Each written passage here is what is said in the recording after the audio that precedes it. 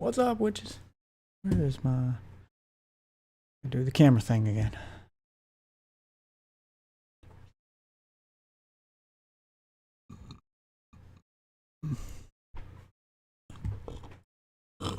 Gonna keep me from looking white. I hate that I gotta do that every fucking time.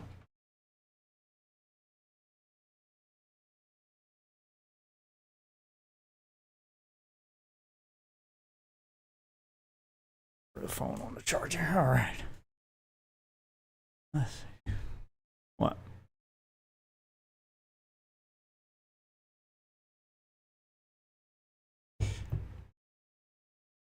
Huh?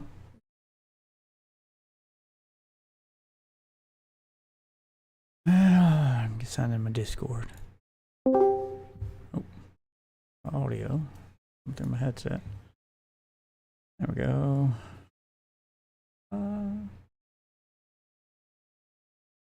That up and running.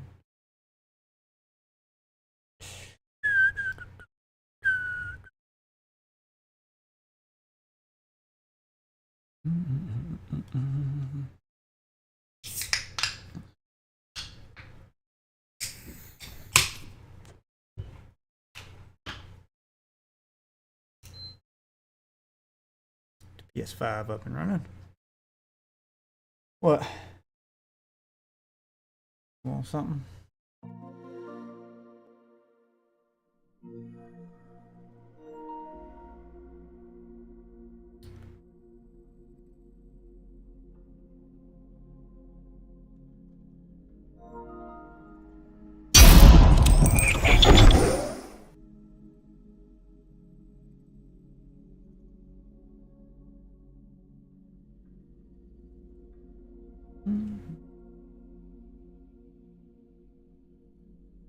Where is it?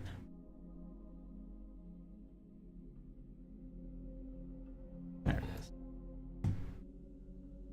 That full screen. There we go.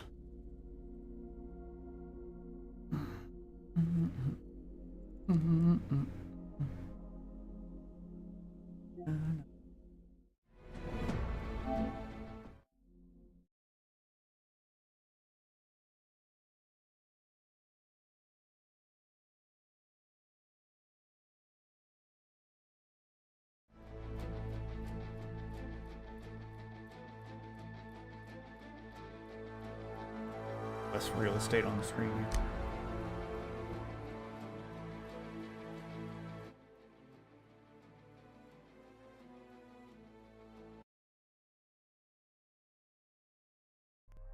I'm in my zone.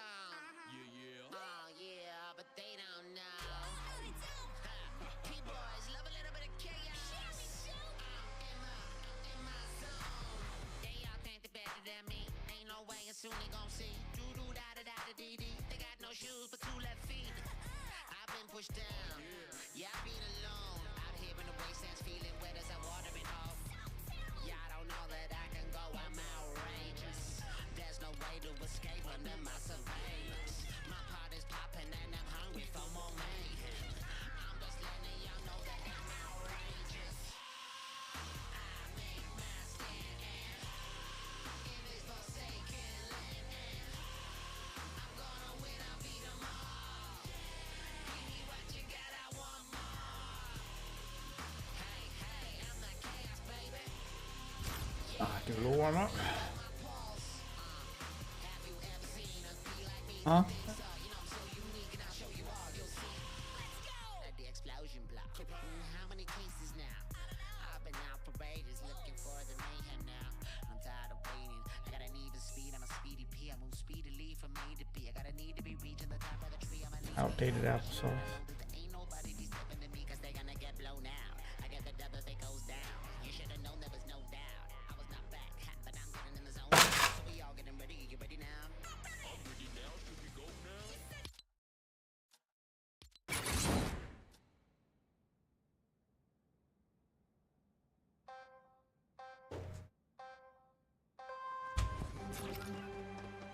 Daily parkour warm up.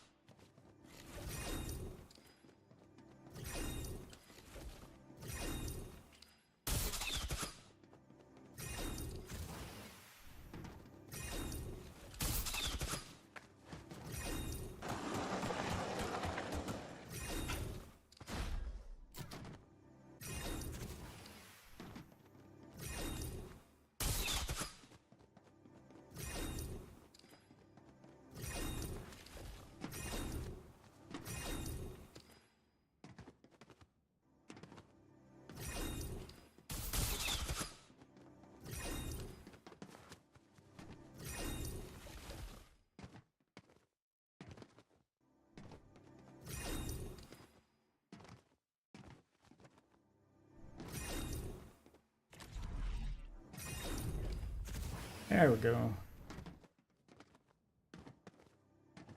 I'll get a perfect run through here then.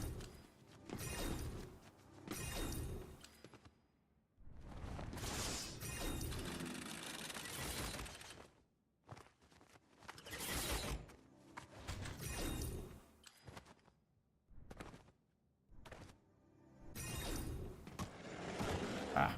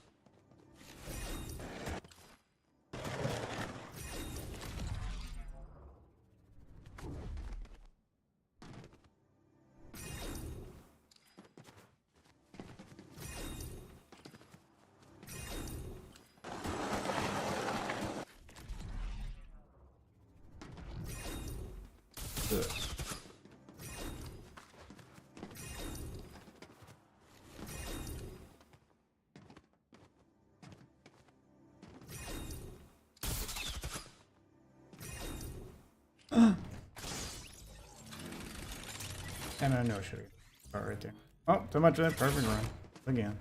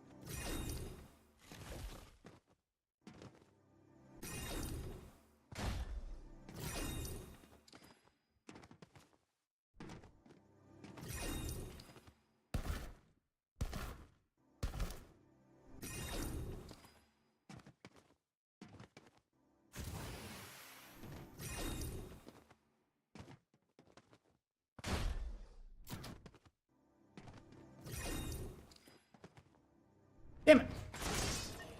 Yeah, I should just run past these. The ones I know I can make as a jump, I should just do as a jump. They're trying to bunny hop. Practicing different techniques. And get better at movement. Game all about movement.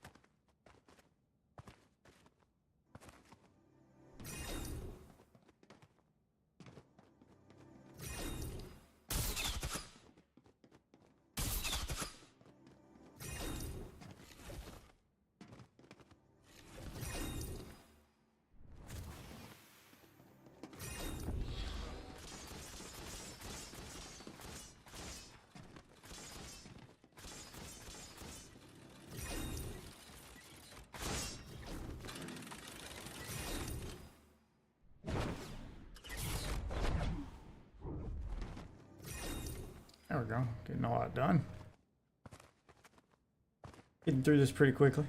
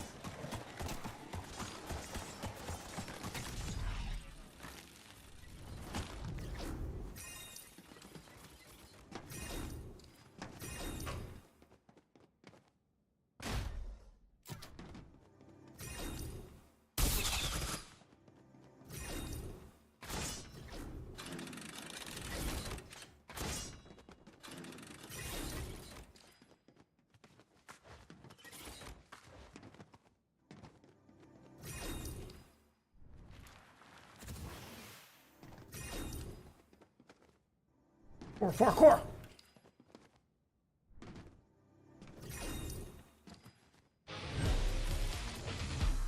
There we go. In a level doing this.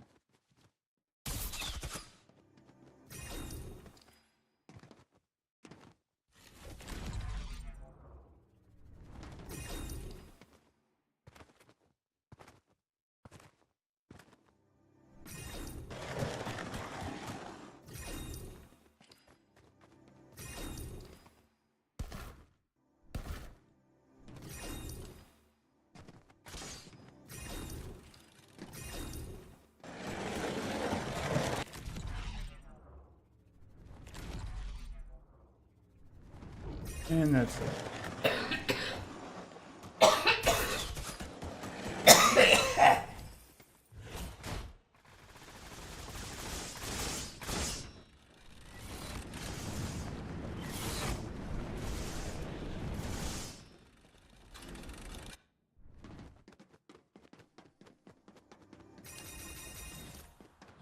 Yeah.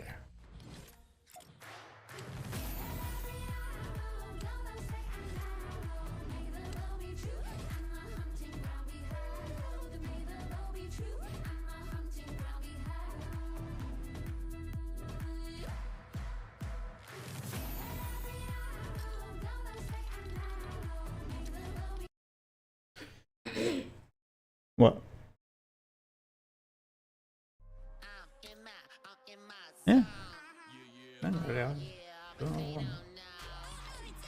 Is that?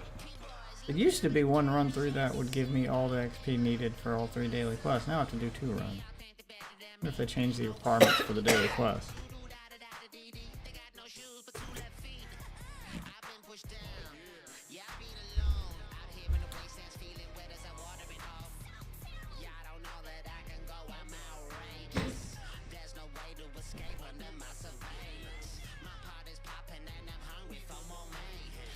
Who's on that?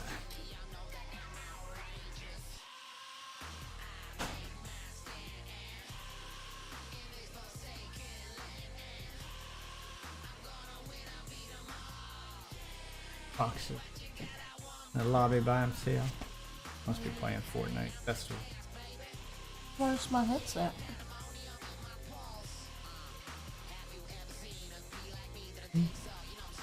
I don't know. Huh? Oh.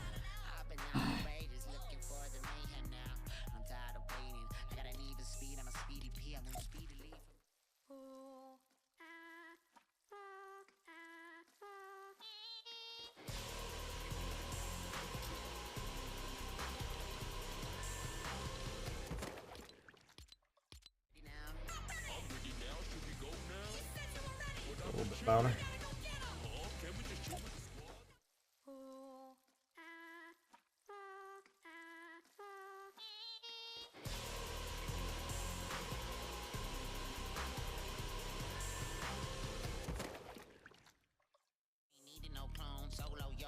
So good, peas in apartments understood. You got it rocking, I'm laughing back at them mocking me.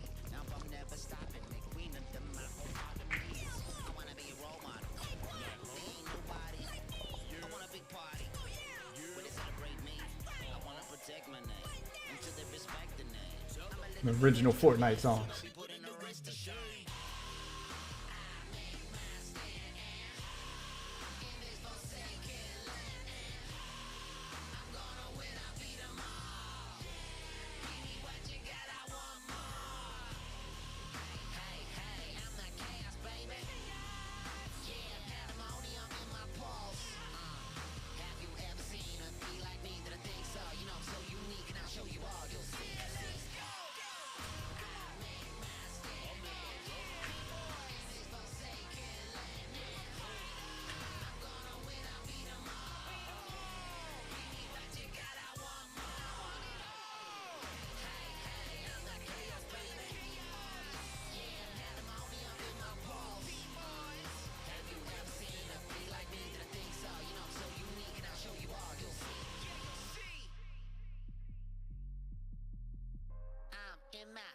That Peabody rap.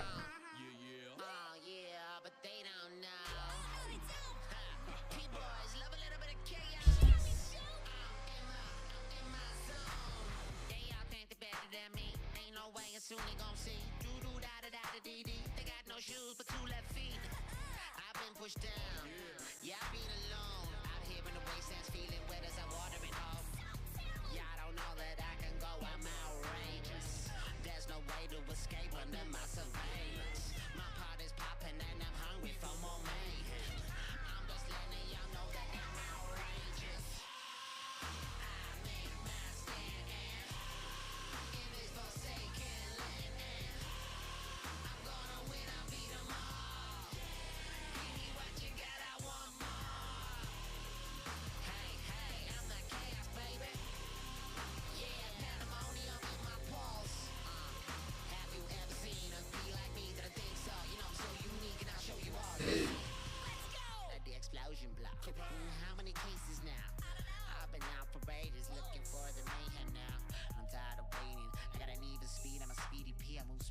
for me to be. I gotta need to be reaching the top of the tree. I'm a lean green vitamin machine. I know that there ain't nobody be stepping to me, cause they gonna get blown out. I get the double if it goes down. You should've known there was no doubt. I was not back, but I'm getting in the zone now. So we all getting ready. You ready now? I'm ready now, should we go now? You said you were ready. But I was chilling. We gotta go get 'em. Can we just chill with the squad? Are you telling me we got a problem? Yeah, these wasteland speeders run. Okay then, let's let them know. I'm a winner when I'm in my zone. Yo, look, I was all alone, but I found my way, ain't needing no clone. Solo, YOLO, feeling so good. Peas in apartments, understood. They got it rocking, I'm lapping back at them mocking me. Now I'm never stopping, the queen of the mountain part of me. I wanna be a role model. Ain't nobody. I want a big party. When they celebrate me, I wanna protect my name.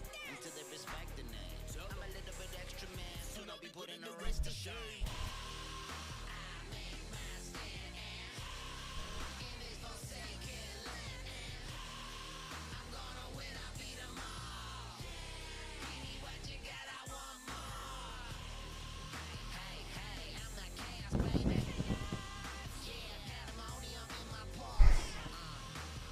Both of us will leave there. Okay.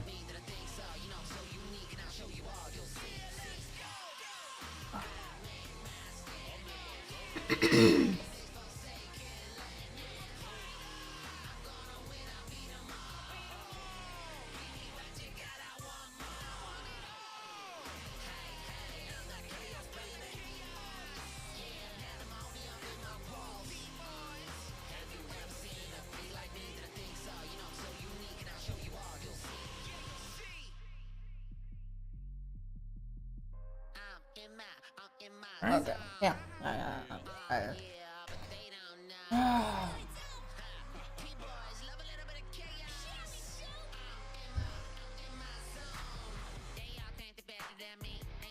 Soon they gon' see doo-doo-da-da-da-da-dee-dee. They got no shoes but 2 left feet. I've been pushed down. Yeah, I've been alone. Out here in the wastelands feeling wet as I'm watering off. Yeah, I don't know that I can go. I'm outrageous. There's I'm me out now. escape under my Oh. surveillance. My pot is popping and I'm hungry for more mayhem. I'm just letting y'all know that I'm outrageous.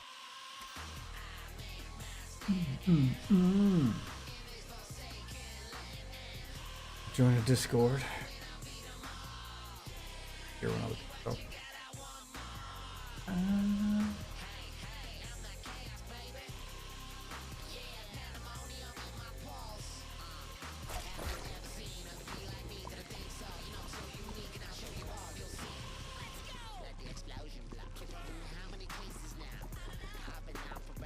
I hear anything. Oh, you joined the wrong. Oh, did I?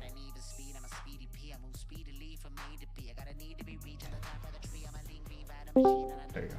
I didn't hear the notification that you joined. All right.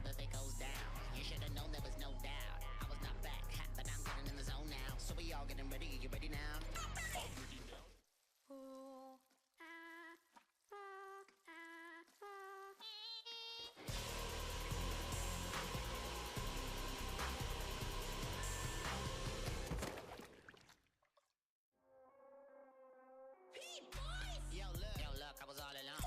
I'm away, ain't needing no clone. Solo, YOLO, feeling so good. Peas in apartments, understood. They got it rocking, I'm lapping back at them mocking me. Now I'm never stopping, the queen of the mountain part of me. I wanna be a role model. They ain't nobody. I want a big party. When they celebrate me, I wanna protect my name. Until they respect the name. I'm a little bit extra man, soon I'll be putting the rest to shame.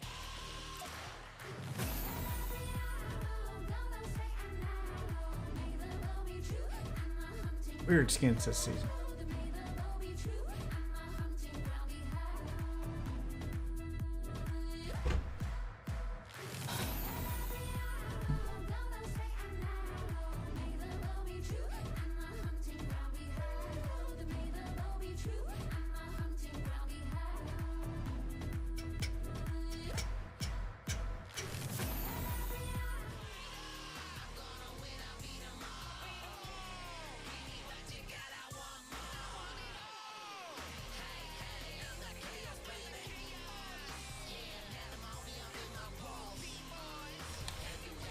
It's just Fortnite. I guess.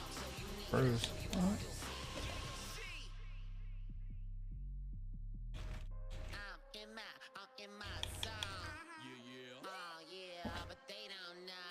Xbox lagging so bad.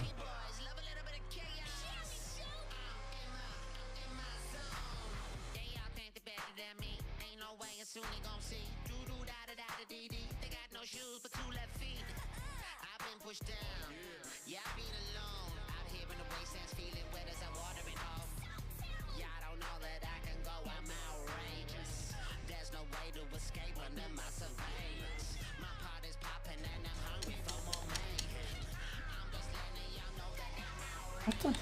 Oh. The controller just quits working when Fortnite starts.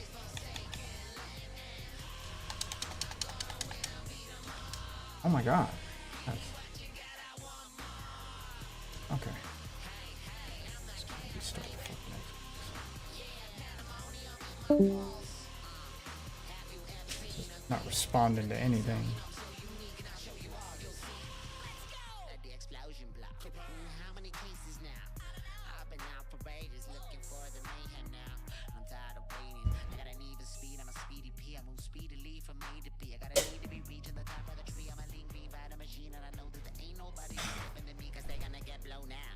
Damn it.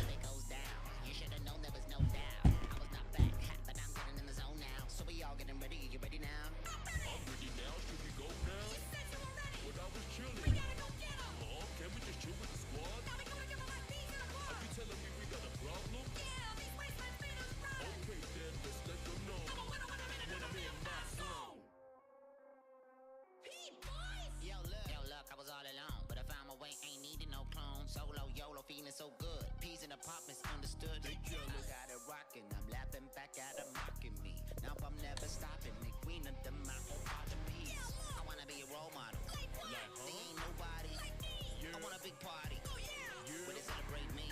I wanna protect my name, until they respect the name. I'm a little bit extra man, soon I'll be putting the rest to shame.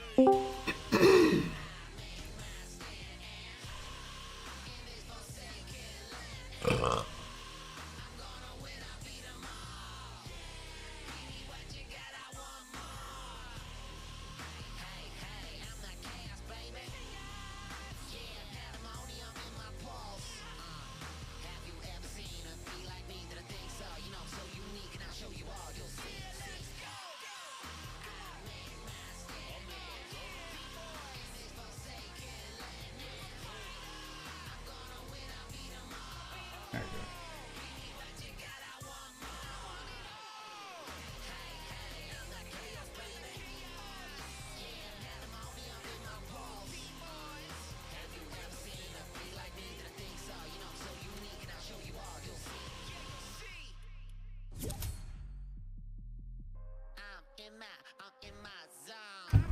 Oh.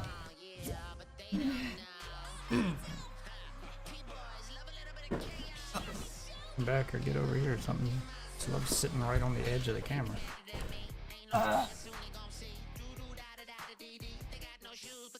Better? Yeah, I'm like right off screen. Alright, one more.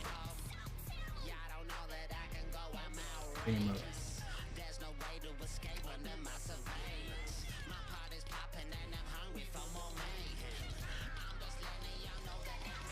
They're both cliff houses and the other wing.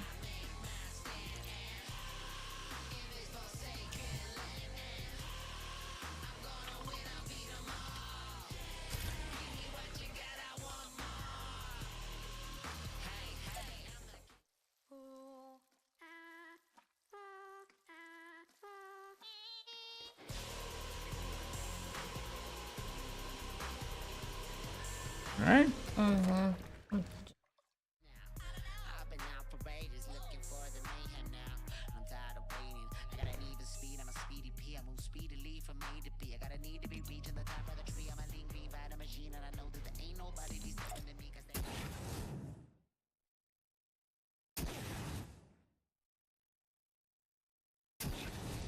What are you doing? I'm sorry.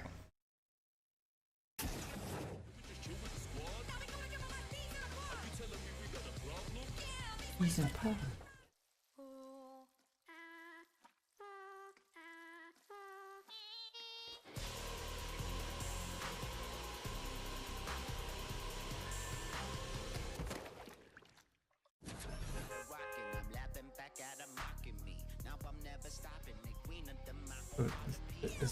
It's the rapping peas. Little P Diddy's. Look, really?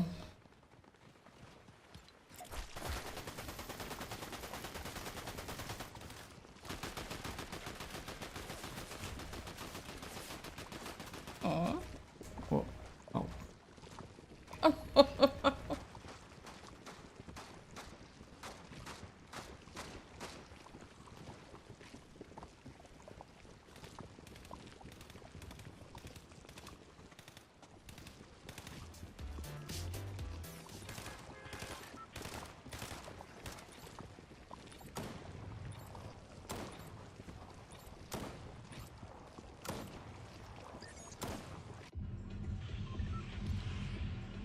Well, We'll go to this one.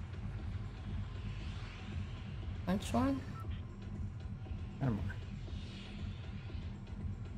We're to the windmill.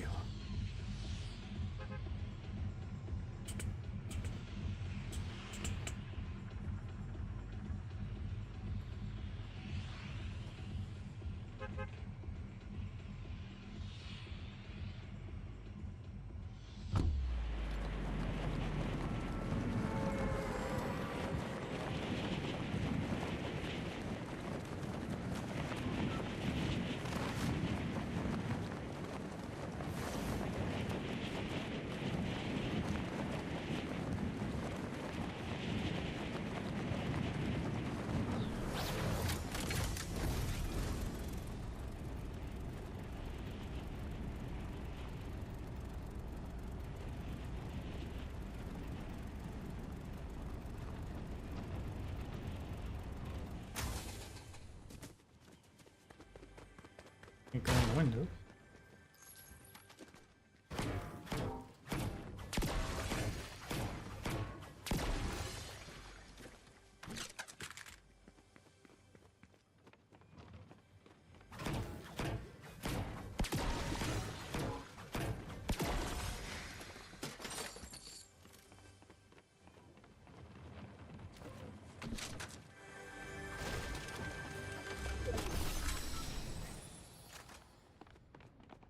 Get in this windmill.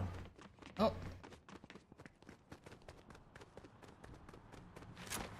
Glider, somebody's headed our way. Hmm.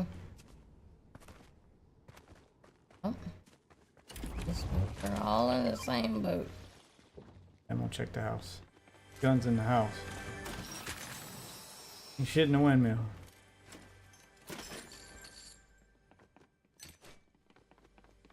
Shotguns in here.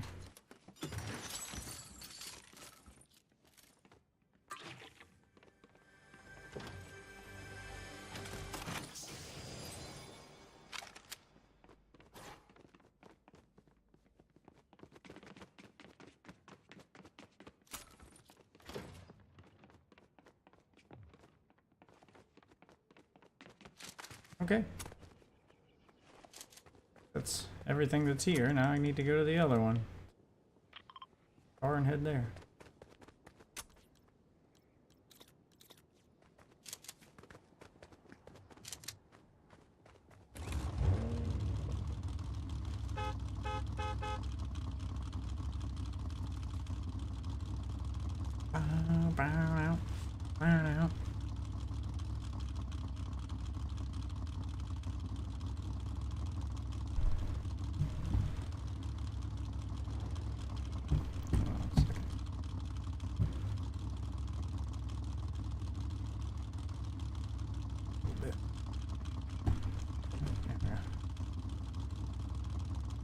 Alright. Way out there. Okay, I'm a good driver.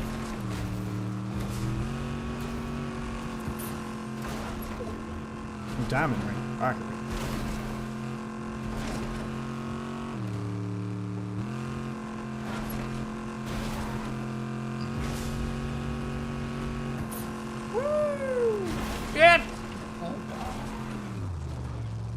All good. All good, baby. Oh my god. Alright, I'm getting They won't get off the wall. Like, I turn and it just sticks to the wall like a fucking magnet. Fucking hate these cars for that reason. Turn.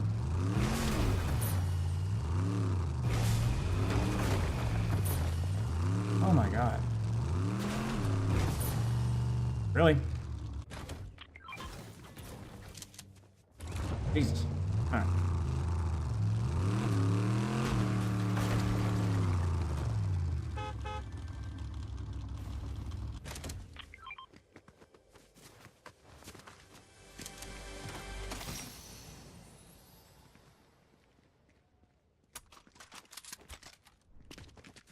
Alright, I'm ready.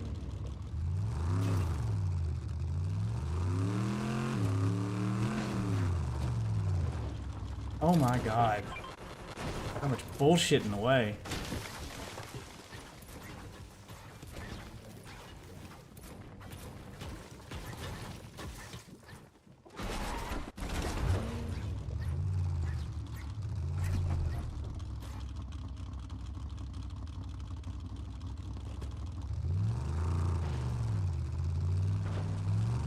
Oh my god. Ryan! Like, it's just there's so much bullshit in the way. Oh my god. Just let me out of here!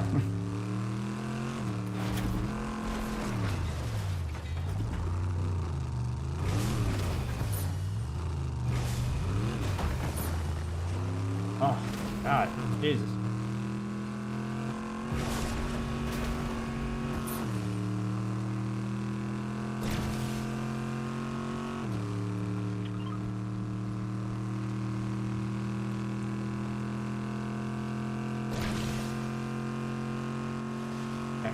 Just back up the floor.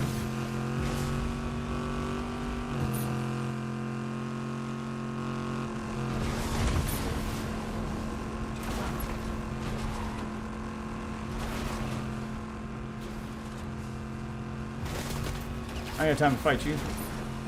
I got shit to do. Man on a mission over here.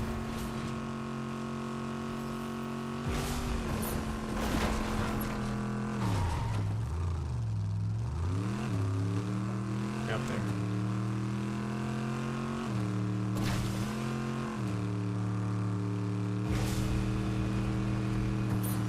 Get the car up there. Right here.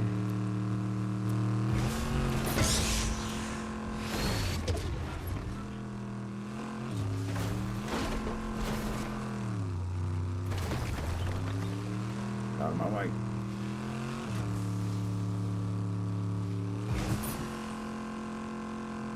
Made it. We're here. I got here. Yeah, I got us here.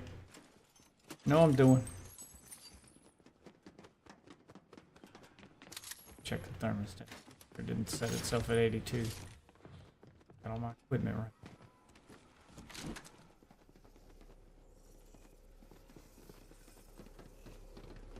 Ah!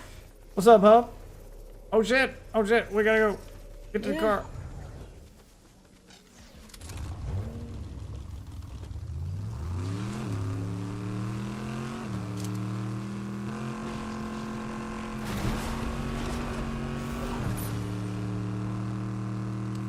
Another cactus. Asking ye shall receive.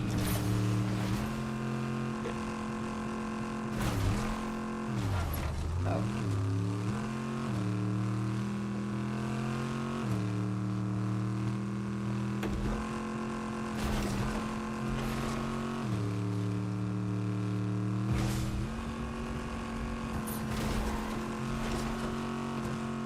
Gunfire. Get ahead. I got no upgrades for this vehicle. Fuck it. Go kill somebody.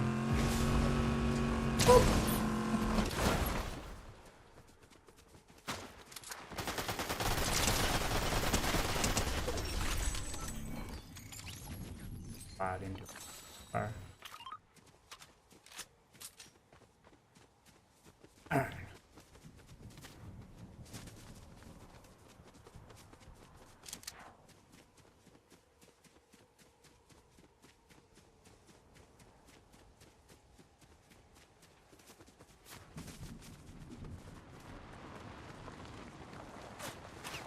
Oh! Oh. Shut up.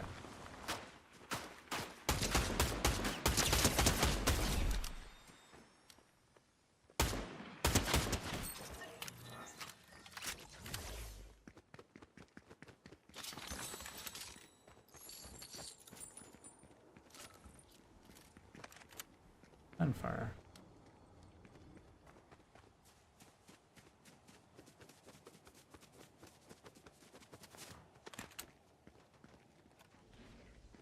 I'm on fire.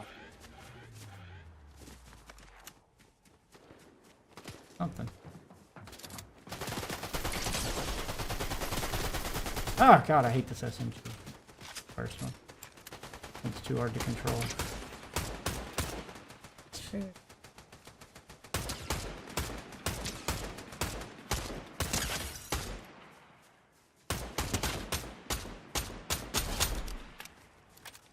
Ugh. Atrocious.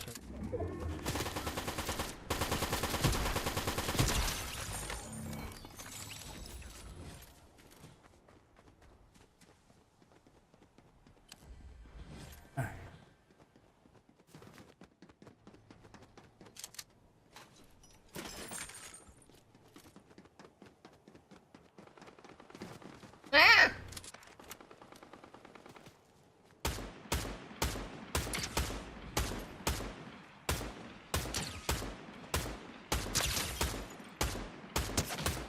I feel like some of those shots should be hitting and they're just not. What the hell?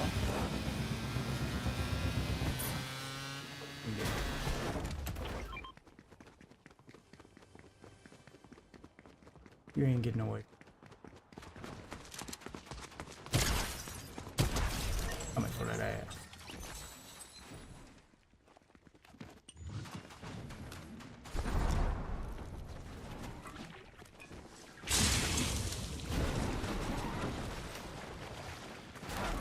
Here we go. Killed my car. Oh, that was your car? Sorry. Oh, we gotta go. Oh, crap.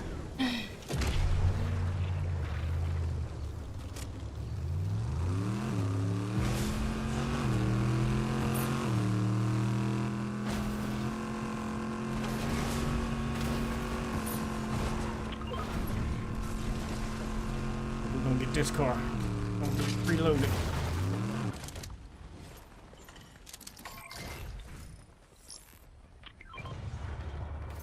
On up here.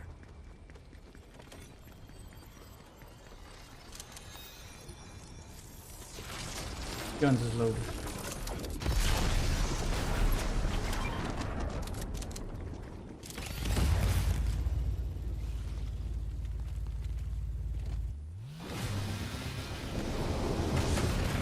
Three tires and a cow catcher.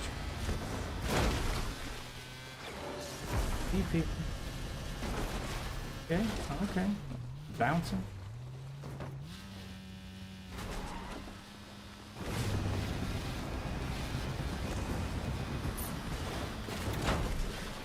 Alright, coming down.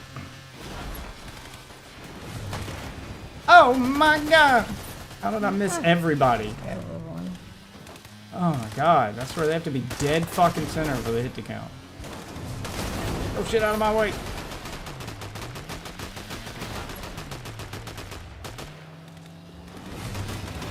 God damn it! I line it up and then somebody sideways me.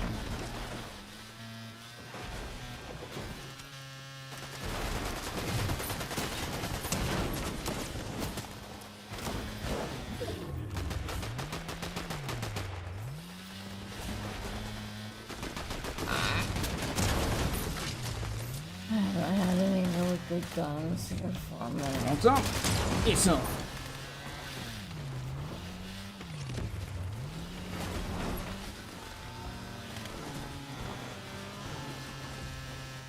The bad guys.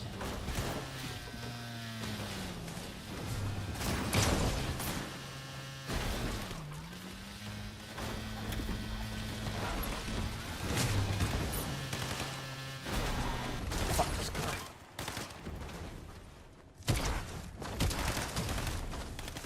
I don't have any guns. All I have is these fucking fist things. These fist things are great.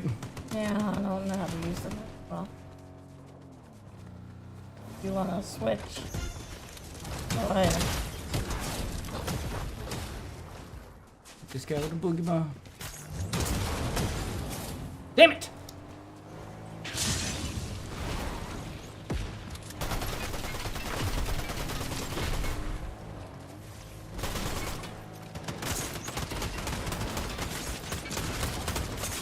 What is hitting me? Damn it! Then he got right back in the car. Jesus.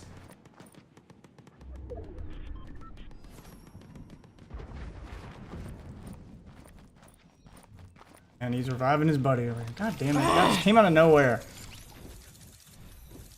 I don't know what you mean by can you show your skins.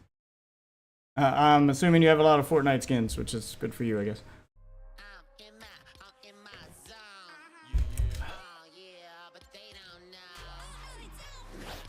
Boys love a little bit of chaos. I just killed you? Yeah, I could kill everybody over there. Turned into chaos. Every time I'd kill a team, 2 more would show up.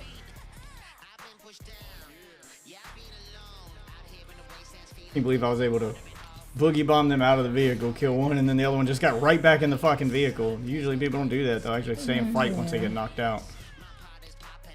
He was just so focused on running away. That's all he wanted to do.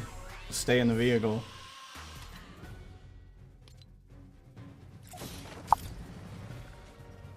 I don't like this season. Oh, I love this season. I hate the fucking rocket gauntlets. Like, they're the one thing ruining the season. I love the combat vehicles and stuff, and if it weren't for those fucking rocket gloves, then it'd be the perfect season. There's a counter for the vehicles, you throw the boogie bomb. Like, everything has a counter except the gloves. Once you get the gloves, then you're just godlike. And that's the whole season. Get the gloves, get the gloves. Did you get the gloves? Get the gloves. I love the cars. I fucking love that they finally made cars useful. I do hope they keep this around and just make it a separate game mode. Like, I want to see a game mode that's like Twisted Metal, where it's only cars with guns, and you spawn in as a team in a vehicle. You get knocked out of your vehicle, you got to get to another one without dying. But I want to see the cars get a massive buff and then given their own game mode. And then if you're out of the car, your regular guns won't do shit to cars, so you'll like your only real chance of fighting. Like, I basically just want Twisted Metal again. Twisted Metal isn't going to make a new game, then I want to see Fortnite just do a Twisted Metal mode. I don't think this should stay around as part of the main season forever. Like, after this season's over, I'd want to see the cars get their own game mode, and then we just go back to normal Fortnite for the rest of the for the Battle Royale. Oh, you can do whatever's on that tip menu, friend. That's what it's for. I feel like I shouldn't have to explain that to everybody that comes in.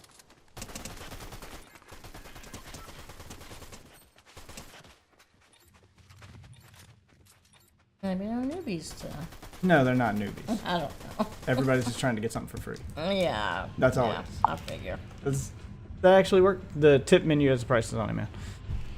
Like, is that really how that works? Like, does that really work? Just going in and just begging for stuff from streamers usually work? Like, do you get what you want doing that? I think. I mean, it must work often enough that people keep doing it. I think when they're new, it might work. Oh, you mean like the streamers new? Yeah. Like. Am I liking the new season? Everything but the rocket gauntlets, they fucking ruined the season. Everything this season has a good solid counter. You can counter people in vehicles with boogie bombs. You can use the vehicles to counter other stuff. Like the vehicles are fun. I mean, I am a old school Twisted Metal fan, so this has been like the closest thing I'll get to a new Twisted Metal game. The vehicles are super fun. Until you run into the asshole with rocket gauntlets, because those things have no counter, they'll kill you in 3 hits, and they give insane mobility. They completely make the cars and everything else in the season moot. Like, there's no reason to, like, you don't need a car if you got the gauntlets. Like, the gauntlets are just break everything from the season. I don't know why they're in the game. I fucking hate them. I'm so sick of Fortnite's obsession with power fucking weapons. And where every season's gimmick is just get the power weapon, get the power weapon, get the power weapon. Hey, did you get the power weapon? Because if you want to win, you've got to get the power weapon. Fine, you want to do this? Let's fucking do this. Oh, come on! I'll fucking kill you too then. Jesus.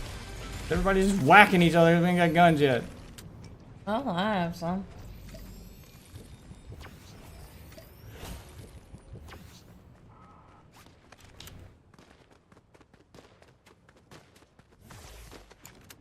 Oh, now you're begging other God people? damn it. Dude, come on, man. Got a car.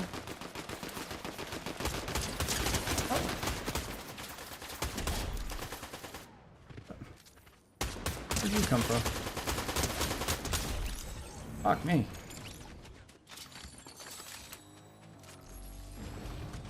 Take your guns. Oh, that's you.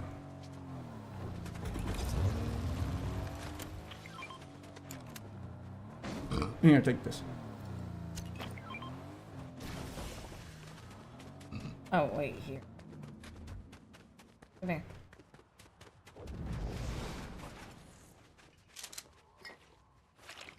Oh yeah, jizz on me. Let's get the jizz juice. And jizzed on. Early.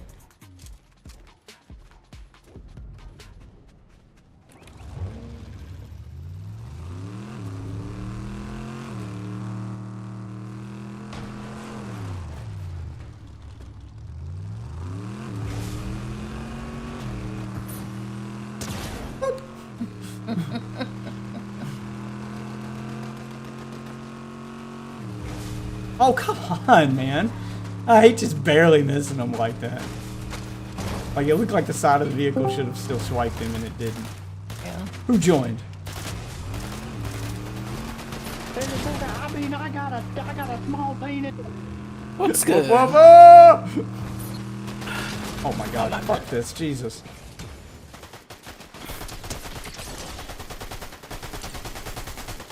Ah!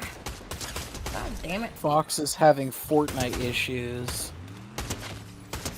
Yeah, so did my wife when she first logged in. Like, we're on console, and the game just refused to, like run for her.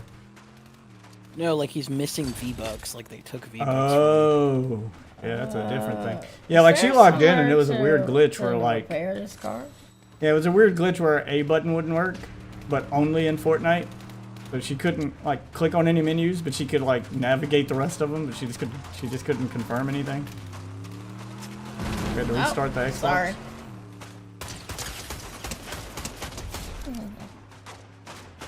Oh my god, so many idiots over here. Yeah, there's a lot of them.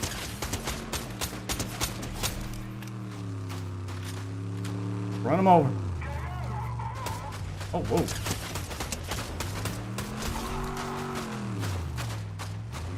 Must be empty.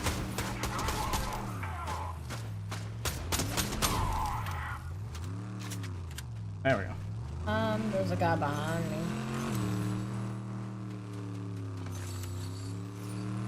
How many V-Bucks is he missing? Oh, got up there. Ah, damn it. Well, my car's gone. Alright, we'll get another. Go, bud.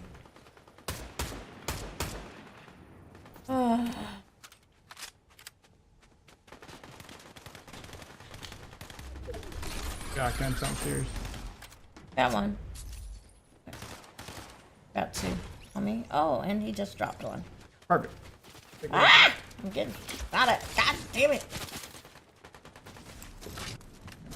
Hey, motherfucker. Get the gloves, get the gloves, get the gloves, get the gloves, get the gloves. Yep, you can just wipe people with them. Just pop, pop, pop, dead. He's fucking ruined the season, dude. They're so broken. Fortnite today, I had a bad experience. I Somebody don't know else if I'm shooting gonna play at Fortnite today. So I've heard. What happened? Yep, somebody else is shooting. Fucking, Did you click that Last- link I sent you? I already fucking made a post. Not me to get heated, my fault. But no, fucking, I just log in and it's like, oh, this has been returned, you know, due to cancellation or incomplete of purchase, and it was like super freaked by Rick James. Like, oh, maybe they took it off the store. Okay, whatever. I guess I'll get the V-Bucks back. But it was like everything, like every recent purchase I made. So what I realized is that they actually took my 2,300 V-Bucks that I bought on like last month on the 23rd, like away for no fucking reason. Because I still have only $7 to my name till I get paid next week. Like I ain't richer. Yeah, it's got to be, I don't know, something on their end with processing payments or processing V-Bucks. They probably For them to do it this fucking late. Yeah, I don't. It's something. It could have just been an automated thing. Like, I hope they get back to me, man. Yeah, you I just want to rebuy all contact that their shit. support, and it should fix Yeah, it. because it's weird because it was on the same day that they charged my fucking card for my Fortnite crew. I've had them do that to me Fortnite for crew. Fortnite crew, like give me the V-Bucks and then take them away because they're like, we forgot to charge your, or your payment hadn't been charged. And I'm like, wait, so you gave me the V-Bucks before you charged me, and then took them away because you realized, yeah, so that happens. Like the automated systems, if one works before the other, like if the V-Bucks are given to your account before they charge your account and they catch it, then they take it away, then they charge your account, then they give it back. Yeah, I've had that happen. Usually it fixes itself if you just give it time, but if you need the V-Bucks like right now, then you'll have to contact support.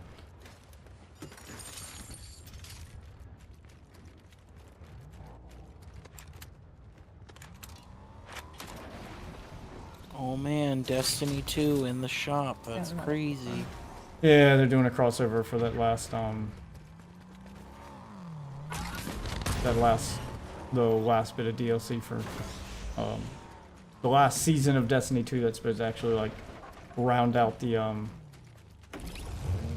it's supposed to round out the story and actually complete the story for that game. The story, which I stopped keeping up with because they started doing their story in a weird way that I was like, I can't like schedule my life around Destiny just to enjoy the story of the game. They did the dumbest shit ever with their story.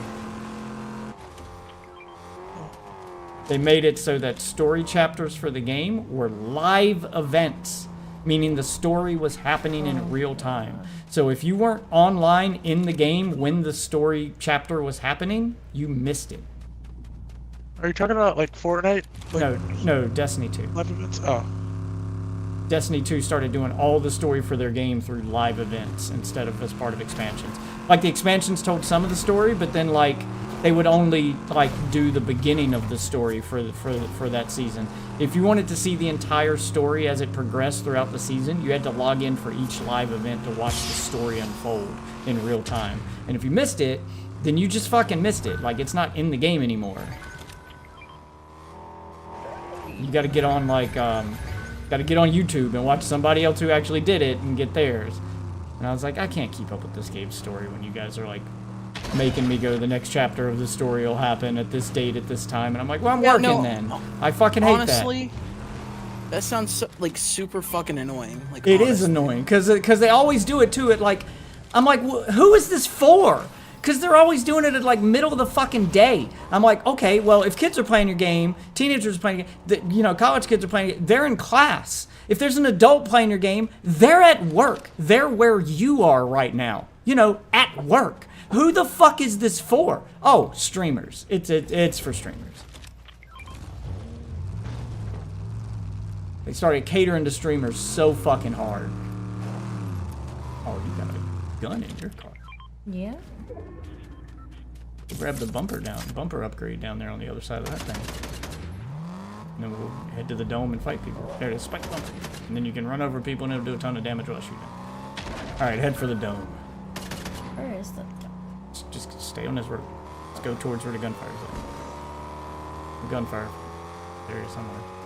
I don't know where it's coming from. Yeah. Up top. Just go towards the hill. Go up top. Gotta get up there. Shoot. I can shoot him. You can run him up. Alright, there we go. Where are you going? I was gonna turn around. Go through the ring, Sassy, and launch at him like a freaking madman.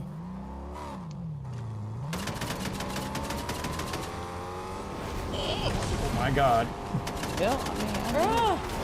Oh, never mind, that didn't work. Alright, you just drive and hit him. Just invite me when y'all are done. Shoot, I still want to play something tonight. Damn it. I'm sorry.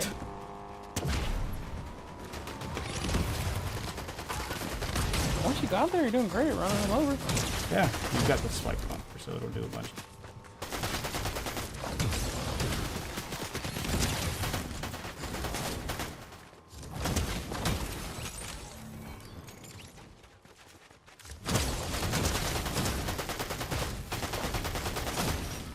Eliminated. Ow!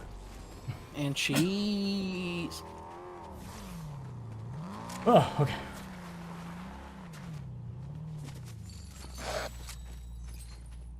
More. Okay, I got emailed back. They said it's something by Xbox. So, Give me that. Yeah, Fallout weapon. What is this? I can tell you right now, if you're playing multi-console, don't play on Switch and have that shit happen, because then they can't help you. Xbox, PS4, and PC all share the same wallet, so it doesn't matter where you claim your V-Bucks, they all go to the same wallet. But the Switch wallet is separate. So if you claim V-Bucks on Switch, you won't see them on PC or Xbox. They won't get added to your total. That's a whole separate wallet. So I have to be careful when I'm playing on my Switch. Through the entire thing, yeah. Yeah, so I have to be careful when I'm playing on my Switch, not to claim any V-Bucks, and not be on my Switch when it charges me for Fortnite Crew, because then those V-Bucks will get added to my Switch account, which is separate from literally every other account. Like, all the other accounts are shared, it doesn't matter where I claim shit. He's up there.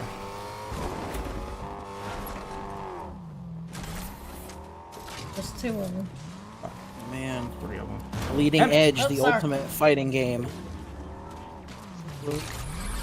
Gang Beast, the ultimate fighting game. Oh, Damn it! What is hitting me? Oh my god! Died in like 3 hits again. I don't even know where I was getting shot from. Just out of nowhere, my health drains before I can get to the guy I'm trying to kill. It's so fucking aggravating. I hate these gauntlets, dude. I want them out of the game so bad. Dude, I want them gone so fucking bad. I can't get you. Don't worry about me.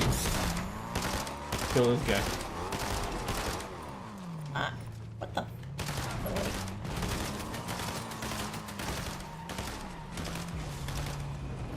Really? Get out and shoot him. Okay.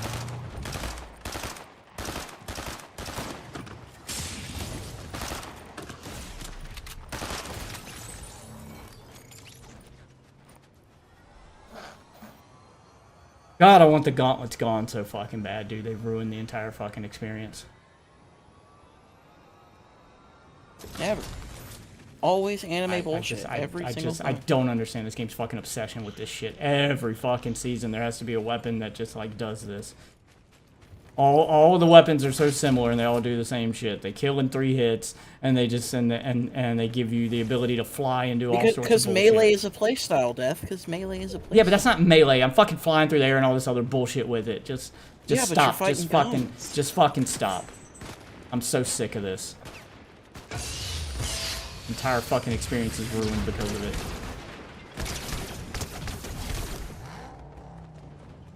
Like, gunfights are fun, and then I get a pair of these, and it's over. Yep. Just pop down on that guy. Hilly What? area. I've got torch. There is one right in front of you. Yeah, it's the one I dropped to use this.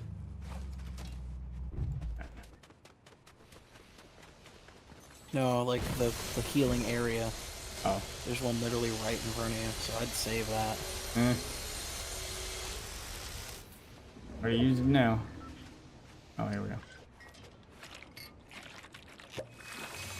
It's about to fizz.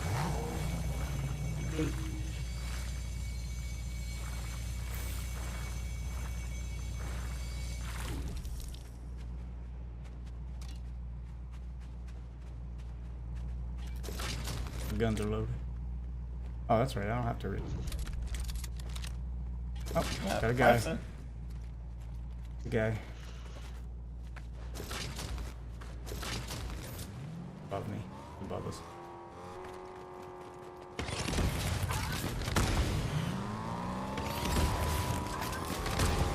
Let me in. Oh, sorry. Alright, got here.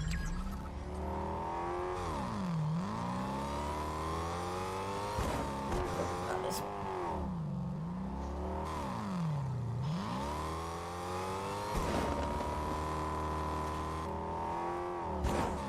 The ring.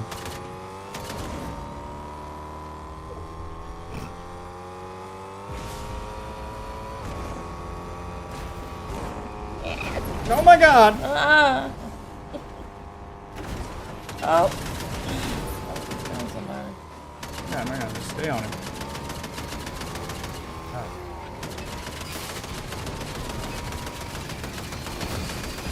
I'm gonna blow it up so you can't use it.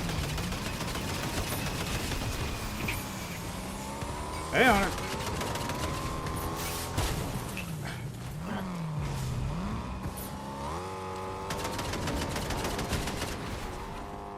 Catch him. Use boost. Stay on the jeep. Stay on the jeep. One way we can get the other guy to chase us to it. Chase to him too, and then we'll have two people shooting at us.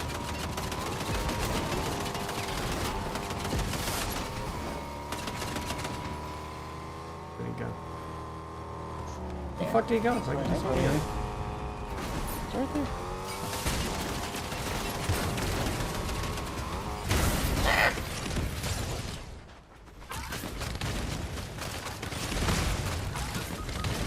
Why? Ah! People have gauntlets. God damn, the thing almost killed me in one hit. Yeah, because he hits me, he uppercut me once with the gauntlet, and I went from like 200 to 10. Because they do insane damage. God, they ruined the And they'll experience. be Like, here that's the whole fucking season. Just The ru- whole fucking just season. ruining what would have otherwise been a stellar season. Well, I can't take this game seriously. Like, I want to so bad. There's so much about it I do like, and then they throw that shit Boy, in I there. don't want to play it. It's not bad enough I it. don't want to play it, just makes me not take it seriously.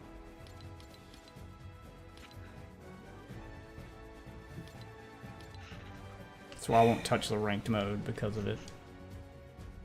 If they took them out of ranked mode, so ranked mode was a no power weapon mode and it came down to gun skill, I'd play ranked mode just to avoid the fucking... I wouldn't even care about my rank, I'd play it just to avoid those. Julian, are you getting in here? Yeah, invite me. Thank you. Ugh.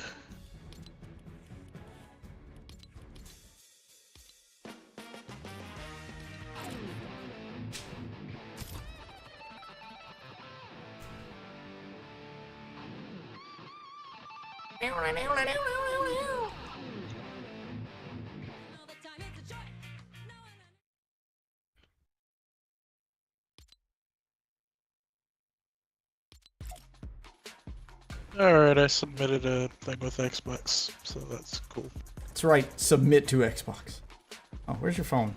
Check the thermostat, make sure it didn't They set said itself it at was 82. It's getting warm Xbox in that here. triggered the clawback or something, and I gotta contact them, so... Gotta start making a habit of checking that every night Yeah, before we'll we do start that. streaming so it doesn't get hot in here. I want things overheating because the thermostat decided it needed to save electricity and turn itself up to 82, right? Yep. Yep, every night. Turns itself up. I get it. Hey, I mean, that Save saves electricity. No, I'm joking. Yeah, but I don't need that. I don't need You it got to that do smart home. Yeah, we can Oh, do it. God. Yeah, we can do it from the phone. Home knows It's what's so best. smart. Home knows what's best, bro. Just the home, not you. You don't. I love know. this fucking facial interaction with this emote. It's so fucking stupid. I don't understand why it needs auto features.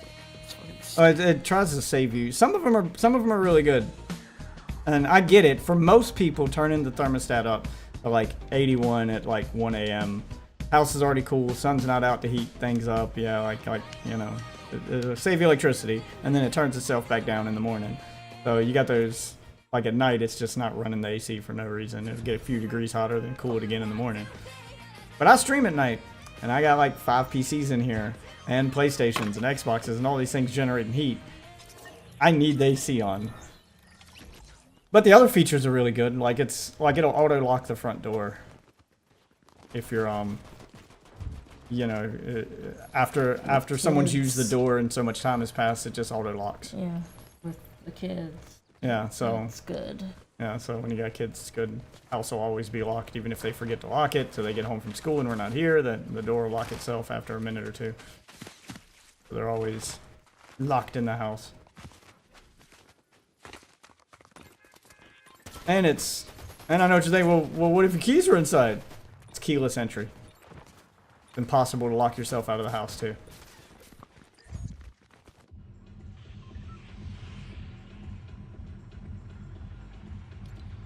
I mean, I figured that there was like, if you could lock it from your phone, you could unlock it from your phone. Well, yeah, you can unlock it from your phone, and if you leave your phone and your keys in the house, you can unlock it with a passcode. It's got a keypad on it.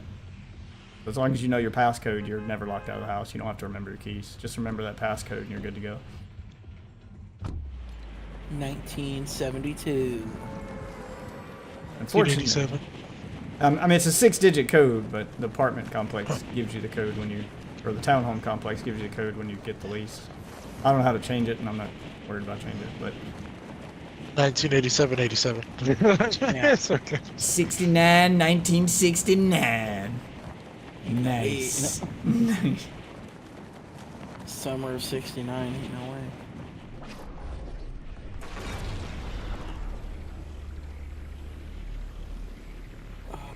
Yeah, it's got a thing that monitors the, yeah, like everything's monitored in the home for the most part. Monitors, there's a thing that monitors the water pressure, thing that monitors like your laundry and stuff to let you know when that's done, or you can change the cycle. Yeah, like I like pretty much do everything in the house from your phone, so you gotta walk around.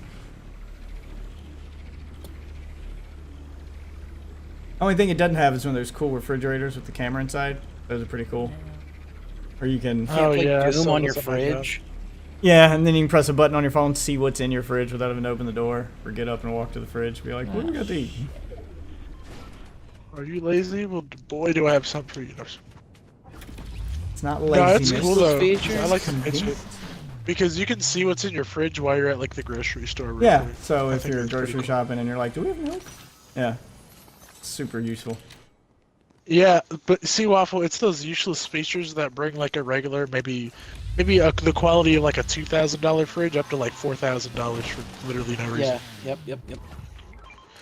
Shit. You see, Then- I mean, if it was coming at like a decent price, yeah, it's useful. But no, $2,000 plus for a camera in my fridge is not. Well, what Oh you no do is you no start Waffle, looking- $2,000 for the fridge without the camera. Fuck you on about? No. Extra is what I meant. $2,000. What, Oh, you, there we what go. you do is you start looking for places that you can rent that have those included as like amenities or features of the place you're renting. That's what we did. So I don't have to pay for all this stuff. It's just it came with the place, so I got all this cool shit. It came with the place. Yeah, that's what we did. We looked for a place that had like all the stuff we wanted. Like if I'm moving out of this shitty apartment, I'm actually gonna spend some money, then I'm gonna get what I want. I moved into a shitty apartment to save money, and they kept raising my rent every year to the point that they ended up costing as much as the nice place. So, fuck it, I'm gonna keep paying for this, and I'm gonna go get what I want.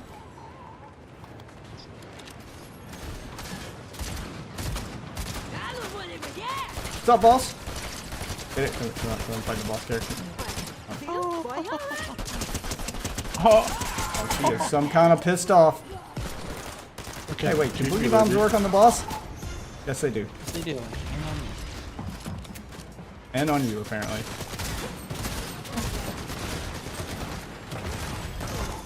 Oh, god damn it. Sorry.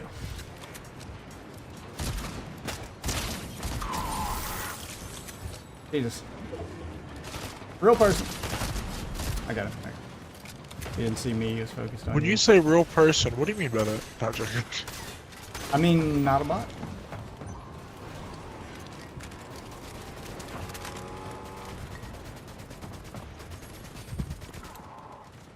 That one's Crack lit. one right Yeah, here. Waffle. No. Here, you just keep shooting. Right. I'm gonna go get the boss car after I heal I've you. got a car. There we go. Oh, I'm getting the boss Yeah, car. okay. I mean, you and Fox will stay in one car, and me and Waffle will get the boss car. Did that hit you too, Waffle? Yes. Oh, okay. I didn't killed know the duo that's- down here. Okay, well that's useful then. I was testing that out. Alright, I'm gonna get to the boss car. Bro, who says you need 2 people to run a car? I just switch seats and start firing. Yeah, but that's not very useful in solos. Waffle, you already have a blowtorch? Oh, that's not a blowtorch. Oh, I do. Oh shit! Oh, wait. Oh, I was gonna car. say, I'm mean on that gun. I'm devastated. There we go. I'm down. Oh shit! So we She can was say with y'all. Nope. I ran into some people who shot out my tire. On And our I couldn't way. get away from them. Well, I can try to shoot out these tires. On our way in the boss car that's got all the upgrades. Oh! It's got the good shit over there. There's 3 idiots. God. Got him. Alright, let's go get Cesar. Let's go get the wife. Let's go double team it. Get my wife. Stop humping my wife. Oh, here. Oh, You hold on. take the gun. You gotta get out. Okay, first. okay, I'm gonna wait on you, I'm waiting on you. Oh my god. Oh my god! It only holds 2 people. That's why you gotta ride a waffle. Here, get on top. Stand on top of the. And stand on Hey, top. what's the fucking keybind for emo? In on front of fucking- us. What's the keybind for Probably what? something like the 1 key or some shit. Oh shit. Yeah. Stop. Good maneuver, Death. Thank you. Oh my god. Try not to overheat my shit, trying to miss the Trying to run shots. him There we over. go. See, that's the issue. I can melt him in like a second if I just hit like 3 shots on him. There you go. She's got your car along.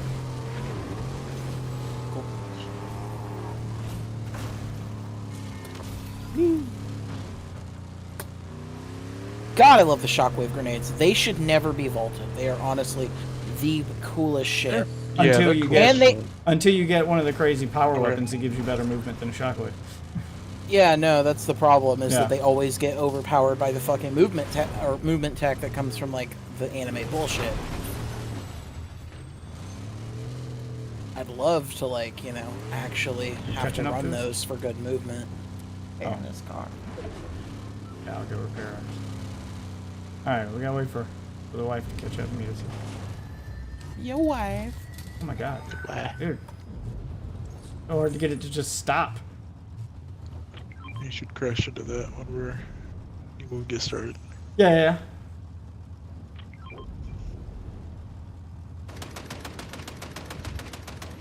This shit's so fucking cool.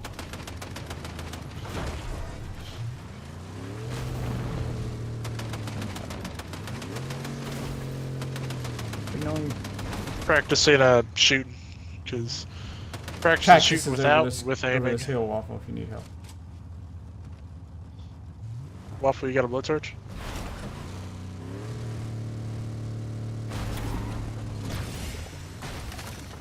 That does not apply to me, by the way. Oh, well then get off and hit the cactus. Never mind. Let me get it. It's so Oh, hard wait, to get the car wait, to hold just on. stop. Move. Move. Sorry, there's fists. Yo! Alright, I'll take you to the wife. If I'm gonna be on top of the car, basically You being a don't have better to be on version top of the Fox, car. Here. I'm going to be on top of the car. No, you ride with the wife. No, I want to be on top of the car. I'll be on top of her car, but I'm just worried she ain't going. Alright, let's go then. Okay, let's do it. Let's do it, Sassy. Okay, There we go. I'm just not gonna use the turret. That's what I should do. Just sit in the car and not use the turret. I forget you can do that. Oh my god, this boss vehicle Yeah. just turns so I sharp. thought of that. Yeah, you can be in the car and just not use the turret. That case. That's what I do. Is Okay. I shoot the turret till it overheats, and then I swap to my regular gun and shoot that for a minute, and go back to the turret, and go back and forth. So you're always putting out fire. Oh my god. Oh my god. Oh my god. Vault's open. Go up there. Good. Up the It's so hill. hard to just get the car to stop. Oh, guy down there. Fox. Where? Ping him, please. Right there. He's right in front of us. Yeah. Right in front of us was very nice. there. But thankfully, I found him. I'm saying we're staring like right in the direction he's at. Oh, I was looking at the bunker, seeing if it opened or not. Oh, that's another boss vehicle. Yeah. We'll go in the bunker. Look like he left. If you want to keep the car running, you can. Used to be if you just broke the bottom one, they'd all collapse, but now you gotta break them all. Really annoying. Oh, God.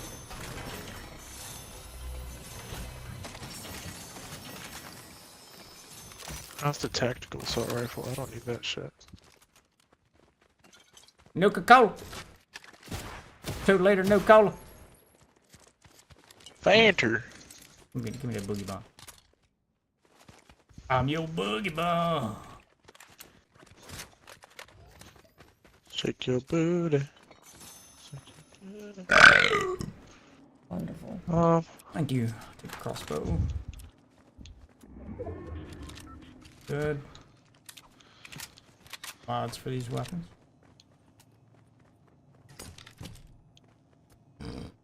Can you unequip an optic? Yeah. I like the option. Yeah, you just hold X on it. Or a different button. Forget Yeah, it. it'll tell you when you're. It doesn't. That's what I'm saying. Once you highlight it, it says hold X to unequip. Or whatever the button is. Oh. Yeah. I have to highlight over the one that I have Yeah, equipped yeah, already. you have to highlight the one you already have equipped. Okay. Cool. Yo, hey guys, it's time to go. Yeah. Alright. Coming. Coming.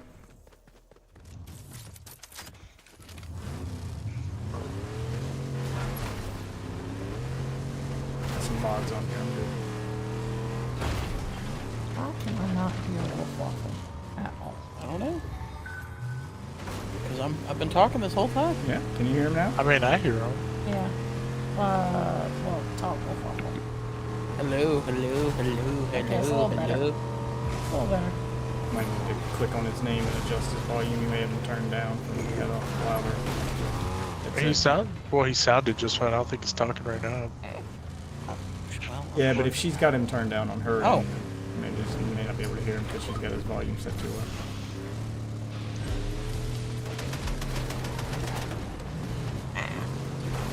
you're good. What are we doing? Ah! Ah! What are you doing? It's car 6. What are you doing? I was letting Waffle be on top. I'm out of here on that note. Sorry, Sam. Got it. I'm leaving on that note.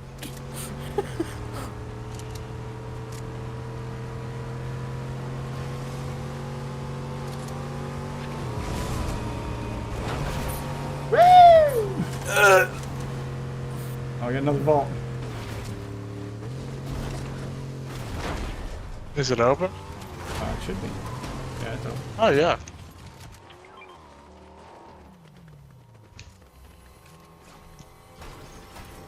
I'll be quick. I'm sure she's very That's what pleased with she you. said. Yeah. You're a real ladies' man.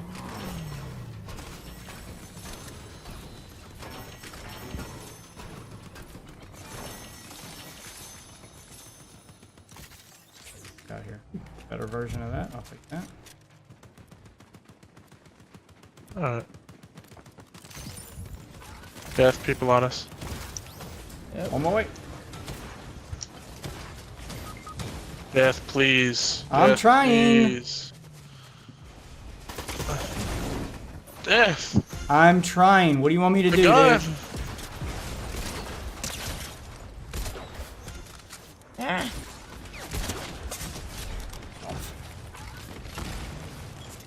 Waffle's got the gloves. Put them to work. You got a guy behind you, Waffle.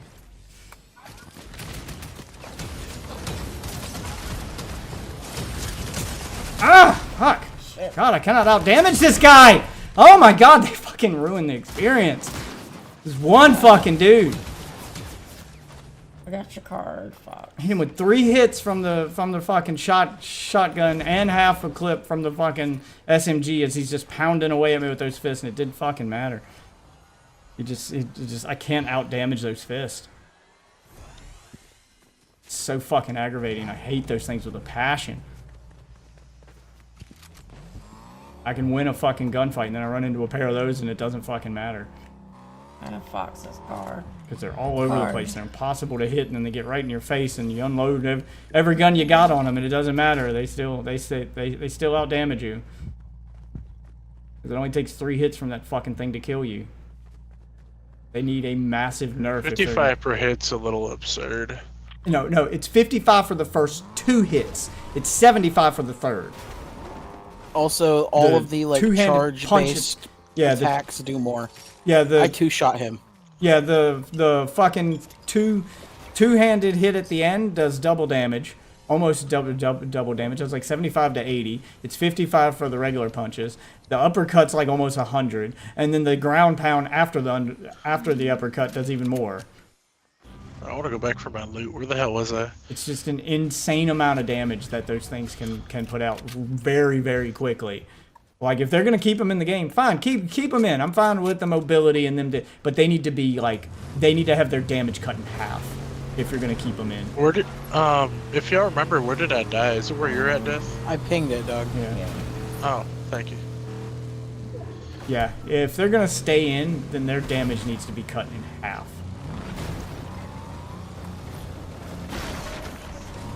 Oh, what the hell? Got a guy. You getting in, Fox? Use the gun In just a second. while we chase him Alright, down. I'm coming in. No. I'm gonna check. Please, Hurry up. please. There's a guy behind you. Where is he? Flying through there in front of us. We I'll going let that towards guy. I'll let that guy go. I'll catch up to off on the life here. Get that car. Dead ahead. Alright, straight ahead. I'm looking.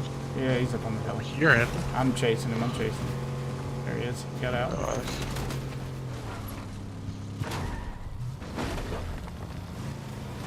See nothing just yet. Oh my god. Right through the fucking wall. I guess he's just climbed up to the second floor. Is what I presume. Must have. Oh, there he is. Yeah. Oh, he's through the fucking wall already. Jesus. He's on the second floor. Oh yeah, one's right here. Let's not get outsmarted by people in a building. Yeah, it sounds like they have boogie bombs. Should be next And door. they're up top shooting. They've got Yeah, me. they're just at the top. One's got There he this. is. What the hell is that? Right there in front of us.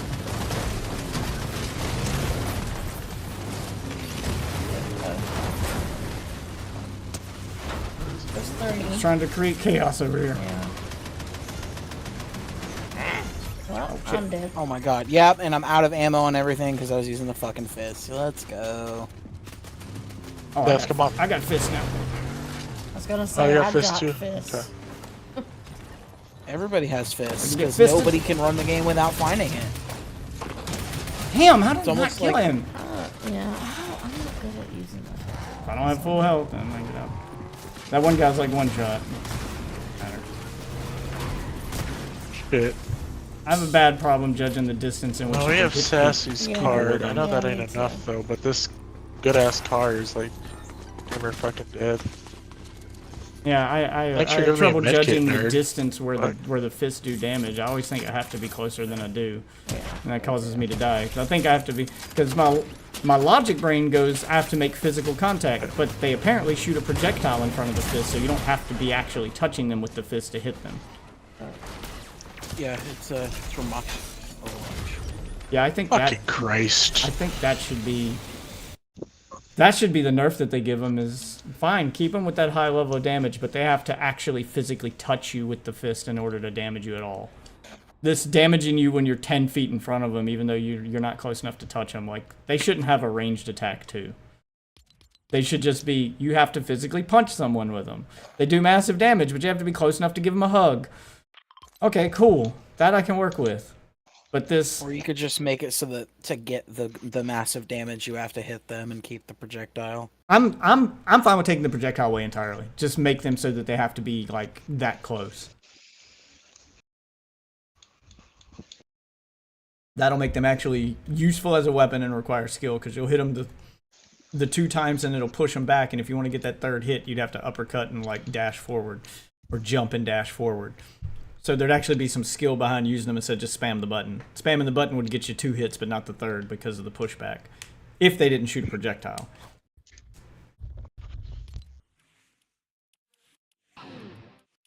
Like, I think that should be the compromise. They don't shoot a projectile anymore, but they still do insane damage. If you're gonna have them shoot the projectile, then you have to cut the fucking damage in half.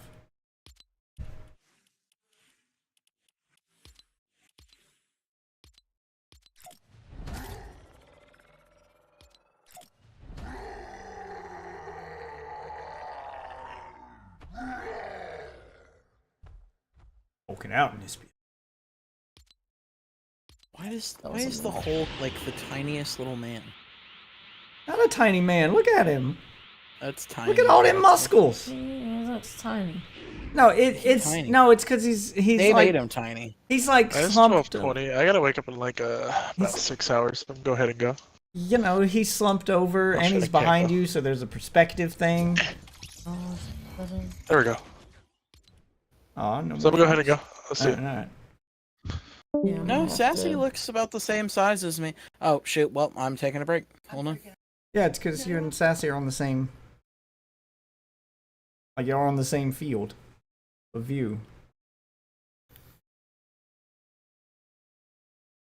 You're the same distance behind me.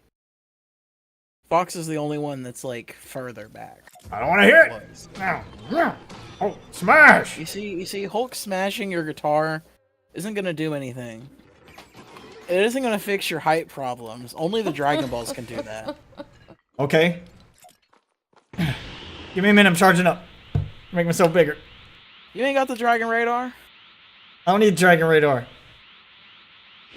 I already got the balls. Oh, like this That's is crazy. what You man only got was 2. You need 7. indeed. Pump some iron here. So, Gotta get bigger. oh. Waffle says I gotta get bigger. You gotta get 7. 7 balls. You're right. You're right. Time to crank it up a notch. I need to get way bigger. Okay. There we go. Oof. Working out my JO hand. That's my JO arm. Wait, where did Waffle go? What is happening? I told you, I gotta take a break. Well, I'm gonna have to go to bed. Oh my god, everybody's bailing on me at one time! Sorry. What is happening right now? I mean, I'm coming back. Is the hate for Hulk that real? I can the hate switch for skins! Fortnite is that I'll real. change, So, baby, I'll change! Please don't leave me! I can change! I can change my skin! I can change! Isn't that what our daughter's friend told me? Please don't leave me! Hey. Jesus Christ. Yeah, I'm leaving. Alright. Oh, camera.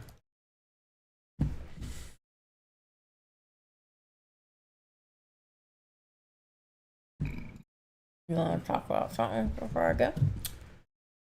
Let's see what we got.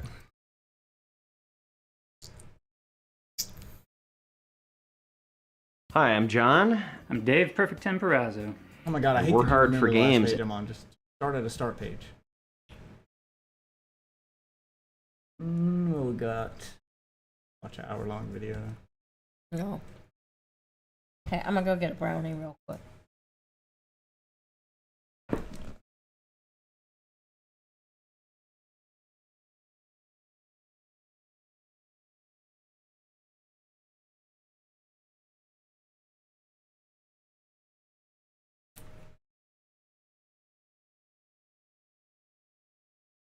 I'll look for stuffs.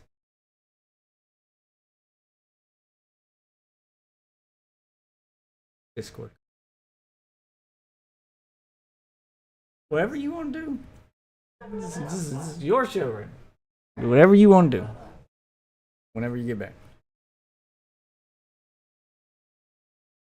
Yeah, I guess some snacks, some kind. Yeah, bring the Dolly Parton donuts. Dolly Parton donuts. Dolly Parton. Fire up some music while we.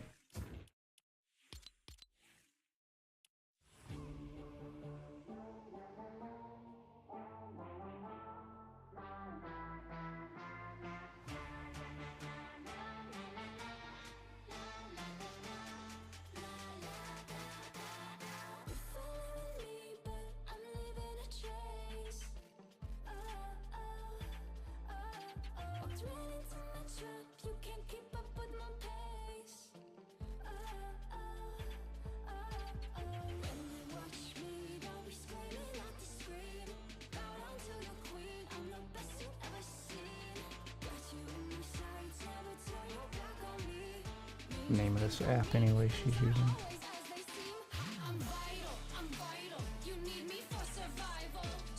Smart Rent. Need to get that app on my phone.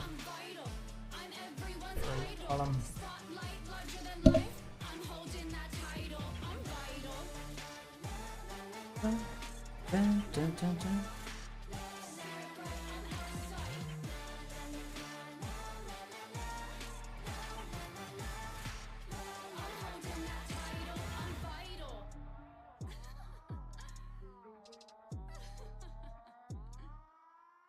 Yeah, watch my moves, I'll psych you out.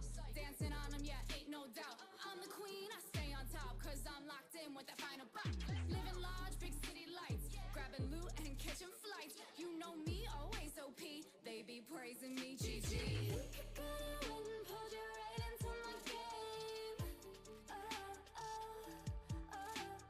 Watch me psych you out, no you won't forget my name. I'm vital, you need me for survival. Spirit bright, I'm out of sight. Okay. Make me your rival. I'm vital. Games coming to Game Pass in June. What do we got? Spotlight larger than life. I'm holding that title. I'm vital. New on Game Pass in June. I want to read all your. Okay, yeah, let me just scroll down to the list. I don't care about the rest of your article. Octopath Traveler 1 and 2? Hell yeah. Depersonalization, never heard of it. Isanzo? Like a World War II shooter. Callisto Protocol was ass. The Still Wakes the Deep. It has a day 1 release. Octopath Traveler 1 and 2 are the only two I care about in that. Been meaning to play those. Sure, they're good.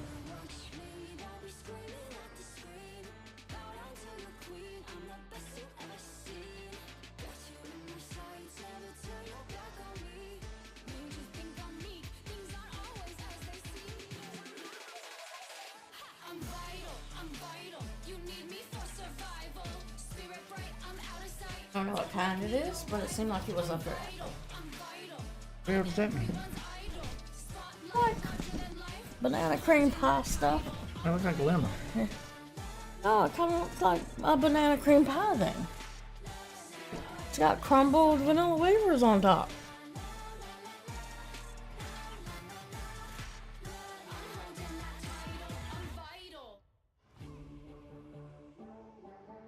If I had the money, I would do that. Money and the time. He's a guy who, a YouTuber, who dresses up like characters from video games. Right now he's doing Fallout. So he dresses up as a Fallout boy and goes to the real life locations. Yeah, it Fallout. seems like something Yeah, so he you visits. could do if you had money and time. This is what it looks like in real life, and then you can compare it to the game. And he does it while dressed as while cosplaying as the character from the game. Yeah.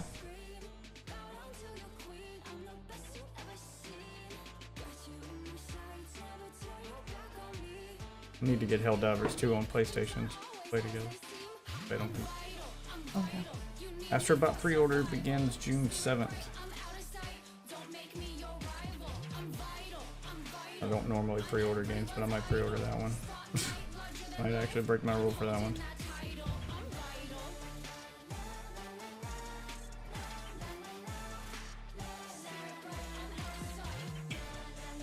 Relaunch of Multiverse has been a fucking disaster.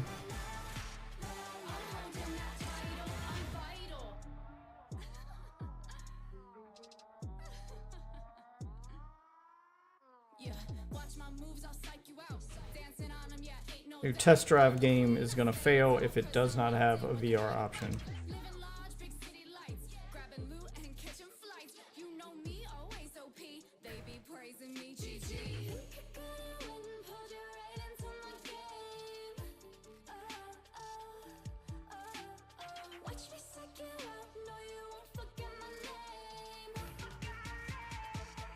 That's what we got in the gaming news department. Damn it. What? Phone shut down.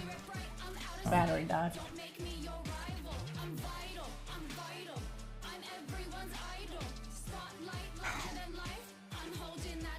Call of Duty Warzone Gundam event? Apparently I gotta get back into Warzone now. I wanna be a Gundam.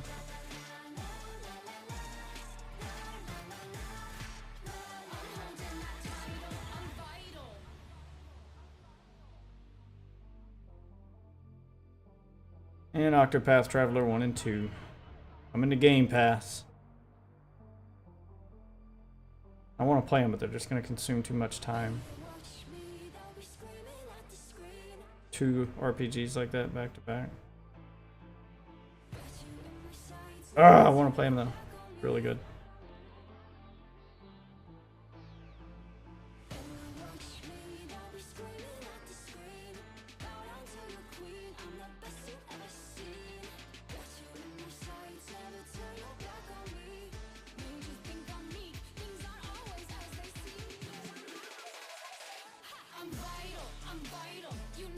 What do I use to sign into this thing?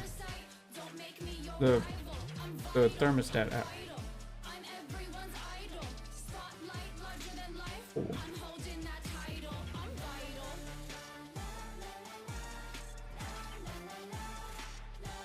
Got password button. Try my email. I don't need your cookies.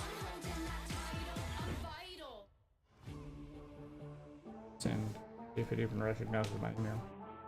Follow the instructions emailed to your address here. Take the password reset process.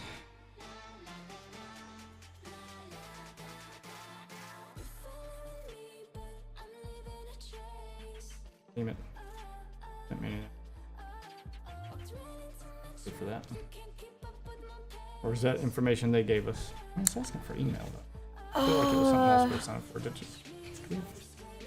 Paper towels. What's that right now?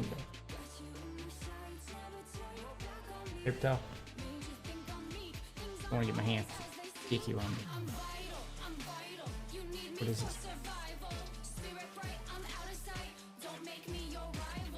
Not exactly what I had in mind, but Your daughter was probably, yes. Oh my god, you and your hand.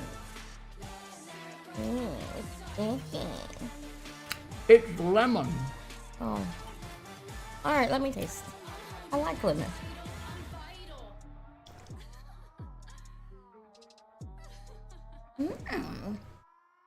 Damn you, Dolly Parton. You're supposed to be Southern treats. I know they're more Southern than Nana pudding. What about, you want one of the chocolate ones? I like the lemon pudding. It does look like a banana pudding It though. does. It's got Yeah. the fucking vanilla wafers on it and everything. That's why I thought it was banana pudding. Dolly Parton, what's wrong with you? Hey, that woman is a treasure. And I love lemon. I want another bite. I love lemon too. Lemon.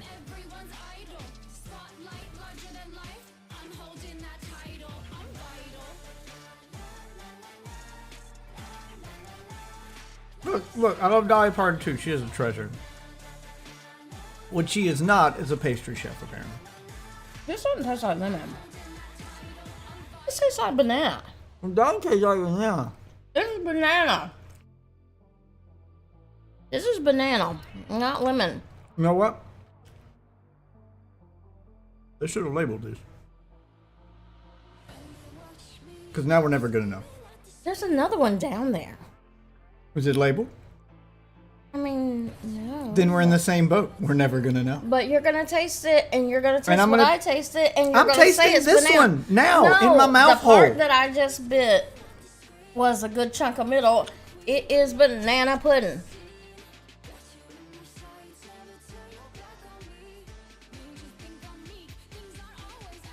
I also feel like your mouth hole is unreliable. My mouth hole is very reliable. No, it's not.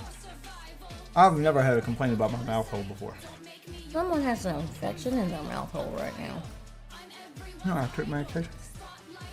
Doesn't mean that you don't still have an infection. Which we do need to make an appointment before we're out of that. Yeah. Yeah, we do.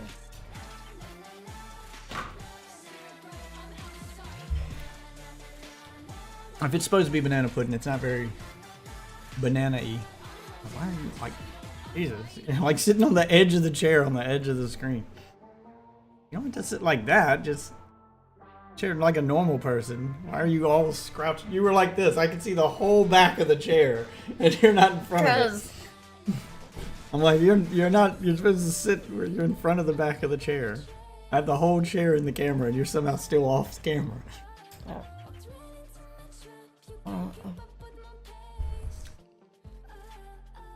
All right. So what are we doing?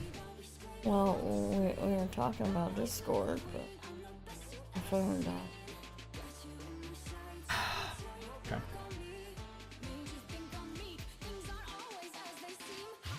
Let's see what we can find here. Yeah, my phone might be charged a little bit. On the fast. Oh yeah, did you hear about the black dude? Yeah. Yeah.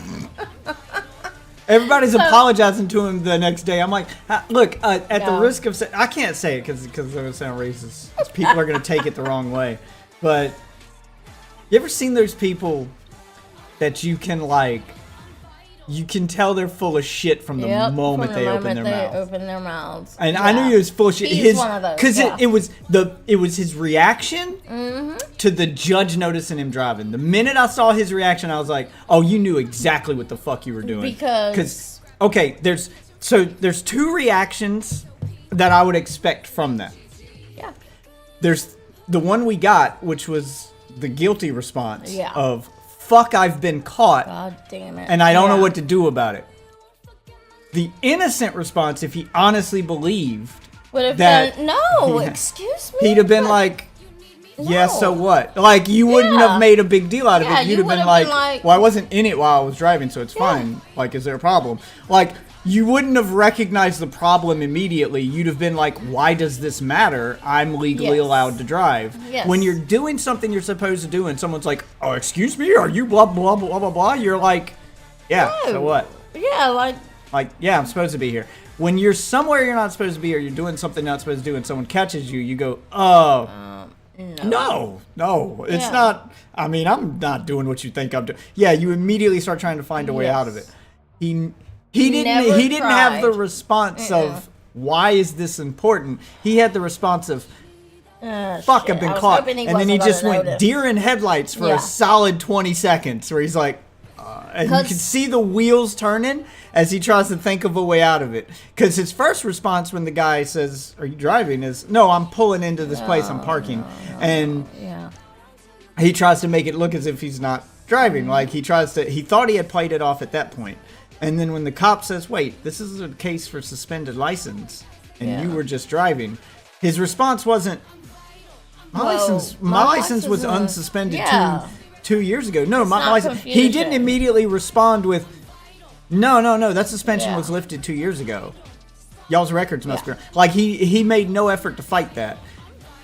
And he didn't deny he was driving at first because he was caught, but he thought driving's not a big deal. I'll just park. He thought the judge was calling him out for zooming while driving, not Yeah. driving without a license. And when he realized the cop's like, no, this is or the judge is like, is an this is issue. about Yeah. you not even having a license. Yeah. He had no excuse. He froze, and you could see Deer the in wheels headlights. turning. Yes. That excuse didn't come out till later. Then he's sitting in front of the fucking media. And the other tell is they ask him because his driving privileges were suspended and that suspension was lifted 2 years ago. And then they ask him, have you ever had a license? And he was like, I don't he- remember. He doesn't remember. Like, I What? will remember. I have had a license since the age of 16. There are a few things that you have to do in life that are big enough that Yeah. you will remember, even if they happened to you 20 years ago. Yes. You remember this thing happening, you never forget it becomes part of you because it's that important. Yeah. Riding a bike, for instance, that's why we have the phrase, it's like riding a It's bike. like riding a You bike. never fucking Yeah. forget. Getting your license, having an STD. These are all things that when they happen to you, leave an impact. And you Yes. need to know them when people ask. You remember your first STD. Yeah, I had to clap once. Like, you remember that. You remember getting Yes, the clap. yes, you you remember remember. gonorrhea. Right. And that's not her name. It's not- I don't, well, it might be if she was a black Yeah, chick. I was gonna say it could Might be if she was a black chick, you're right. Don't forget, what was her name? Clitoria. No, yeah, what was that black girl's name that was named after, like, discharge? Bodily discharge? Oh, what? Meconium was Maconia. no, Meconium. no. Meconium was a white boy. What? Yes. White boy? That's a white boy. White hippie parents. And the doctor was just being facetious. Was Danger his After- middle name? The I'm doctor- dangerous. I am Meconium Danger Danger. Gonorrhea. Full government name. But no, it was one of those moments where, because she had just pushed the baby out, and meconium is that first black-green shit that the baby takes right after it comes out of you. And the doctor and the nurses were cleaning it off and everything. And she was all like to her husband, what should we name him? And the doctor, being a smartass, said, why don't you name him meconium? Because there was so much of it. So you named And your she went, So you named your child Baby Shit. baby shit. Your child's That- name is Baby that Shit. Black, sticky, green goo. Tar shit. Baby Oh, shit. Yep, tar shit. Named your child Baby Shit. Touch of the tar shit. Fuck me, dude. I don't want to live on this planet anymore. And then there was Latrine. There was Amazon and Tarzan. Death by Snoo Snoo. Yeah, orange Here's one Jello we can- and lemon Here's one Jello. we can watch titled "Broke Men Are Hurting American Women Somehow." Ow. I guess we'll find out. I mean, All right, let's seems like their Fire it up. issue. Really seem like it. Oh. stop disappearing. I have terrible news for you. Stop disappearing. I want to press the button. I want to press the button. Why aren't you letting me press the button? What is this? Oh, press the What is this? I want button. to press the button. Oh my god. God, I just wanted to press the button. We can watch the thing. We can watch the thing. Can we? This. Let's put this. We go. Oh, you gotta have a headset on to listen Oh. to it. No, you need. Hold on. Oh, which one? Hold on. Let me.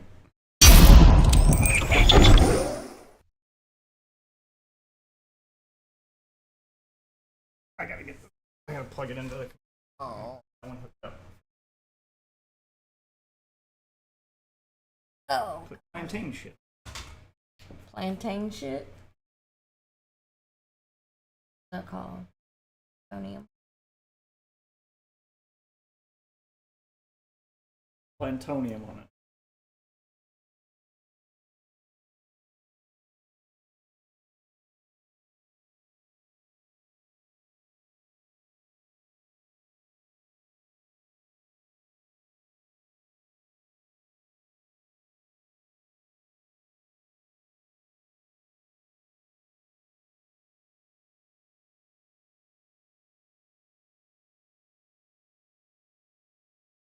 Up anyway, I just keep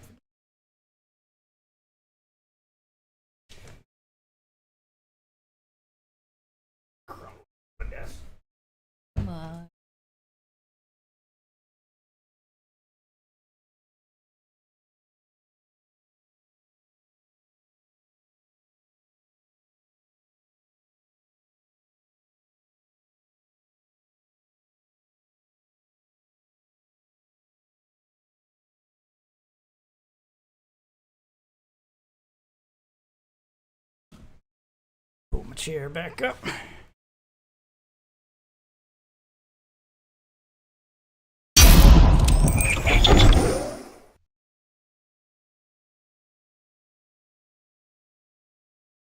On.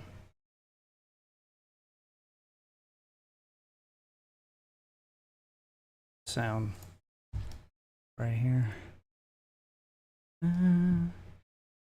Where is it? All right, let me know if you can hear this.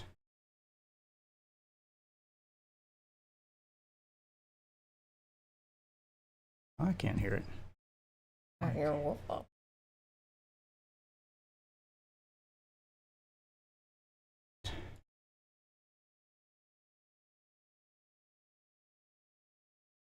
Oh, fuck. Plugged it up. Windows automatically switched to that instead of leaving it on. No, I don't. I don't want it to auto switch my input when I plug something new. Hear that? Mm-hmm. Okay. There we go. All right. Let's find out how broke men are ruining women somehow. Terrible, horrible, dark news. Broke men are hurting American women's marriage prospects. That's right. If you're listening to this and you're a male and you're broke, you're selfish. You are cruel. You My fault. are hurting a woman out there somewhere. Somebody please because you're donate not to me good so I enough can for stop her. hurting women. You! Yes, you! You're responsible. And if you are a human and you have morality in you, you should understand that. You contributed to it. That's right. Those Oh, crumbs no. on your belly, you bastard. How dare you not be Elon Musk? Every one of you. Please help me be Elon Musk. Donate so I can stop hurting women. Right, is a writer, and they say to themselves, it's a beautiful day, it's a good morning, I'm going to write the best article for the New York Post. I'm going to write about how men harm women by being broke. There's a devastating shortage of men who have their act together, according to a new study that may not be surprising to all the single ladies out there. Yeah. Not. Is that true? No. Is there a shortage of men who have their act together? I mean, You're a women's. You've been in the dating market. Is this? it seems that way sometimes, but Does it? Does it? I mean, I don't is it a think it shortage is, of men? though. All right. You've been on the opposite side of the fence. We've been in the dating market for a girlfriend for a while now. Mm-hmm. What Yeah. percentage of women that we've run into on dating apps would you say have their shit together? Not many. Like, I would say 5%. The majority, a good majority. Oh, gosh. I've lost count of the number of girls that we've matched with. We get the ability to message them, and what do I tell you happens? What do you see happens on that app? We match with them, and the first thing they do is ask you for money. Yeah, they ask for money. They don't seem to know how conversations work. Yep, they're one-word answers to conversations, yeah. and then when you tell them, well, hey, look, if you don't want to chat on this app, we can text or something. You try to take the conversation to the next level because clearly they're Off having the trouble app, yes. responding on the app. I'm like, look, if you don't want to use the app, we can text or something. And then they always go, well, my phone's off right now, but if you cash at me 20, I'm like, bitch, you ain't even asked for my No. name yet. Like you don't know me like that. You haven't asked for my name. You ain't even sent me like. For fuck's sake, at least send me an At least OnlyFans send me- link. Let me buy yeah. some tit pics or something. Don't just ask for donate. Like it's 2024. You want to make some money? Pull your tits out like everybody There else. you go. Like what are you doing? Yeah. Like this whole like girls just looking for pay pigs. Girls that clearly don't have their shit together and are desperately looking for some guy to just pay for all their shit. Because they don't have their stuff together. Yeah. At least when men don't have their stuff together, they try to play it off and they're working on it. These Yeah. girls have given No, up working yeah. on it. I'm not going to work on making myself better. I'm not going to work on getting my shit together. I'm going to work on finding a guy who can just pay for all my shit for me. And then I don't have to do there you go. anything. That's what It's they've like- committed themselves to. And these are also some of the same ones living with children who are raising children And you don't have that's your another shit thing. together. Like when you find those men who don't have their shit together, and then that's what they're writing this article about. Yeah. It's guys who still live with their parents at an age they probably shouldn't still be living with There their you parents. go. But they're not raising children. They're not hurting anyone but themselves and maybe their parents. And they say they're actively working on between houses right now. You know, like they at least make excuses. They don't immediately go, well, hey, you know, if you cash at me 20, I can get this. I can get that. I can get that. I can get that Mint Mobile phone, that Ryan Reynolds phone, and then we can call each other, and then you can pick me up or buy me an Uber, and I can come to your place. Like they're not doing that. They're not doing that. They're trying to play it out like they know it's embarrassing. They're trying to play it off, and now you guys are writing articles about it. The girls are blatant. And then if you say something to that same girl who immediately asks you for money, never asks for your name, doesn't try to small talk, just immediately goes, hey, you'll simp for me for free. You're a pay pig. Pay me. And when you call her out on it and go, oh, yeah, I don't mind. Because I've done that before just to see what the response was. I'm like, yeah, I don't mind shooting you a little bit extra money, showing you some support. You got a place where you sell content? Do you got an OnlyFans link? You know, give me something in exchange for my money. What am I getting in exchange? I will be happy to support you and give you some money. What do you got? Let me see some tip pics or something. You know, like even if you're not on OnlyFans, even if you're just doing something else, you got an Etsy? Do you make something? Something I can let me support you the same way I support a small business with my patronage, not my donation. Okay, I'm not a bank. I'm not a. But but it's the men. It's us. How are we ruining women? How? Do you know how picky and annoying women can be in the dating market right now?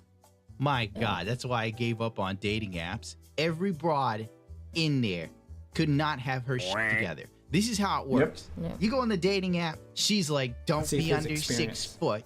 You need to make this much money. Yeah. Yeah.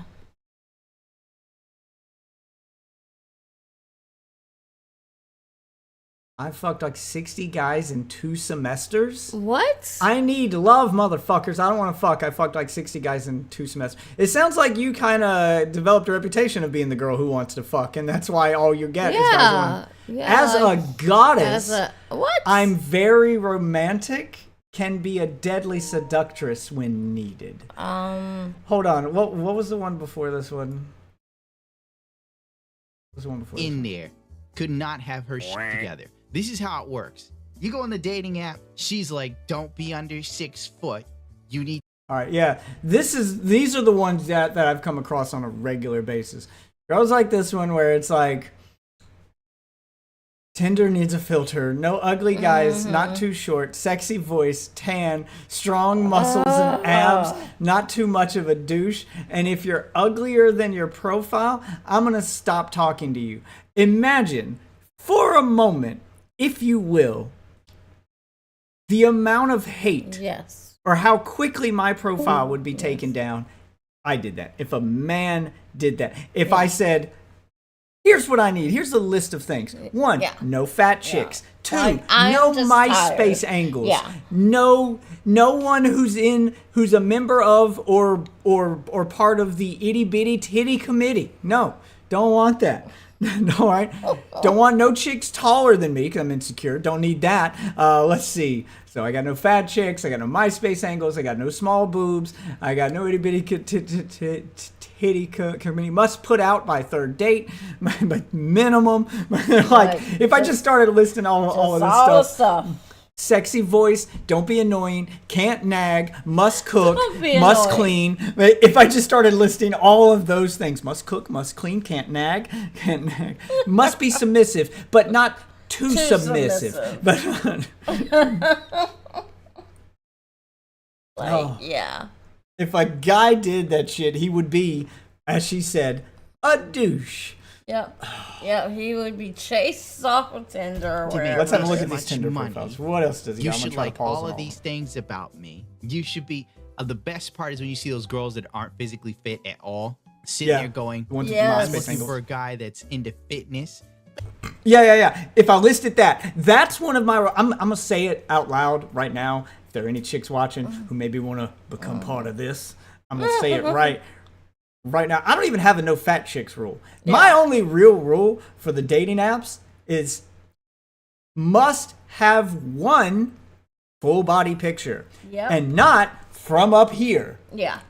Eye level full body picture. What are you going to look like when I see you in person? And no, I'm not going to be walking up on you in person from atop a balcony. I'm going to be at eye level. I need that picture at eye level. You don't have to be naked. I'm not asking for nudes. I cannot count the number of girls. I'm like, can I get a full body pic? And they're like, why would I send you nudes? I'm like, did I fucking ask for a nude? I just want to see what the rest of you looks like. I'm trying not to get fucking catfished here because that's happened and I've learned my lesson. Yeah. I had a girl who had only the MySpace angles. Who was doing this, who was doing this. Only the hot who was doing this. angles. And the closest thing you had to a full body picture was her doing the MySpace angle where half her body is in a door frame and the other half you can see in the bathroom mirror behind her. So basically I'm getting ass and tits in one shot but nothing else. And I'm like, I kind of read it and I was like, maybe. And then I get there and that's not an hourglass figure I thought you were rocking. You look like a fucking pear. You look like, okay, you just like the dumper it dumped. It dumped. I got there and yes, I left her sitting there alone because fuck you, you deserved it. I walked in, I panned that bar, and I saw that whale sitting at that fucking bar. Again, I don't have a no fat chicks rule. If you were confident, it's more of a confidence thing. Because if you're not confident enough to take a picture of yourself, what the fuck makes you confident enough to think you can date somebody? Like, no. If you're big and confident, I'll probably make an exception. There you go. The confidence is attractive. Yeah. But when I get there and you're too ashamed of what you look like to show me before you meet me, and then you're going to try to cry bully me into accepting your fatness because I'm in front of you and you're like, do you not like what you see? I can see how that conversation would have gone if I would have talked to her. Yeah, this is what I look like, just like my pictures. And she's hoping that social pressure of being in person will make you that you'll be too polite to disagree. And now I gotta fuck you out of courtesy. No, you're not tricking me. No. So I got to the bar, I panned the bar, I see that thing sitting at the bar. I looked at my phone, and I looked at the picture, and I looked up at her, and I looked at the picture, and I think she noticed me, because then she sent a text. My phone went off. I sent a text back just to confirm. And then I saw her check her phone, confirm she got the text. And then I turned around while she was staring at me, and I walked away. And I left. While she was staring at you, you didn't. And then I ghosted her and didn't respond to any of her further messages. So she was trying to confirm that was me that just walked out. I'm like, you'll figure it the fuck out. You know what you did. You're a big girl. You know what you did. You know why I just left. And if you're a smart girl, you'll learn from this. Yes. But what I predict happened is you're not a smart girl. You're not. What I predict happened is you went home and you updated your profile. I don't know, I blocked her after that. But I imagine you either went home and called your friends or updated your profile and you talked about this asshole guy and the bad experience and fuck man. And you became one of those girls where you're going to blame the victim. I'm the victim here. I'm the victim of a catfishing. You're going to go home and get in your echo chamber. Yeah. And you're going to go talk about how mean men are and how much of a douche and you're going to make it a men's problem when you know what you did. Yes. You know what you look like. The only problem here is that I didn't know what you looked like. Yeah. And that's a problem. Ugh. Like, bitch, are you for real? You look like the poster child for Hostess Cupcakes. And you're telling me I better be an Adonis for you if you don't get out of here. Oh. Do you know how many women aren't worth marrying? Oh. How about writing that article? Straight male looks on the dating women that aren't worth marrying range and sees that there's a lot of so them. many women Yes, not there worth are. his time. Thought, let's face it, if you're dating. What we got here? All right, here's a chick. He is circled in her profile. Send me $5, see what happens. Oh yeah, I can't count the number of profiles that have that on it. Send me $5, see what happens. No. That's in their profile. They're just asking for money up front. Oh yeah, okay. Here's his conversation. It looks like he just had one of the conversations we were talking about. Her first message to him in this conversation after they matches, will you $5 get me? Oh God. Send it, and I'm trying to see what he typed, but he's got it cut weird. Send it and something. And then she goes, Oh, it looks like these are two separate conversations. Good He's just Lord. showing off. Yeah. Oh yeah, and that's what her Cash App looks like. $5, $5, $5, $5, Really? $10, $5. Yeah, everyone's just sending her the money. Yeah. Oh no, these are guys that are messaging her. Yeah, and then her getting it. Okay, yeah. A guy matches with her and says, "What Yeah, will $5 yeah. get me?" She says, "Send it and find out." How should I send it? She sends her Cash App. He says, "Money sent." She ghosts. That's what $5 got you. It got you ghosted, it motherfucker. gets you ghosted. It got you Yeah. ghosted. And then she shows her activity here with $5, $5, $5, $5, $5 of how many guys she's tricked into sending her $5 Yep. by making them think they're gonna get something. Know what you got? You got had. You yeah. got. Yeah, you got. You tricked. just got to lose $5. That's what you got. Yep. You got ghosted. Super curious about what the $5 is about. Send it and find out. Haha, where and how do I send it? So you're laughing as if you think it's stupid, but you sent it Yeah, anyway. let's She then send sends it her Cash anyway. App. He sends the money, and she unmatches him. She hits the unmatch button. Wow. What a bitch. Yeah. I mean, it's kind of funny, but also fuck you. Yeah. And you're a guy and you know what's up, which most men do. There's a lot of women that have unrealistic expectations. The second a broad says she doesn't like men under 6 feet tall, it's like, do you understand, girl, that only 14% of the population is 6 feet tall and Yeah. over? If you don't get The over average your man is sentiments, 5'7", my 5'8". God, with your crooked The average teeth, woman's 5 you foot. should be looking for a dentist. Like, it's honestly not Research that has much now difference suggested between the us, in all reason honesty. for recent years' decline in marriage rates could have something to do with the lack of economically attractive male spouses who could bring home the bacon, according to the paper. Yeah, fault. this I'm study is made by people that You should pay attention if we're gonna watch stuff. I'm tired. The research shows that the recent decline in marriage rate could have something to do with the lack of economically attractive male spouses who can bring home the bacon. Please explain this to me. As a woman.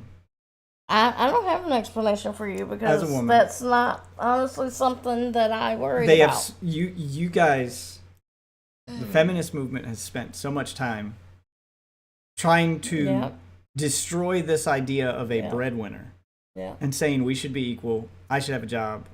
I want to contribute. We don't need a bring home the bacon person. And then you're saying that marriages are failing because men aren't bringing home the bacon.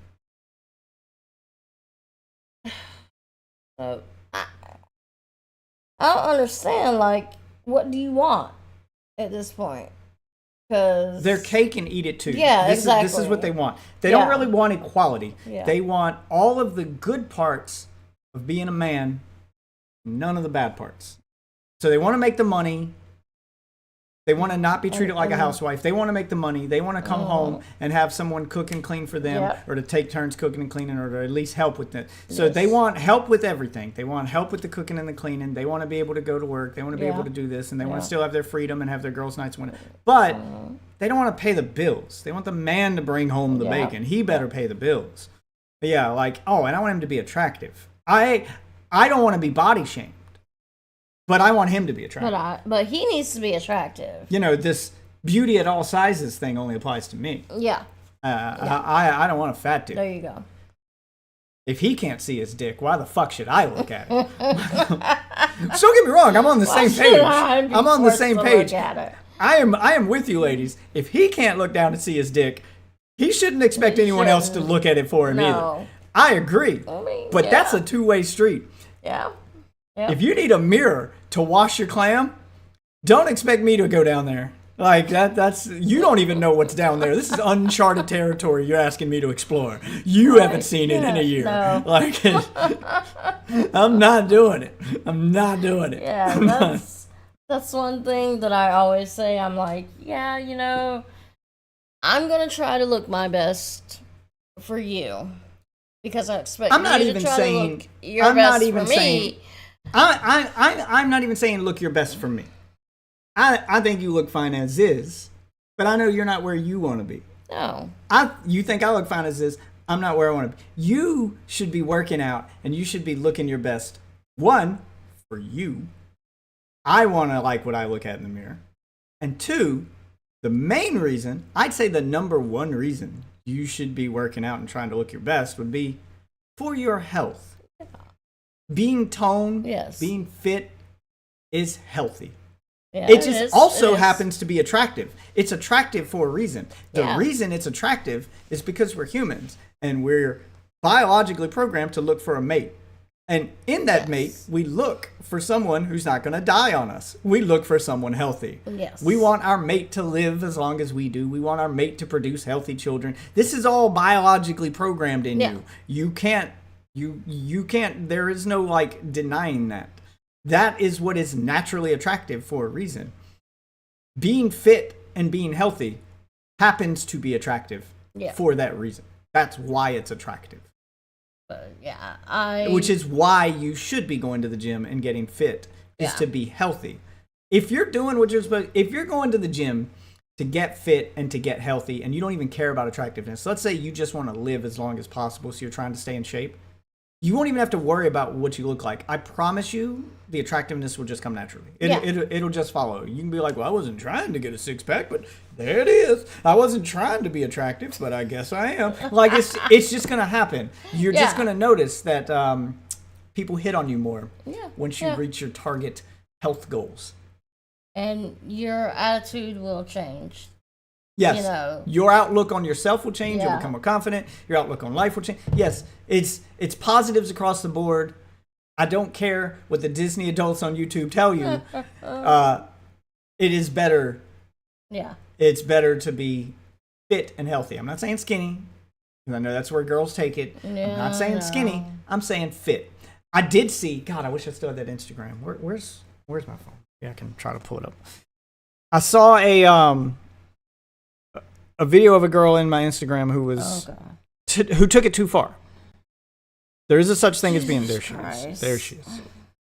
Oh. Wait. Where is it? No. Imagine the day they see you again. Okay. Well, No. How do I pause it? better. Okay. Hold on. I'm gonna wait. Imagine the day they So see there she is before. Yeah. and you are just, well, better. I thought she looked better before. Yeah, so I thought she looked I don't better know how to before. put that up Yeah. on there. I think it's Yeah. on Threads, and Threads doesn't really have a web app. But Yeah. it's a girl who looks pretty attractive as is. Yeah. And she's She just standing there in a looks- bikini, and she's playing a thing where you like wait for it, and then it snaps to 6 months later after she's been working out, and now her boobs are smaller. Yeah. She is toned and she is fit. Don't get me wrong, the girl is in shape, but now she's got a six pack like mine, and she's got fucking biceps and muscles. Yeah. She had a flat stomach before, like she was smooth skin, flat stomach, and attractive girl. Now she's so muscular, it's made her boobs smaller, and she looks like a bodybuilder, and it's like better, you look better. And oh my god, when you read the comments, on that, because I started to leave one. Oh wait, where'd it go? Where'd it go? No! It's gone. I fucking hate this app for that reason. Shit just disappears. I hate Instagram. Where's it? Stop autoplaying every fucking thing I'm scrolling past. Jesus. Your app's making me autistic. I'm scrolling past stuff and it's just... Oh. Your app's making me autistic.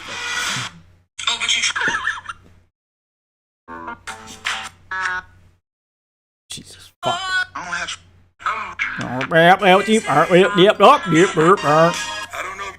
This is what it sounds like. Scrolling your Threads feed on your phone. Wasn't that it? Fuck me, dude. Fuck me, I hate this generation. Alright, hold on. Maybe it's here. Maybe it's under my activity. Yeah, maybe. Is there a history function to just see what I previously looked at? There's no history function. Well, fuck me, dude. Never mind. I feel like it's getting hotter in here. Yeah. Where's my? Yeah, get your phone. It does sound like the AC turned off.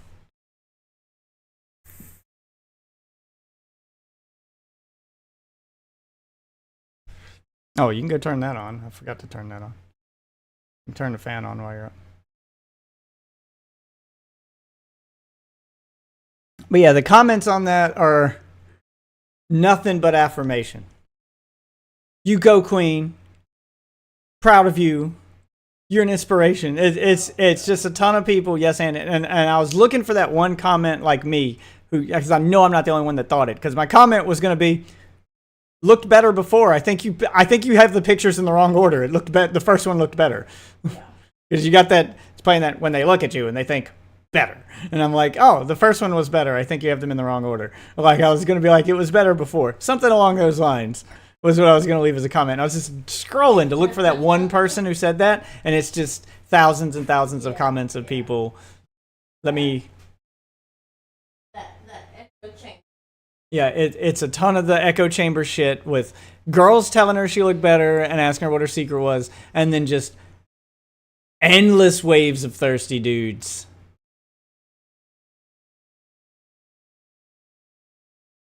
And I guarantee you, for all those thirsty dudes talking about how that's what they want and that that's attractive and blah, blah, blah, and blah, blah, blah, and you think that doing this is what got you all that attention. You think becoming that fit is what got you all that attention. I'd be willing to bet my next paycheck that if you clicked on one of those guys' profiles and you could go through his history, you would see that he comments that same thirsty comment on every girl's page. Not just the ones that look like you. There's probably fat chicks in there too. Yeah, like, and then you're learning, oh, I don't have to look like that to get the attention. Yeah.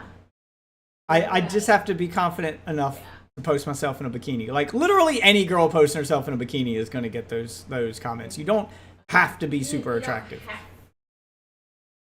Look. Then. Yeah. You don't have to.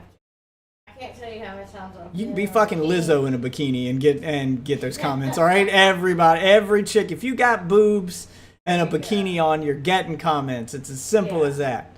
I have felt so much pressure with when I put on a bikini and then I realize, oh yeah, this bitch over here, she's mopping all over. Yeah, that's what I try to get through to girls is that pressure, that skinny chick pressure, that I need to be this, I need to be that. Yeah.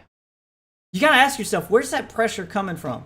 Because it ain't coming from us. It ain't coming from guys are gonna be happy with you if you're fuckable and confident. That's it. Yeah. I didn't even say attractive. I said fuckable. Like, just don't look like a complete disaster. Yeah. Just be confident, clean, and fuckable, and you will get male attention, period. That constant pressure to be skinny and to be this and be that when it comes to women, that shit's coming from other women.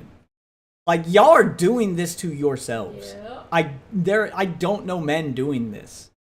The only time I see men leaving those comments about this bitch fat, this, and talking about a girl's looks, it's because that girl just shot him down. Yes. He didn't have a problem with those looks 10 minutes ago. So, what are you talking about here? Yeah. It's you all... coming? Get ready to go to bed. Oh, I thought we didn't even get through one video. But yeah, I am bed.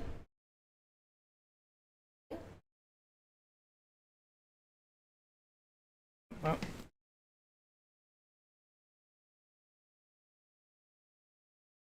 get that out the way.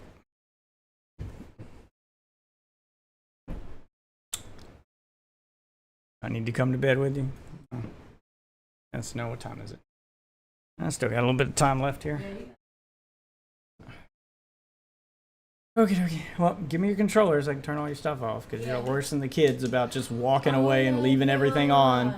I'm tired. I'm just gonna leave, and then you just drop everything. You just drop everything where it's at and walk away. There. Push my chair away.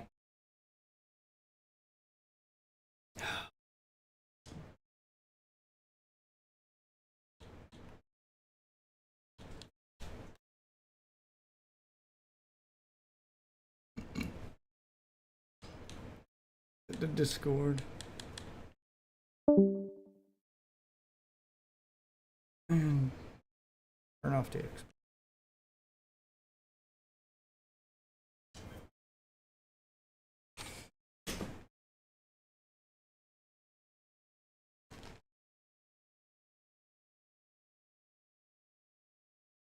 All right, go back to my own Fortnite.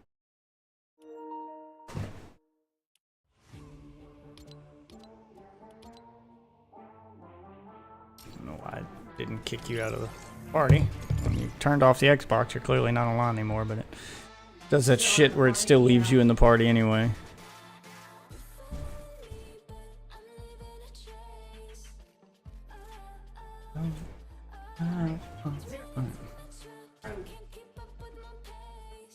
Your dog.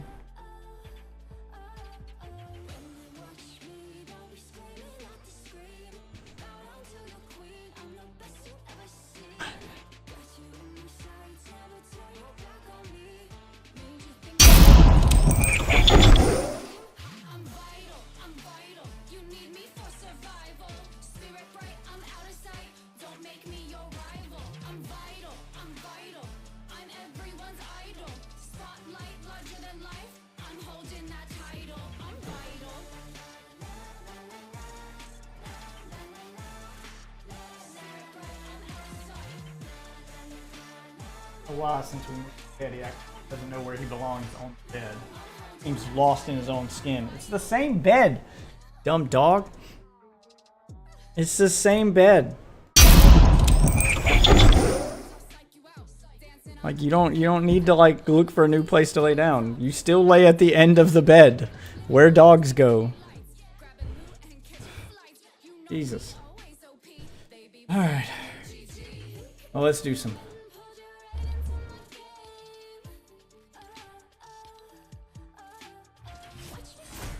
I'll do some ranked. And where my quest is a different named location.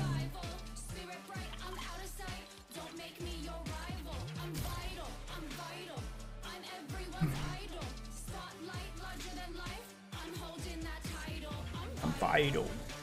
Ba ba ba ba ba ba ba ba. Dun, dun, dun, dun.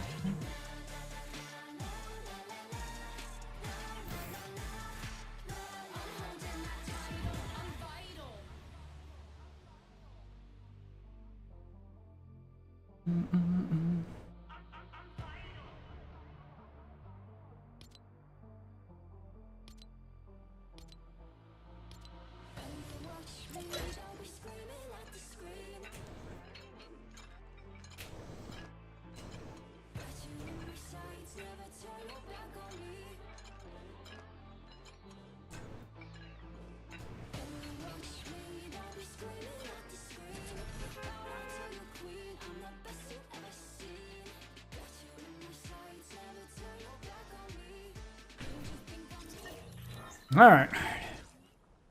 Let's earn some rewards here. Oh shit, Gambit? Where's Gambit at in the shop? Oh, Gambit.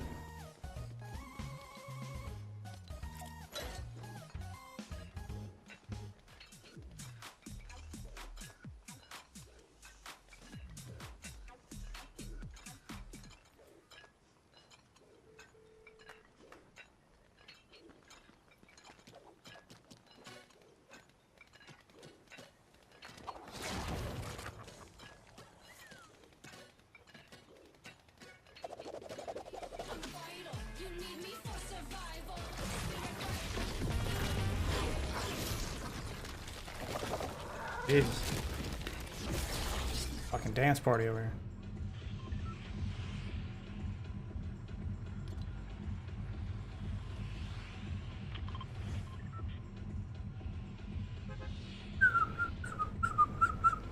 I'll find something else to watch here in a minute myself.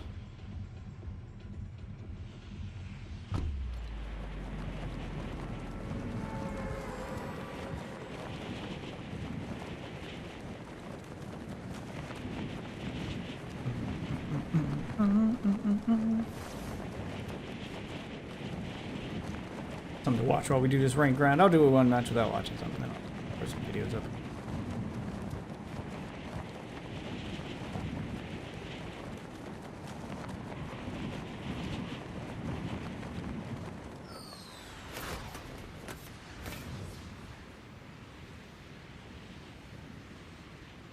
Cut this one a little short.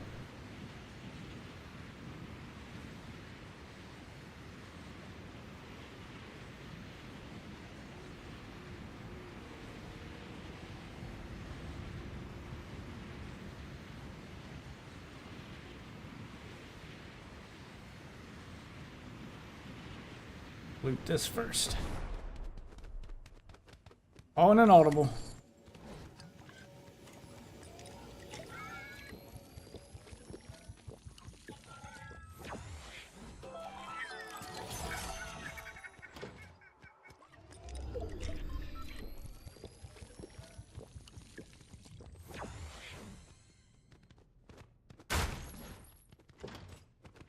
Are there no guns here?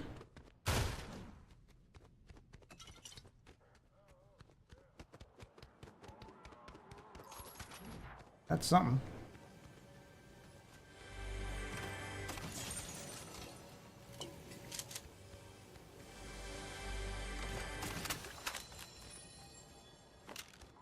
SMG.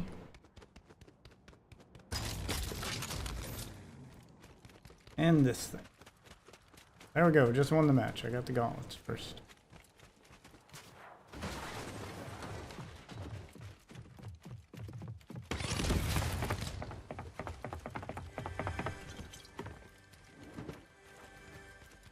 What was it, guy?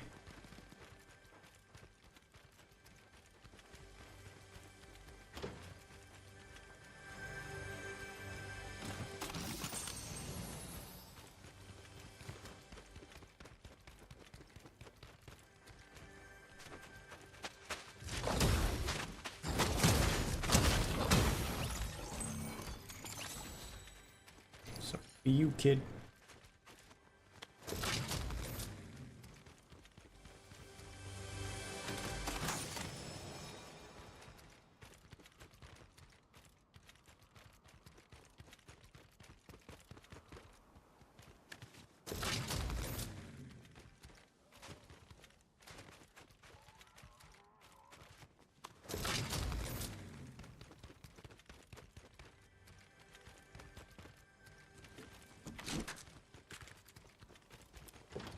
Treasure chest.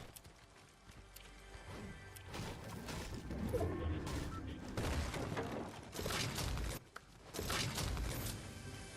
it is.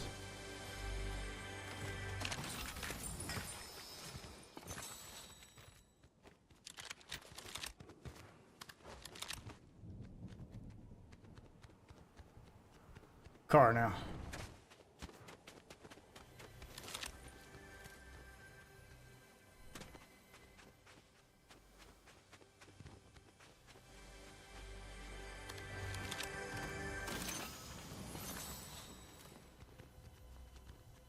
Hey, full combat shot.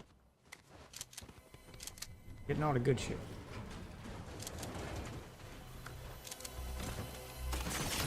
Whoa!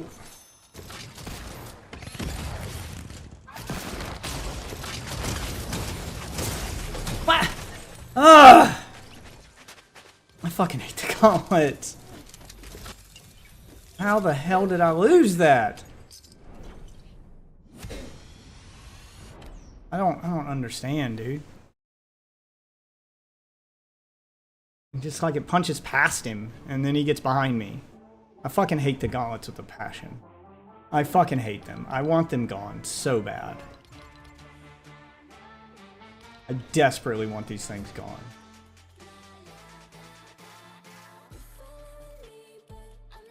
They are ruining the fucking season for me.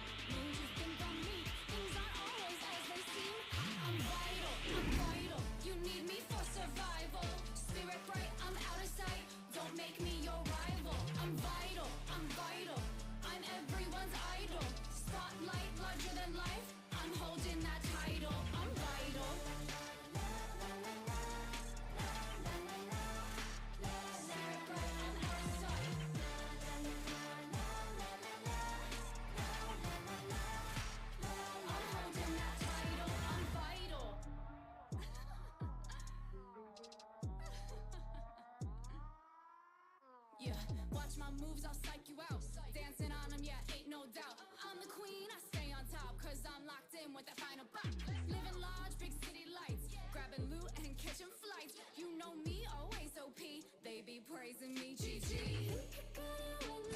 Oh, so aggravating. I drop in, full health, got the jump on him.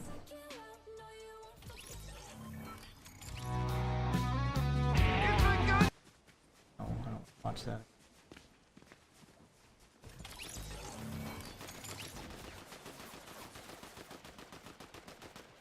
Ricky Tom. He's gonna have to move, right? What? Bobby and George are polar opposites, even more than like Logan and Mike are opposites, right? Bobby is rarely serious. He loves playing a bit for minutes or even hours on end. His number one goal is to make everyone laugh, either at his own expense or at the expense of others. Everything else is pushed to the side for him. George is completely sincere. He loves talking about his faith and personal anecdotes, old literary references he finds meaning in. They're just not cut from the same cloth, really. And this all comes to a head in this one monologue he does, okay? George gives a long monologue about how he feels about his faith, about blowing up in the industry, about depression when you're successful, and what makes him happy. And it lasts a few minutes long. It's a long rant. You can tell it's something that's meaningful to him. It's kind of touching. Bobby interrupts it at one point, though, to make a joke. But once I fixed my focus, everything changed. Yeah. When I was at Five Guys, I make that reference because I remember I do evaluate a lot of things and reflect. And when I was at Five Guys, it was simpler. It was Need the horizontal turn speed to be faster. It was a. Couldn't turn fast enough to hit that guy very last round. Aggressive. hard and aggressive. I'm so sorry. Even that little pug, it's like my body shuddered. And I don't know if it's your vibe or, you know what I mean? But just don't do it again. Okay, I won't. Yeah. And George Fucking resumes. hate He's Bobby basically Lee. waiting for the joke to end so he can share his personal story again. And then when he finishes, Bobby responds in a very, very dismissive way. I didn't even know I was going to be with my best friends doing a podcast where, and I don't mean this in a cocky way, but like, dude, this put me on a very strong map. And it made a lot of my avenues blow up. So I'm very blessed, but I didn't know I was going to be here. So It's like that's... You know? What? It was just a long monologue. He was just waiting. Let me just say Lee, something. dude. I loved what you were saying. It was just very long. That's usually 8. Yeah. That's usually... But you know, I got what you're saying, and you really inspired Everything doesn't me have to be for it. funny all the time. You got to be able to turn it off. I get your comedian. Can I say Goddamn, something? dude. Comedians suck. And Logan and Mike find this funny, which it is. But from the look on George's face, you can tell that he's not having a good time. He's been shit on the whole time and podcast. place, He doesn't Bobby, love too. this. He doesn't Damn. like it. He's offended. And frankly, he's done. He was already mentally checked out. He's about to physically check out. And the host didn't even really defend him here. George isn't a bad guy, but he doesn't fit into this podcast at all. He just didn't fit. It didn't make sense. The puzzle was made from pieces from different boxes. And they basically spend the rest of the episode talking about how George left and Logan's like on him, right? It's just, it's a cluster, frankly. I got too mean, and George and my guys over here, you guys should check me. No, but it wasn't. too mean. No, he's a comedian. He's a comedian. He's thought like, he we're all didn't just care. joking. We're I just know. get But around. comedians don't have to be Get comedians around. all It's the all fun time. and jest. Now, the top comment on this episode was, you can't do a long personal monologue about your feelings in front of a ruthless comedian like Bobby and not expect to get roasted. And this would result in more discussions on the show about how George had walked off and was being too sensitive. Now, George clearly thought he had done something wrong, and to be honest, whatever you think of him, his job is to be on the podcast. He did not do his job. He left, right? From everything I've shown so far, at least, and we'll get into the other stuff a little later, but from everything that's publicly presented at this point, it doesn't make sense for him to really leave. He couldn't handle the banter, so he really coped and seethed about the hatred. He took it too seriously. I love that people were just commenting and getting so steamed. I was wrong, and I'll apologize for my mistakes, but I can't apologize the fact that, like, when I'm watching these kids comment what they're commenting, in my mind, I'm like, ooh, I'm in your head. Oh, no. You got a heel. Wait, was that the villain? Is that the villain origin story? Yeah, Is yeah, that what yeah. just happened? No, it gave me a superpower, bro. It made me realize, like, oh, I really don't care. Before I would say I don't care, and now I'm watching, I'm like, ooh, I do care. I want it. I want to be in their heads more. Like, I like it. But he did later acknowledge that how he acted was pretty dumb. That's why I apologized.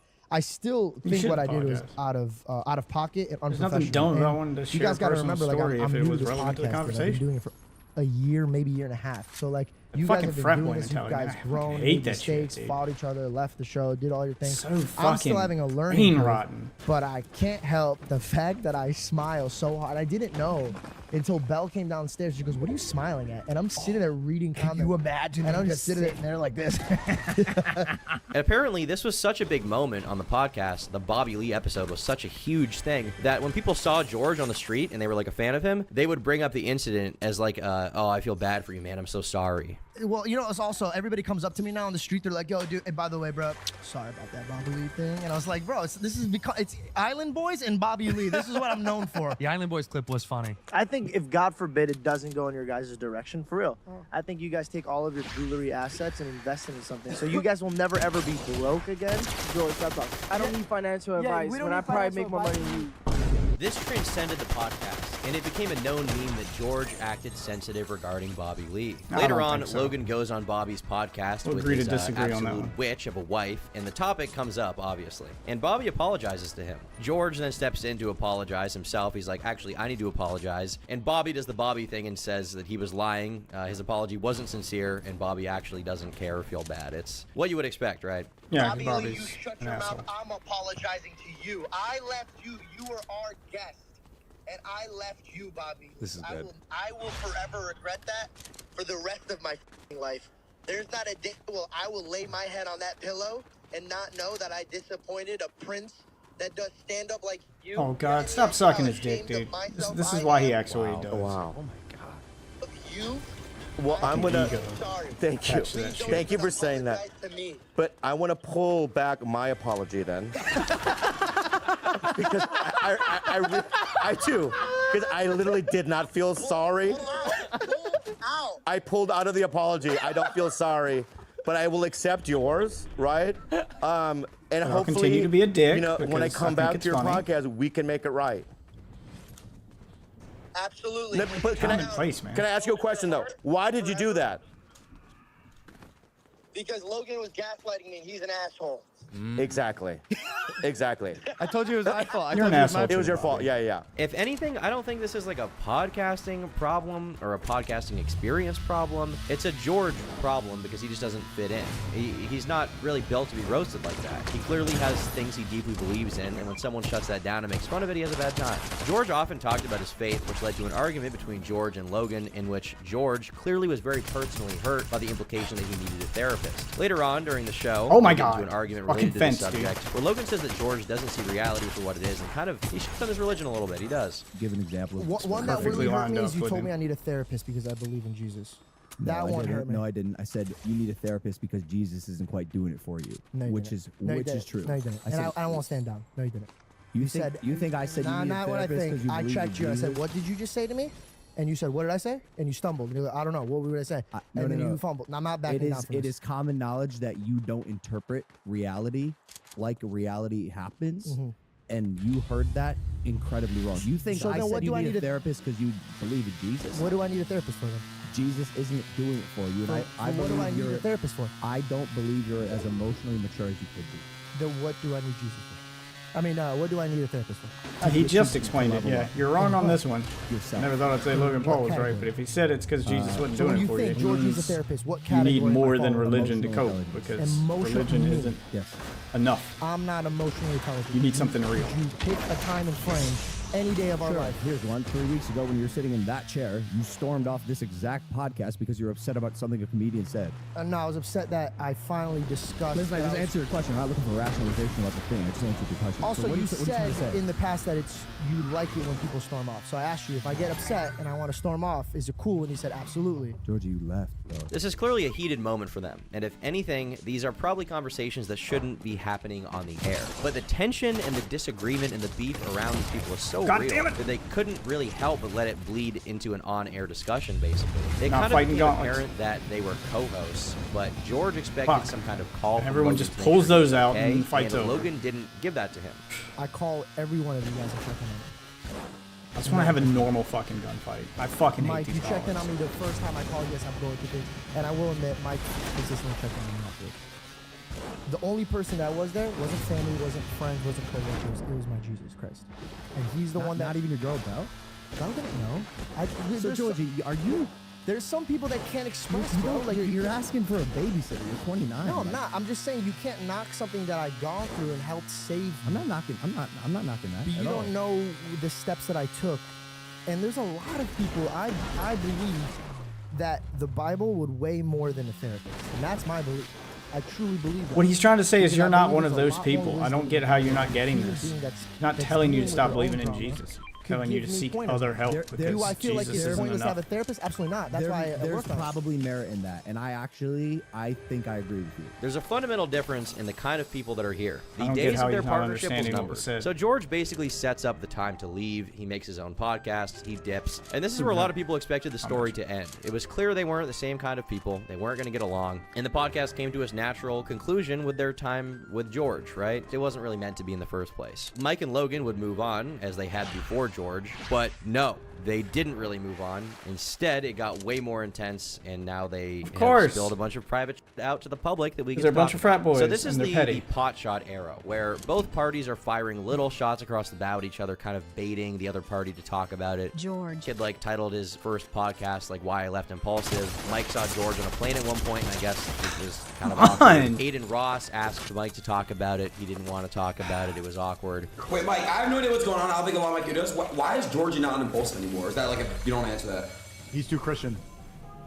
No, I don't want to talk about that. But his own podcast started blowing up, contrary to what, I thought would happen, contrary to what I think everybody, including Logan and Mike, thought would happen. George's podcast did really well. I basically thought his career in this space was over, but his own podcast starts blowing up, starting with his Andrew Tate interview, which was one of the only Tate interviews around that time, and it ended up getting a whopping 13 million views. The top comment on the podcast reads, I remember when Logan mocked George for creating his own podcast. Nothing is better than a good underdog story. Been following since episode 1. So proud of you, George. 5 months later, in May of 2024, after months of not talking and not seeing each other in person, Mike, whatever, does something unexpected. He goes on George's show to talk about everything that happened with him. They open by discussing Bobby Lee. I try to make peace with this guy. I know. You've seen me. Yeah. I try to make peace with him behind closed doors. I try to reach out. I try to be cool. But by the way, and I'll just say this, we'll just empty it out. I never had a problem with Bobby Lee. No, he knows. I had a problem with the way that Logan and you were kind of gassing him to keep doing. He started the episode putting his balls in my face. I let that one go. Then every 2 seconds, he kept grabbing my dick. I don't think. How would you feel if a man that has his back completely towards you, that only turns around to grab your dick, right, talk shit to your he's face, being weird, dude. and you can't smack or beat the living breaks off of this guy? Because Logan makes me apologize to this man, or I don't have a job on Impulsive anymore. How fucking crazy is that? I don't think I understood. I can only speak for myself. Bro, it's I on a hope group you. chat. I hope you can It's on a understand group that. chat. No, And when I asked him I'm point talking blank, about. No, I'm talking about during. I'm talking about during the episode, because there was. I didn't know that you were feeling. But after the type of episode, way do you about remember it. when you called me? And I said, Mike, this is all that happens. And you said, verbatim, you said, it's our fault for not telling you this, but me and Logan are really the ones who should be talking to the guests. You are really there for a boys only episode. So while I get sexually harassed, my other co-host is trying to fire me, and you're trying to leverage me to be quiet during other guests. And then on my birthday, you guys shot 3 episodes, so I couldn't show up. One thing that was never truly focused on from the original Bobby Lee episode was that Bobby touched George's dick while they were recording. Wait, are you gay? George claims this was part of the real reason he walked off the show, and that Logan and Mike being quiet about it and egging him on is part of why he was upset with them. This was basically never discussed in the public eye before this moment, and it changed the story for a lot of people, including, my opinion has changed a little bit for sure. Because initially the criticism was George can't handle a joke. But it's kind of a different story if on the air Bobby was touching his dick the entire time and he couldn't do anything about it because he's a guest on the show, so he can't beat the bricks off him. Now, according to George, by the time the podcast was ending, he was making $5,000 a month, which seems like a lot of money for a podcast appearance, but according to George, being on the show between travel and other things racked up a cost of about $10,000 a month. Meaning he was basically paying $5,000, right, to be on the show, where a bunch of the audience doesn't like him, the co-hosts have weird energy with him. I don't blame him for leaving. It's silly, right? It's dumb to do that. I can show you my books. I was spending 10 G's a month being on the show. Right. Name me a job that you're a part of that you spend $10,000 to do that. Okay, so that's 1. 2, and by the way, let's not forget that for a year and a half I didn't get paid. No, and I didn't get paid for years. Okay. Until I got paid. Okay, so right? But you did make a sizable amount of money on the show. And by the way, always grateful. I was always grateful. Something like that? I don't like talking about money, but I was always grateful. Always grateful. I think anybody could see that. But when I got pushed out, and I'm seeing that I'm getting pushed out, and I start my own show, do you know what my final straw was? What? I got my show going, and then not only was I controlled and pushed around on Impulsive, but then Logan's making calls and directing my show. And I'm saying, hey man, you can't tell me what to do on my own show. George also lists a number of other grievances. For example, when he started his own show, Logan told him he couldn't take Celsius as a sponsor. Now, why would this little energy drink be such a problem? Well, because Logan owns Prime. So, in his mind, if George was on Impulsive and also being sponsored by Celsius on his own show, he was funneling Impulsive viewership back to one of its main competitors. George saw this as an attempt to hinder him financially and push him off Impulsive, basically. So when I get that call and I tell him, I go, Logan, I get it, bro. And I fully told him, I go, listen, man, like, I will take half the deal that Celsius gives me. Half. If you want to put it on the table for my show, a quarter, work with me. He says, I won't pay you a dime. You're here because of me. And then I said, well, what do you want me to do for my bills, bro? I got no money. And he says, go have your rich dad pay for it. Listen, that's fighting words, bro. Look at me. No, that's but no, fighting but words, bro. You don't would bring you up say, somebody's father. Would you say bro. that the way that you handled it from a word standpoint was mature, acceptable? What did I say? That I beat the fucking brakes off of him? Correct. If he was in front of me, I would have swung at him. But that's what I'm trying to say. A lot of the conversation basically feels like Mike justifying some of the smaller grievances George had with Logan while saying, it wasn't me, with some of the bigger problems that Logan perpetuated. And honestly, it's not the worst defense in the world because Mike isn't Logan, he's a different person. He even outright says at one point Logan should be the one answering a lot of these questions, not him. He should. However, he does in some vague terms acknowledge that George was not treated very well. There was a million things, George, that could have been done differently. The conversation about Jesus was horrible. Managed terribly. I'm with you on that. Okay, and by the way, so is Logan. He would admit that if he could have that conversation again, it would go completely different. You know that, bro. He didn't go into that with some sort of intent to harm. He clearly got carried away, was not seeing your side of the discussion, and it turned into a cluster. While also saying that things are not as black and white as George sees it. Do you think what I went through was fair? I think it's complex. And at the same time, George comes clean and says, hey, I did fuck up. I was too sensitive. I was in a different space at that time. I gotta take responsibilities, bro. I was not as mature as I am right now. It seemed like this is where things would truly end. By the end of the show, Mike and George were still buddies. They had hashed out some of their own personal issues, and it seemed like things were going to move forward truly. But there's one person here, as we mentioned, not there to answer for himself, and he was not going to take it lying down. I had to start my own show because we're not making money on the show, and I'm getting pushed out. You made money on the show. I can show you my books. I was spending 10 G's a month being on the show. All right, let's talk about this. Obviously, I wasn't on the podcast to represent myself, so I'd like to clarify a few things that were said. As well as having his own credit card, all expenses related to the show were paid for, including all travel and lodging. Obviously, George's total reimbursement came out to $20,000, 317 cents. I'd love to see any books that show otherwise. Spending $120,000 a year to be on a show is a little confusing. Right away, he comes out swinging, claiming George just straight up lied about those expense numbers. Then he addresses one thing George said on the show, that Logan had bragged about making $11 million a week to him. This is a guy who's sending us screenshots of $11 million a week that he's making. This statement is so crazy that it's almost laughable. That would mean I'm making $572 million a year. I'm nowhere near that. What happened was Prime had a very successful month. I think we did like 60 to 70 million, and I sent it to our group chat because I was proud of the business. I was stoked to show the boys, and I think George maybe misinterpreted that as like my personal income. I mean, realistically, Logan is very wealthy. The idea he made all of that money, even as wealthy as he is, personally, it's hard to buy, and we'll get into you know, it basically not being true later, but there's no doubt Logan is personally worth tens of millions, but hundreds of millions, I don't think he's as I see it now, I don't know. I just don't see it yet. Although the next few years, Prime could change that. But it's not like he's getting all of the money from that business, right? A lot of it has to go back in. The show hit rock bottom, and we weren't getting paid. I was getting paid $5,000 a month. But you did make a sizable amount of money on the show. And by the way, always grateful.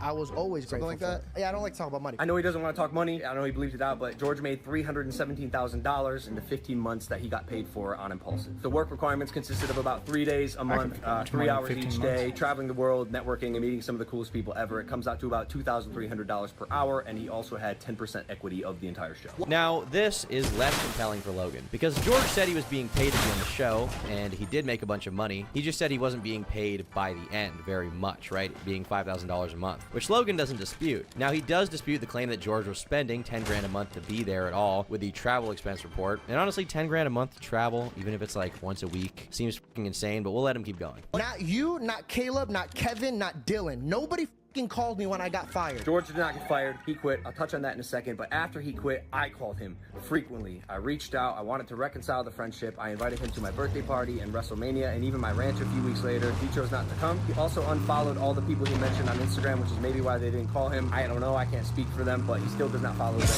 This, I'm somewhat inclined to believe Logan on because, you know, with the information we have, George admits he's a very emotional guy and does demand a lot from friendships. Being friends with Logan Paul is probably not a thing where you just talk to him all the time. I mean, the dude is one of the most famous e-celebrities out there. Yeah. A podcast to run, a YouTube channel, energy He's probably drink got to brand, stay in touch WWE when stuff. he He's needs got a to lot be in going touch. on, so And the it's rest never of the going to be a time he's typical friendship, really, right? And Logan does show texts of him interacting with George amicably after the show ended, so it's hard to imagine why George would say something like this, framing it basically as if like they didn't even have one positive interaction after the show, when clearly they did. And then on my birthday, you guys shot 3 episodes so I couldn't show up. Two episodes you talked about, not 3, were shot 4 days after George's birthday. His birthday's on I January mean, he's 3rd. being We petty. shot those episodes That's on for January sure. 7th. We were already in Vegas signing the UFC to Prime, and as we do, want to capitalize on the location and our use of time and energy and the guests in that city. George didn't come to work because he wanted to spend time with his family for his belated birthday, which I totally understand and we even praised. One of the things that I love about George, he prioritizes his family and friends over anything. I mean,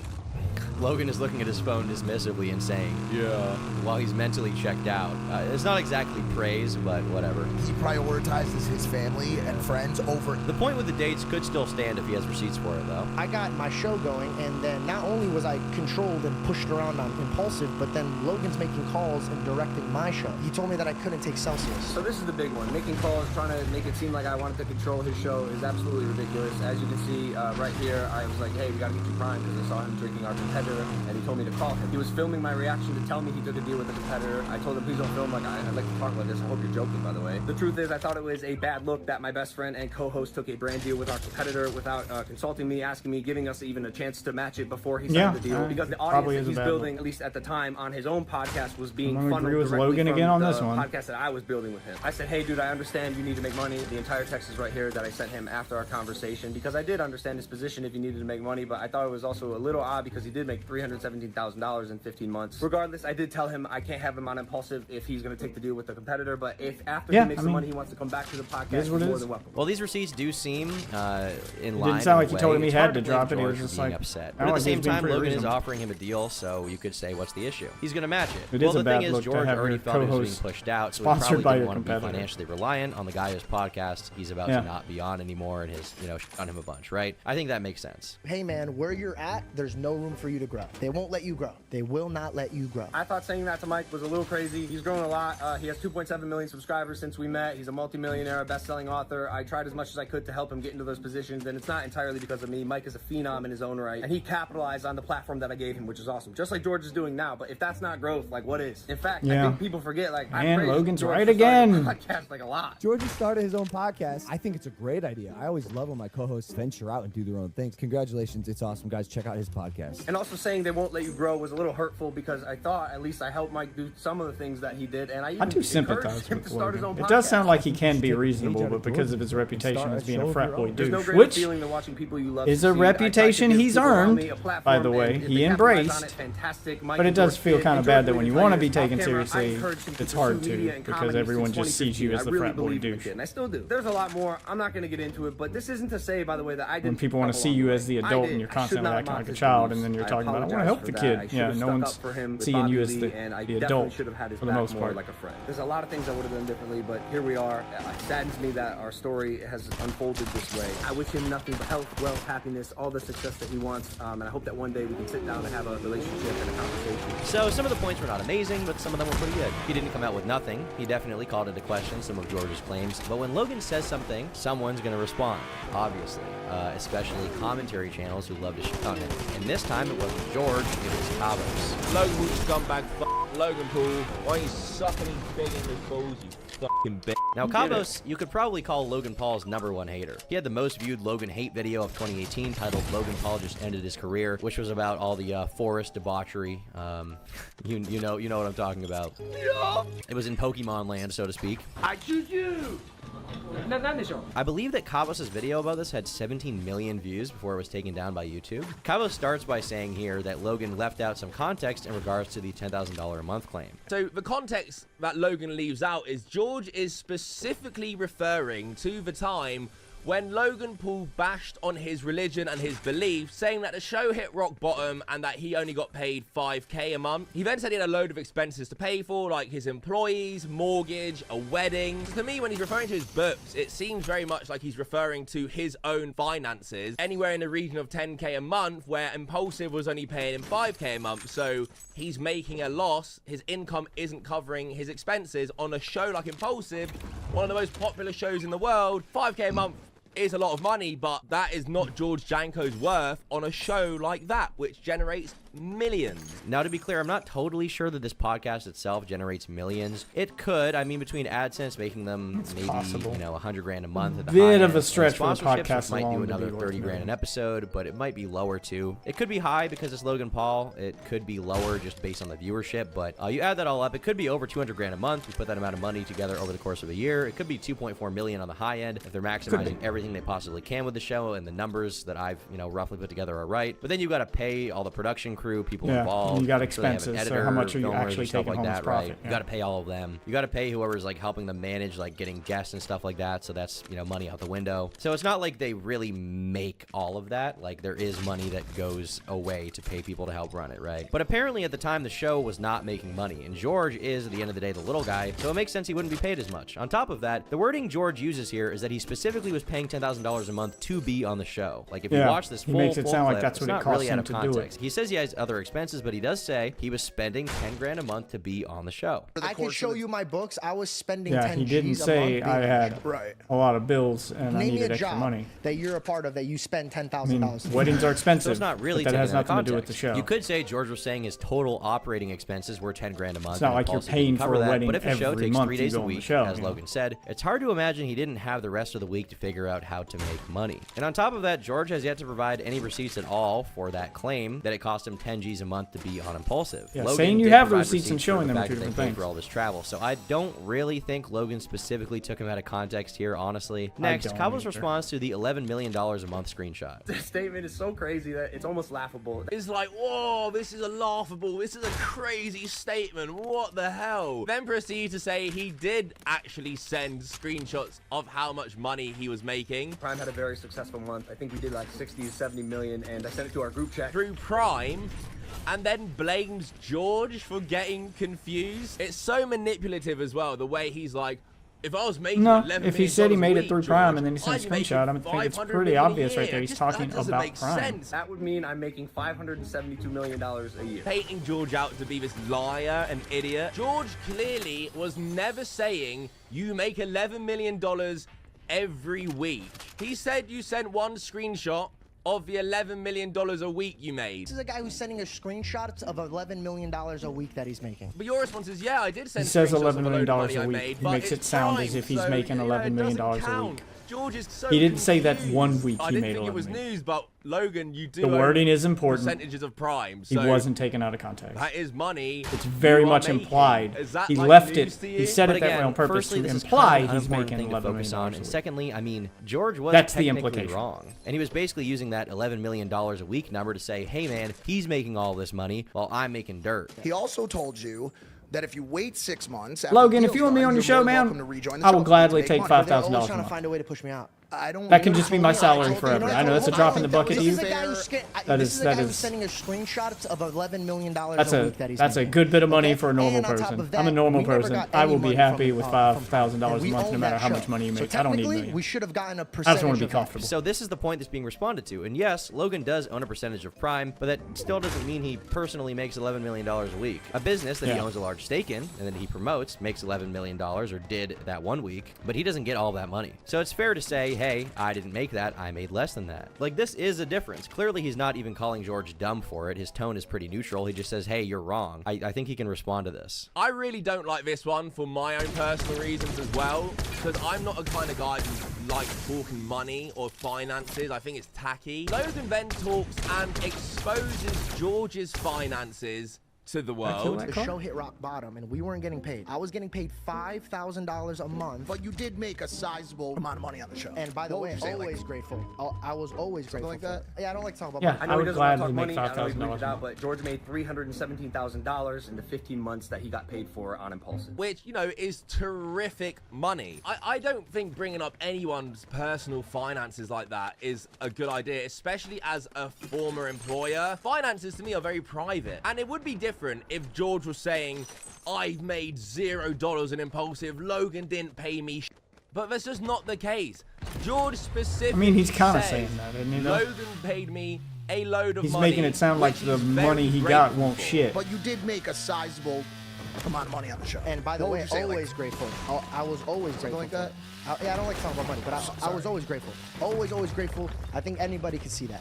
He mentioned being paid $5K a month when things got bad in a specific time frame. He never said he didn't make a lot of money though. So for me, it's so cheap and weird to bring up George's actual finances and money he's made when he admitted he made a lot of money on the show. Yeah, he did. But your problem here seems to be mostly that It's Logan not a lot of money when exposed compared to personal Logan, which is finances. what But 1 second point he ago, was making. George did that to Logan Paul and got the number wrong. This is a guy who's sending a screenshot of $11 million a week that he's making. I don't think bringing up anyone's personal finances like that is a good idea. This is a guy who's sending a screenshot of $11 million a week that he's making. Yeah, just leaves a sour taste in my mouth showing finances like that, especially when it wasn't needed. This is a guy who's sending a screenshot of $11 million a week that he's making. Yeah, I mean, this is just kind of silly. I think we can all probably agree. Logan then starts giving himself this like royal pat on the back for basically paying George what he was worth to the show. A show that is worth absolute millions, that pushes Prime, promotes Prime, Fuck, a he got the billion-dollar hills and I company, didn't. listing off his I'm out. obligations. The work requirements consisted of about 3 days a month, 3 hours each day, traveling the world, networking, and meeting some of the coolest people ever. It comes out to about $2,300 per hour, and you also had 10% equity of the entire show. Yeah, we all know it's a dream gig. Podcasting, going around the world, traveling, of course. But you paid George what he was worth, so don't pat yourself on the back like you're giving some charity. This point is actually fair, I think. It was kind of Yeah. a tangent Logan went on and didn't really add a ton to what was being talked about. Kind of got his ass, okay? Now, the next thing here to revisit is the idea that Logan didn't call or text George after he was fired from the show, which Logan showed screenshots for. Not you, not Caleb, not Kevin, not Dylan. Nobody fucking called me when I got fired. George did not get fired. He quit. I'll touch on that in a second. But after he quit, I called him frequently. As I said, common theme here. Logan cuts the clip a few seconds short for his benefit because George, literally after that sentence, says that the only person who called him was Logan. Not you, not Caleb, not Kevin, not Dylan. Nobody called me when I got fired. Not one person called me.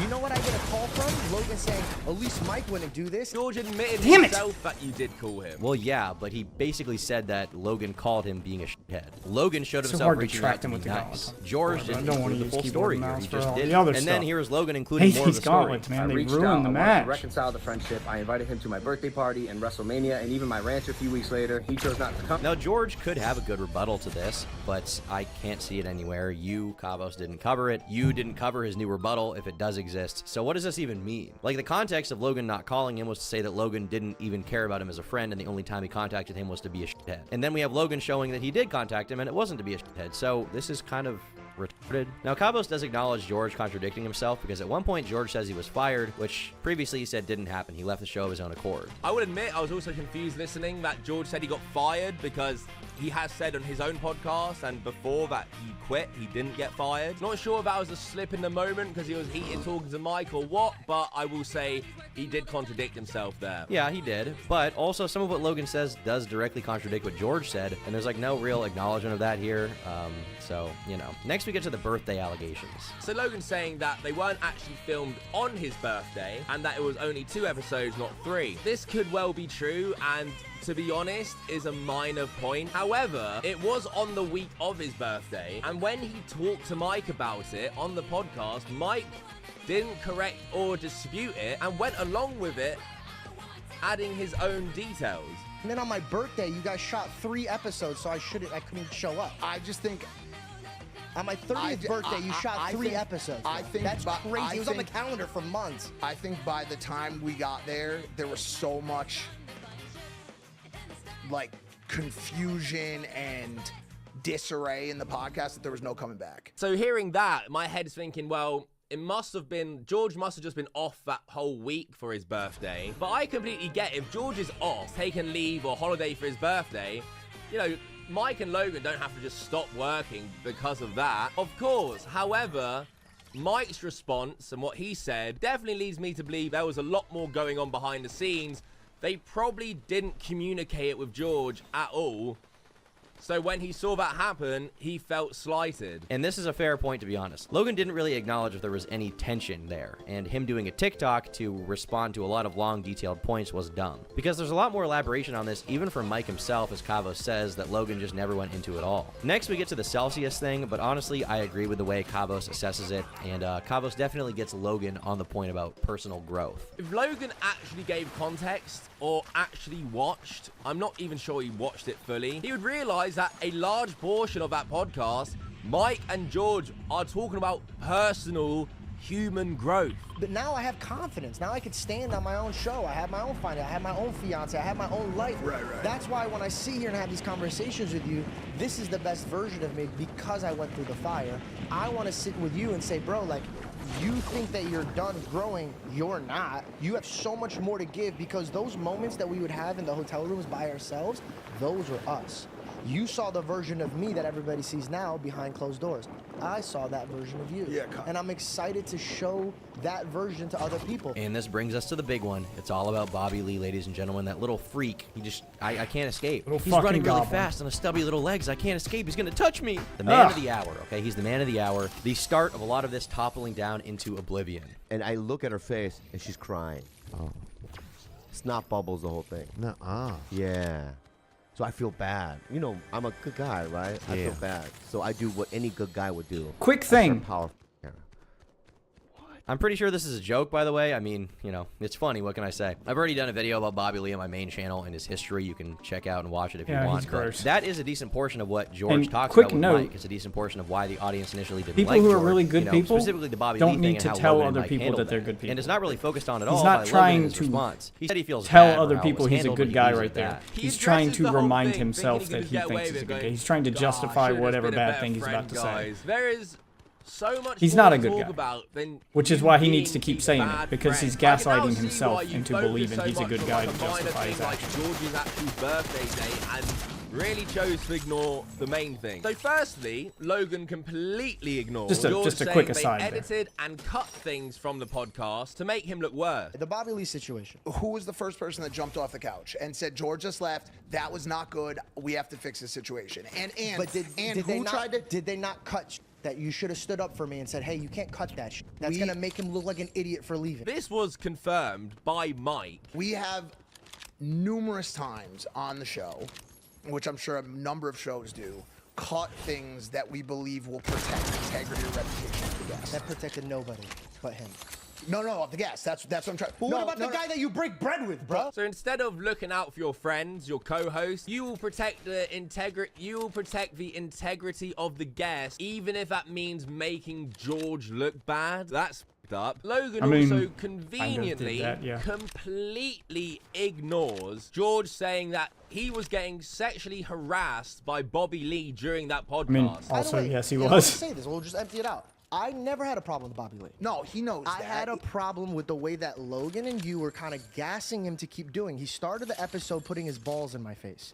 I let that one go. Then every 2 seconds, he kept grabbing my dick. I don't think... How would you feel if a man that has his back completely towards you, that only turns around to grab your dick, talk shit to your face, and you can't smack or beat the living breaks off of this guy? And that after the fact, George left because he simply had enough of how he was being treated. Logan made him apologize, or he wouldn't have a job at Impulsive. But them, because Logan makes me them treating you like apologize to shit this was man, their or brand, I don't have dude. a job on Impulsive anymore. You should have spoke up long before now. Logan with concerns of how things make that him was look, always Logan your role on the apparently show. responded with this. I looked at Logan, I go, Logan, this is gonna make me look You were the really Meg. bad. And he says, I don't give a fuck what you look like. Bro, come on, dog. You were standing right next to me when he said that.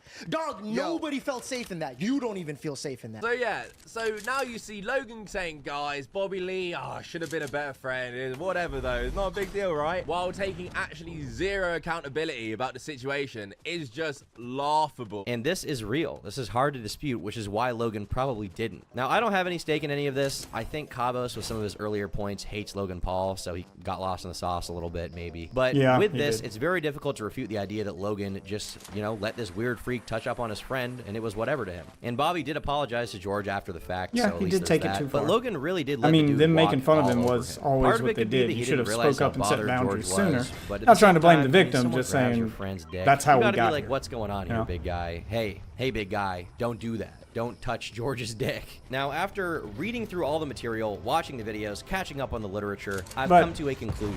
This entire Bobby thing Lee's is a big mess. celebrity, I think so Logan Paul is an asshole. He had a right people to get defend scared to himself tell on the big stuff George celebrities got to do wrong, things because and they the want whole them to come pearl back on the clutching show. Over the So. he shows his finances thing is dumb because George did that in the first place. But he didn't really talk about the other stuff in depth, and I think it's for a reason. With CryptoZoo, Logan made a lot of promises about doing right by the people involved. He has yet to really do right by them at all. And ultimately, to Logan, what matters most seems to be moving forward with his business and not letting anything get in the way of that. To George, what matters Yep, most he's is willing to throw personal friendships away friendships for and that. camaraderie, and he hates when anything gets in the way of that. Or Or, when someone he sees as you a know, personal friend exploit doesn't stick up business, for him. And that's fair, friendships and he's for right to feel business. that way. They were never going to get along. Mike Maljack, whatever the, you know, the ape. Mike Maljitla. He's somewhere in the middle of both of them to the point where he can be friends with both of them independently, but I don't think Logan and George Janko will ever be friends again in a meaningful way, and they probably shouldn't be. So yeah, I think this podcast unfortunately was probably doomed to fail from the start, at least with George involved, and it seems like they're doing better going their separate ways, although Logan definitely can be heavily criticized for how he handled things, and that's justified. So yeah, thanks for watching. I'll see you all later. Goodbye. It's still White Boy Summer, by the way. It hasn't ended yet, so I still... Oh, is it White Boy Summer? Bye. What is White Boy Summer? White Boy Summer is me. White Boy Summer is fun, inclusive. I'm not talking about like Trump, NASCAR type white. I'm talking about, me. I hate John this B, guy. Jack Harlow. White Boy I hate this Summer guy. is love. It's about the white boys that love black queens. It's the white boys that are tuned into the black girl magic. That's really what White Boy Summer is all about. Just shining a light on interracial relations. Okay, well, I can get down with that. I mean, I don't feel like we need to, shine a light on it. Just love who you love. You don't gotta make a big deal out of it.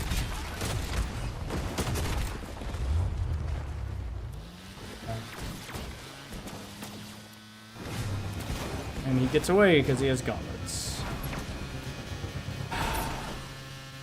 Same shit, different match.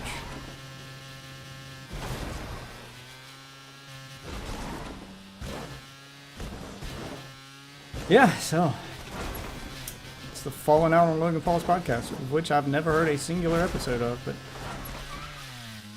I get interested in like the people around Logan and Jake Paul, but not them themselves. Because I do believe that, I mean, they're adults. I do believe that most of the, frat boy bullshit they do is just that. Frat boy bullshit. It's an act. It's easy to just write them off as, fucking morons who, frat boy idiots. But in reality, they're adults. They think like adults. They can turn that act on and off. It's easy for people to forget that, but. Where'd Sassy go? She went to bed. Get a little bit of a solo stream now while I react to videos and stuff. Yeah, it's easy to just like think of Logan Paul as the character that he plays, but he's not a moron. He knows what he's doing, which makes it particularly egregious when he takes a friend who was friends with him before he was famous, and then after he became famous, realized that he could use his fame to make his friends famous. Yeah, like he grew faster than his friend did, and yeah, he is kind of responsible for his friend's fame, but also you kind of exploited that friend for the sake of your show, which is what he did. They turned that guy into the Meg of the podcast. Shut up, Meg. and then the guy got tired of it because this is real life. Not this guy's a real guy, not a cartoon character. Damn it.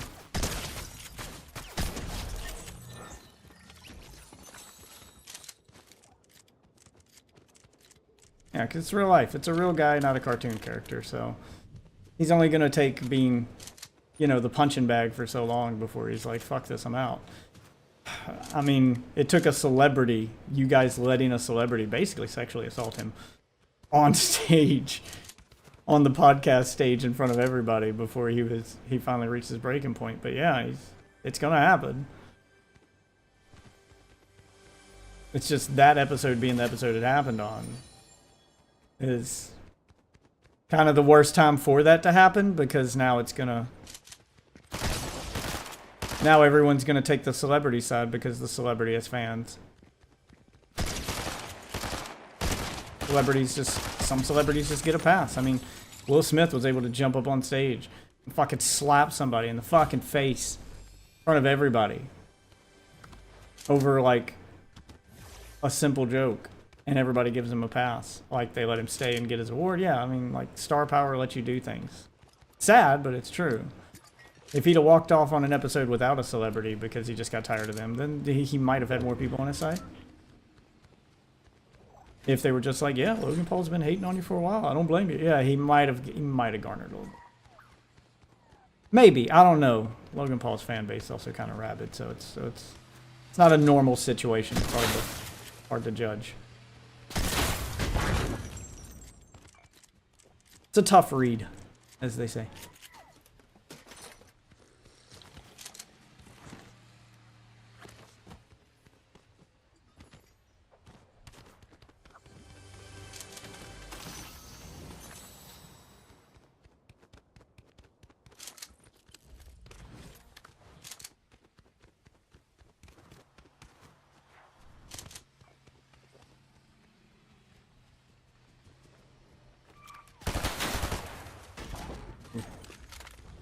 I like the first person gun.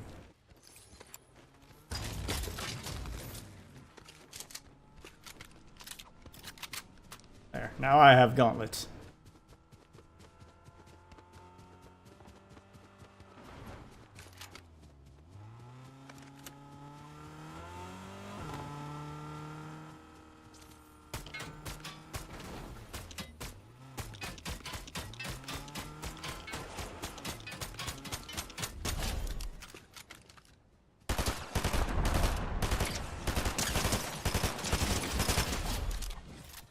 Wow, got him at that distance with the SMG.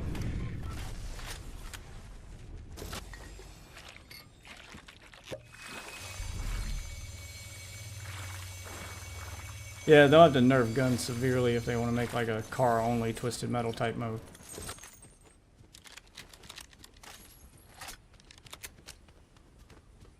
Which they should do. They definitely make a twisted metal type mode where it's all car combat. And then when your car blows up, you get knocked out of the car and you gotta try to run to get to another one, but you need to be severely nerfed when you're on foot. Like, no power weapons, no gauntlets, no bullshit like that, no rocket launchers.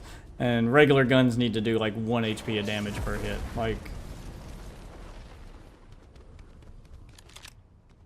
Like your only goal when outside the car should be getting to safety and getting another car. You shouldn't just try to fight people on foot.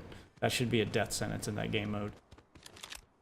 The idea would be stay in a vehicle as much as possible.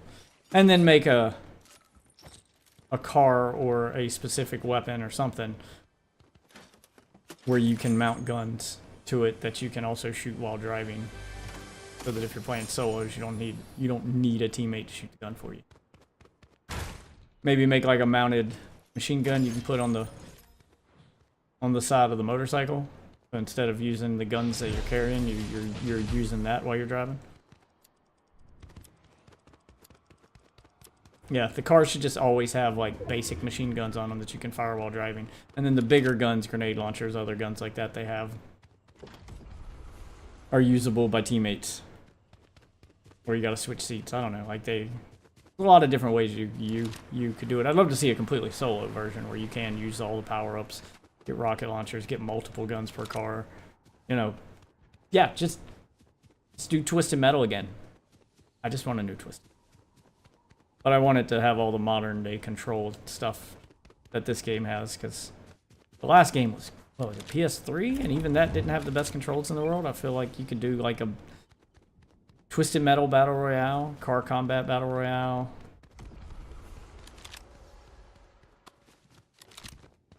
The more modern day control scheme, it'd probably be great.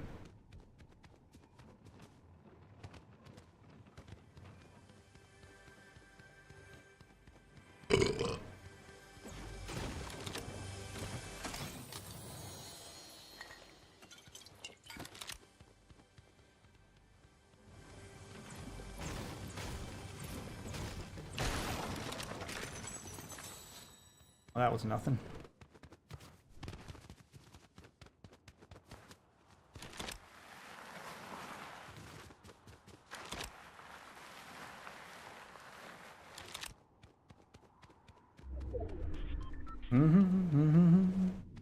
Fire up another video after this round. Doing pretty good considering this is a ranked match.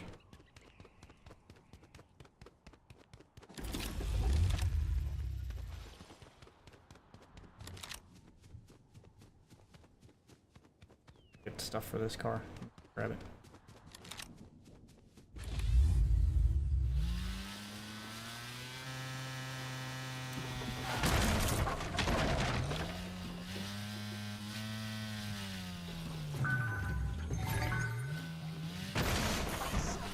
There we go. Got all the upgrades I need.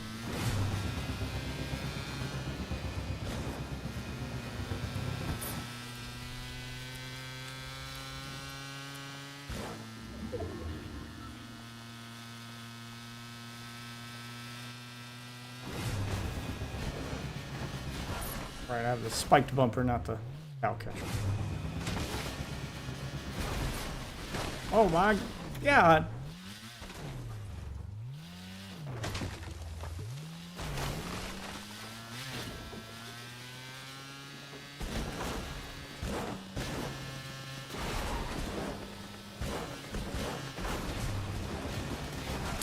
Oh! Goodbye. I love the spiked bumper. Turn your car into a weapon. Got another one.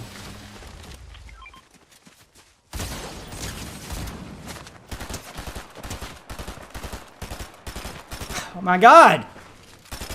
Dude. Fuck, man, with the running.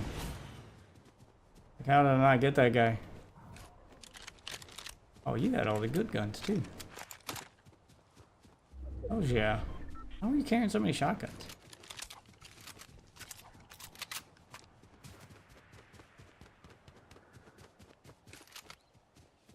He tried to run.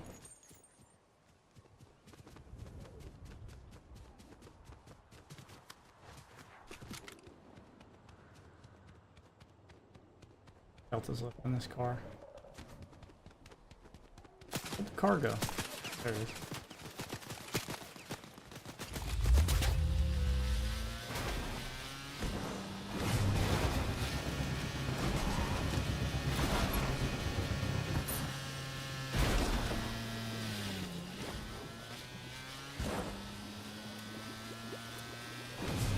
Get out of here. Gotta get out of this place.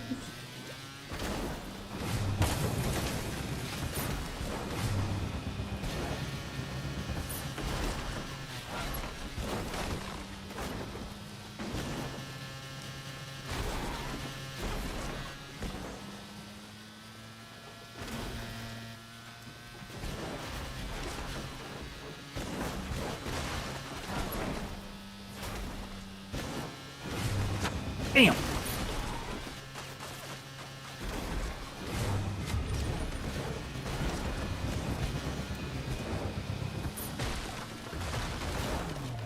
Really? Really? Oh my god. Get me the fuck out of here.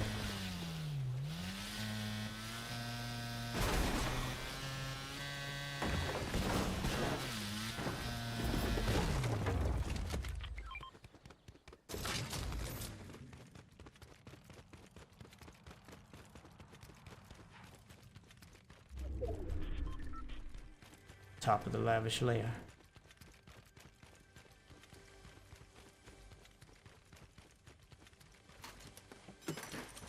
Hola, Rio. ¿Cómo está?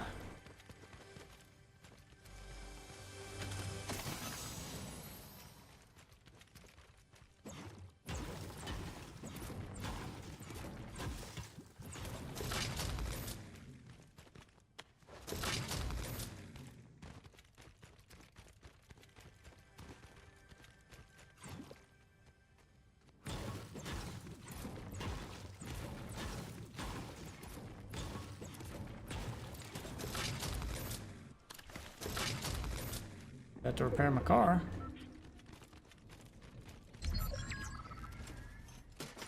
Top 4 in this ranked match.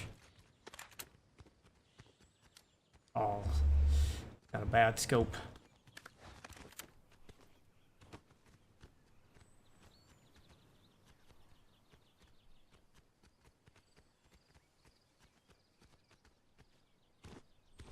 Here.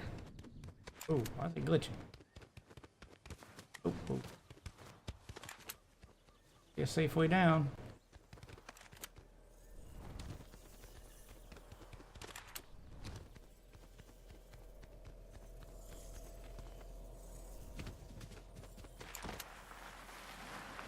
That's going pretty good. Watching YouTube, trying out Fortnite ranked mode. Wife's already gone to bed, so.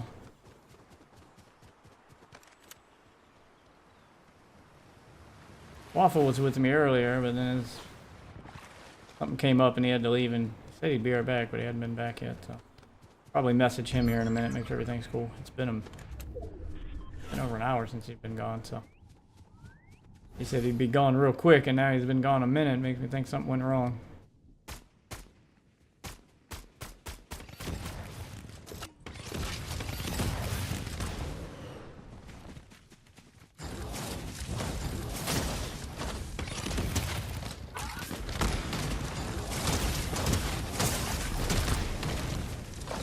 How did mine not kill him? Are you kidding me? I hate these gauntlets, dude. Even when I've got the advantage, I still can't get a kill with these things. I fucking hate these things. They ruined this fucking season, dude. He hadn't even broke my shield yet. I had clearly done everything right, and it still didn't fucking kill him. They still just don't kill. God! They're so fucking inconsistent and just horrible. I hate everything about them. I can never kill anyone with them, but if I run into someone else that has them, I'm dead in 3 hits. I hit him like 4 times. I launch him into the air. I do the ground pound and hit him. I hit him 3 times after that. He's still got 5 HP left. He hit me less times and totally fucking wiped me. I don't understand. I don't fucking understand. They're inconsistent and they don't make sense. I fucking hate weapons. Like, I hate that Fortnite does this. I hate that they do this. I hate that they do this. Just stop with this nonsense. I cannot take the game seriously at all because of this. I can't get good with a weapon. I can't fucking wrap my head around, and they don't make sense to me. They just don't. They're the absolute fucking worst.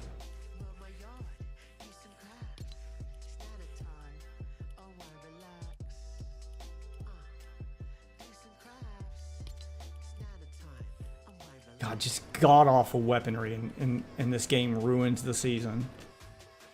Make a cool season with cool... Make a cool season with cool fucking cars and a cool theme and everything I like. And then you ruin it with this shit. And then you ruin it by making it so that, you know, this one weapon is the only thing anyone ever fucking carries. You have to have it on you at all times. You have to use it because it's the only fighting chance you have against it. But it's inconsistent, or you have to be perfectly... Like, I don't know. I don't understand. I don't understand why I didn't kill that guy. I really don't. I really don't. Every other one I've been like, oh, he had more health than me or something. But no, I had the upper hand for that entire fucking fight. And somehow in 3 hits, he's able to do more damage than I did in the 3 hits with mine with the same weapon. It makes no fucking sense. That it's not even like the damn things get headshots. So it's not even that his aim was better. Like, it's an AoE weapon. I don't get it. I don't get it. I'm gonna take a break. I gotta go grab I'm gonna go grab one of them Dolly Parton donuts. Eat something while I'm bitching at this game and look for a YouTube video to distract me from how horrible that weapon is this season. I'll be right back, guys.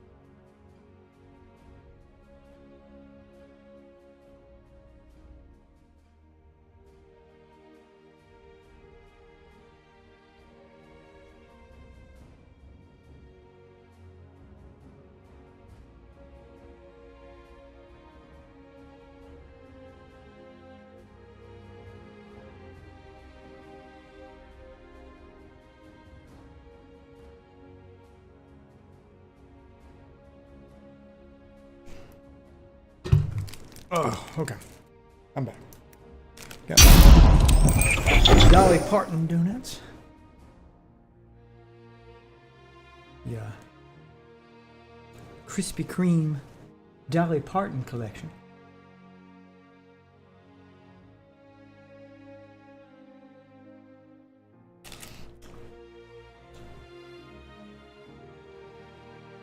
Let's find some YouTube videos to watch. I gotta stay out on my face. It must be good.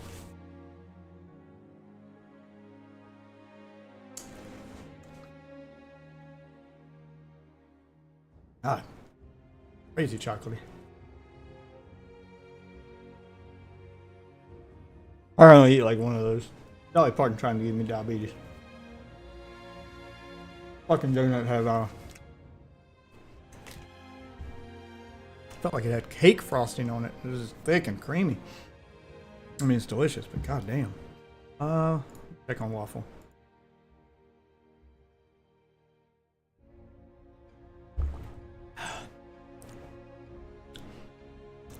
Well, I'll look up another YouTube video.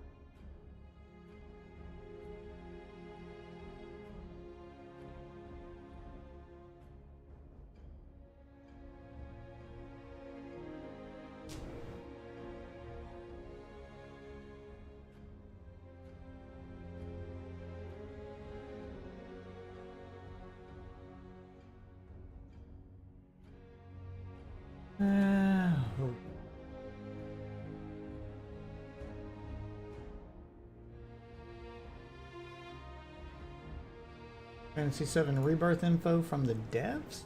Shit's like 3 hours long. Start that one. It's a whole fucking stream. I'll wait till somebody makes a more condensed video about that.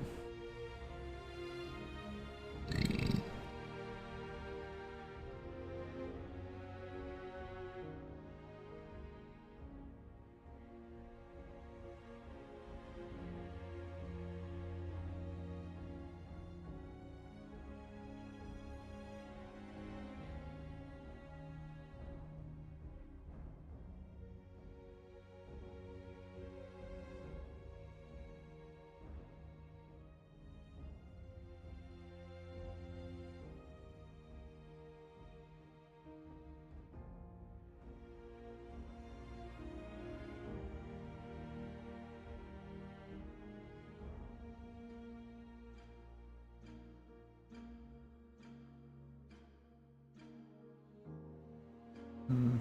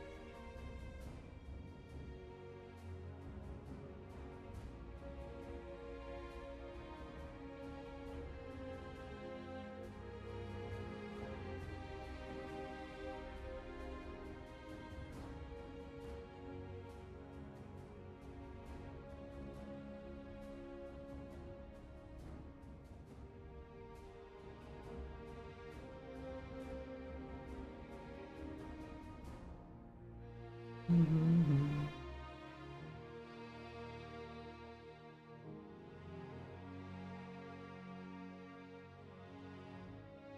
Hmm. Sure what I'm in the mood to watch.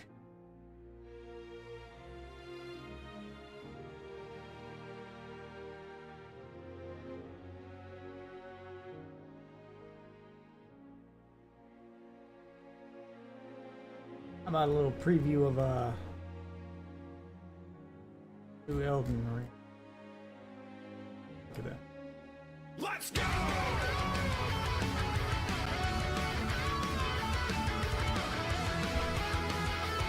Play video?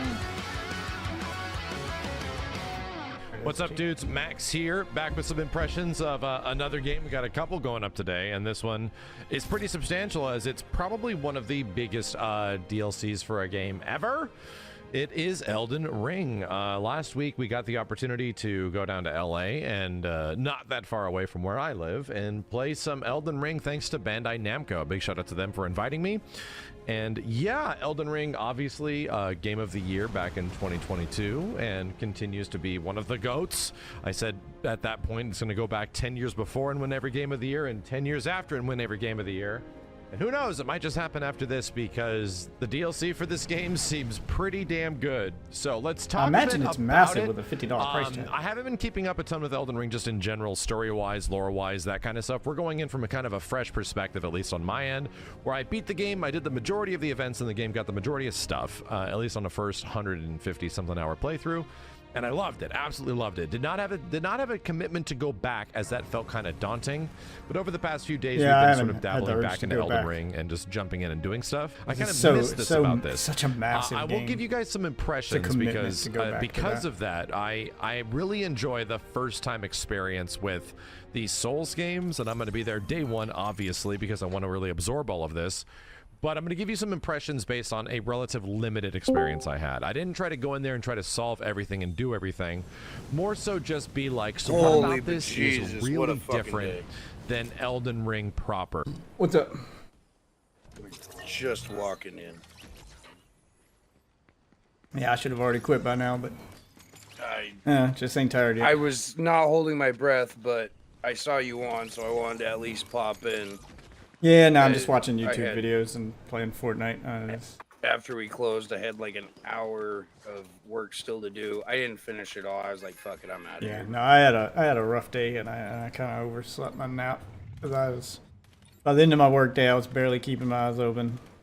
Oh my, yeah, my eyes are burning. I didn't get my usual 4 hours of sleep the night before, so I was working off like 2 hours of sleep for the whole day, and I was just completely out of it by the end of work. I was barely keeping my eyes open. I came home and I laid down. Oh, I don't blame you. I'm just- off I just tomorrow or overslept. today, so I will be on tomorrow if you want to talk. Tomorrow, I'm gonna try to do a longer stream tomorrow. Hopefully I don't have anything going on with the kids or nothing. I don't think I have anything till Saturday, and I should be able to get off work early tomorrow. I don't have a whole lot to do unless they drop something on my plate as soon as I get there. I should be done about lunchtime. Come home, take a little nap, and then try to do like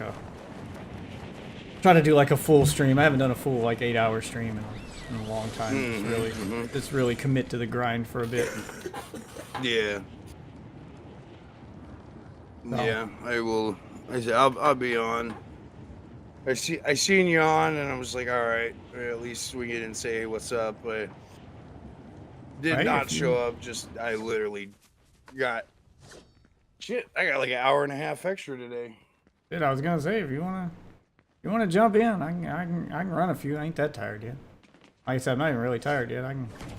Yeah, I'll jump in. I'm gonna take a couple dabs while it's loading. Yeah. I'm doing actually started doing ranked matches just to see how sweaty these get. I So wish.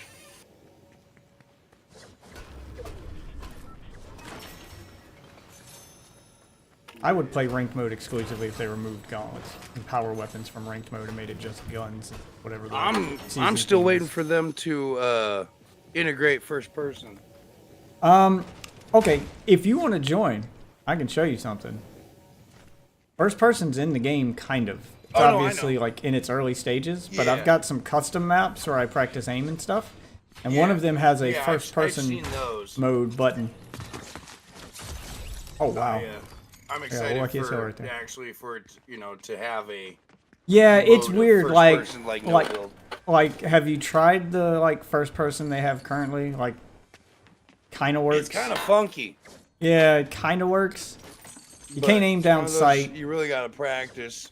But Yeah, I want to you- get put in that situation of, you're in the middle of a fight. You're trying to recover. Some guns work great with first person, the mode that they have in the game right now. Some are Dog water. Yeah, like you can't aim down sight properly with some of the guns, so it's in the game. It's clearly still a work in progress, but there's like custom maps that are already using it, so you can kind of track its progress by playing on those maps. So I check on those every now and then just to see like how it's coming along, It's pretty close though. Shouldn't be too much longer now before we actually have a official first person mode in the game. Yeah.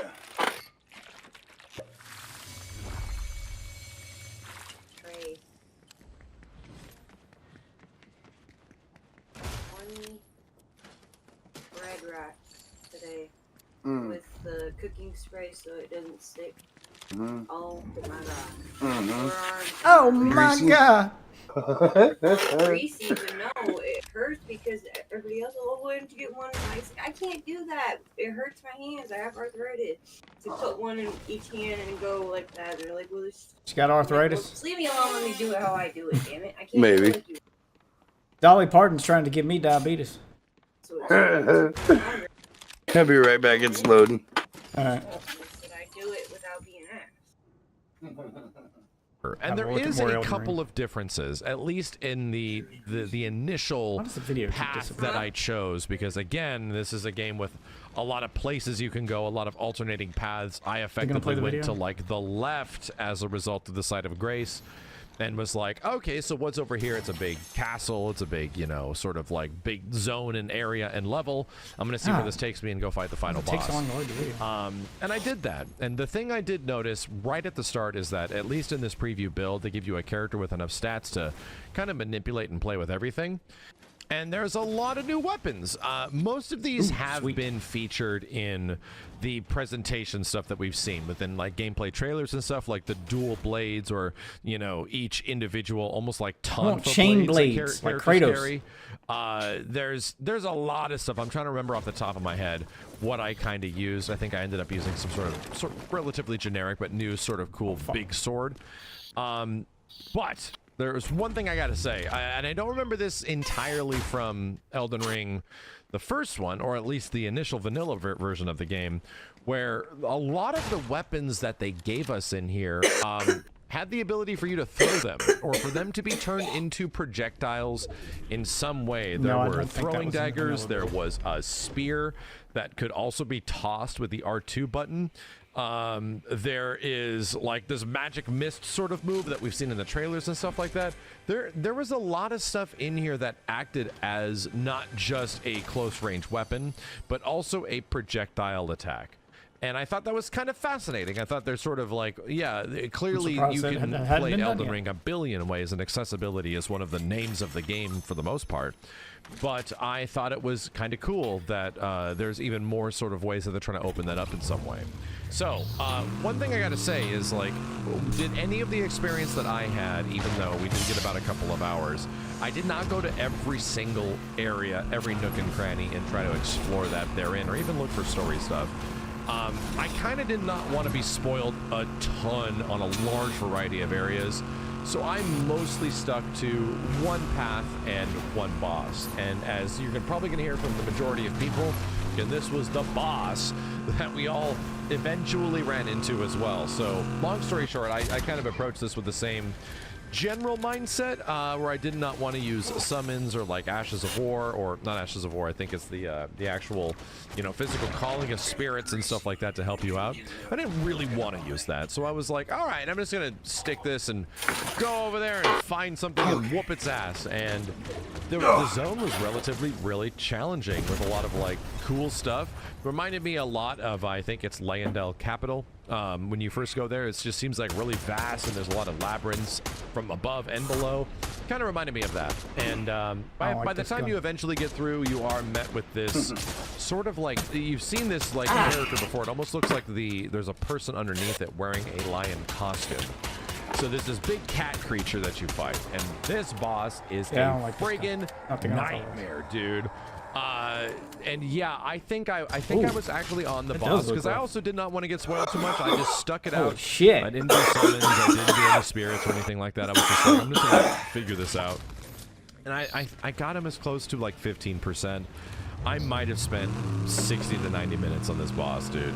It was legit ridiculously tough. Lots of different phases. I think he has 4 different phases. I don't want to go into too many spoilers. They gave us footage of it so I can at least show it off, but it was insane. Excuse me. I will say, at some point it was like, okay, we only got 30 minutes left. This boss is being an Elden Ring boss, so I am going to just call a summon and call a spirit and see how it goes. And yeah, it died. Like, you know, like it was not even that hard. So this is a really difficult boss fight, because it's got huge attacks that are very disjointed from where it is, which is just the name of Elden Ring. A lot of consecutive attacks, which is also another Elden Ring stipulation when it comes to a lot of its bosses, and you really got to learn the patterns of this stuff. So I'm fairly confident that when this comes out, I'm not going to use any of that. We're just going to tackle this, you know, straight up. But this was a difficult boss fight, really difficult, where it almost reminds me of the I think it's the Malekith boss fight, but even harder, where it's just like, man, this guy's jumping all over the place, what the hell do I do? So I was impressed by it, and you know, I was also frustrated by it, as you should be, but still, I'm anticipating there's probably going to be stuff that is equally, if not harder than that throughout the rest of the DLC. I just have a funny feeling. The other thing that seems very cool is environmental variety. And as we got a pretty good idea that the space we're going to be traveling and traversing through and finding new things in is pretty damn big, there's also a lot of different looking locales throughout this DLC. And if anything's anything, I talked about this before when we were talking about the trailer, the DLC for a lot of FromSoft games kind of defines that game. It sort of is like, you know, the icing on top of the cake that is the initial experience. That's the same thing for Dark Souls 3, for Bloodborne especially, and, you know, I think it might also be the case for Elden Ring.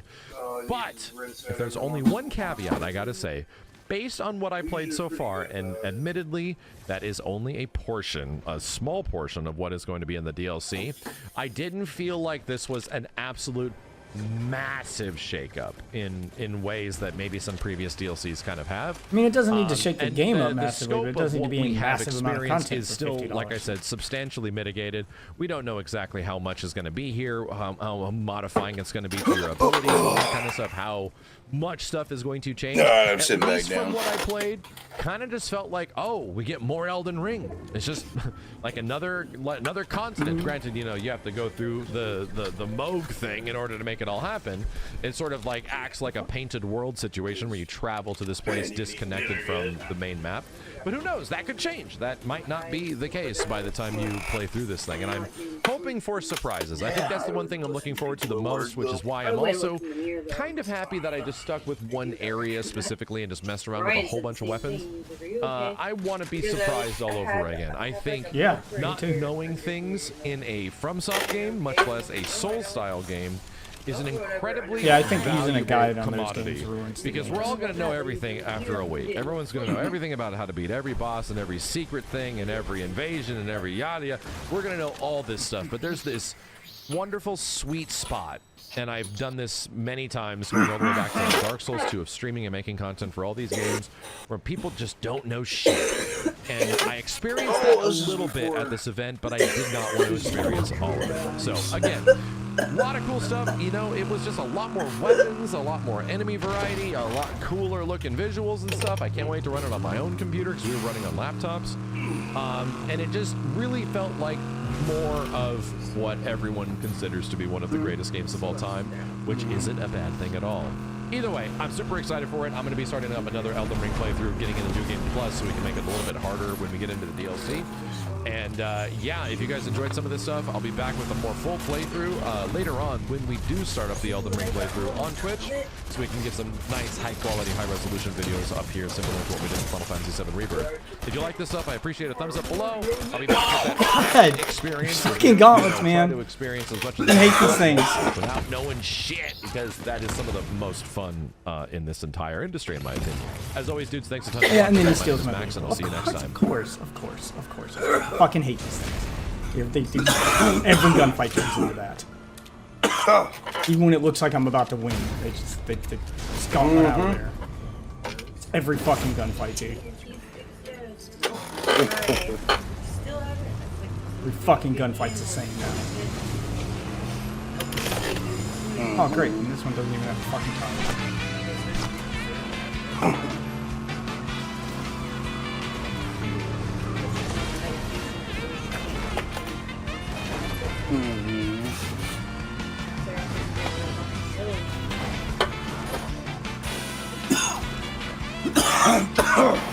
Oh my God. That sounds like you have an abscess or something. I don't think I've insulted either of them. I think I've just been like, I believe what they said. I believe that they were confused or had a reaction for whatever reason. If they this allegation against me and retracted it, I've not called either. Get rid of that.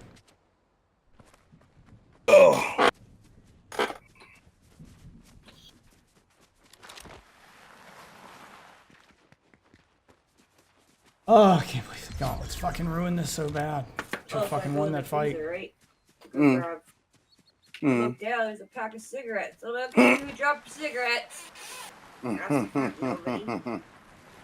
else, like, I don't think anybody else smokes Never mind then.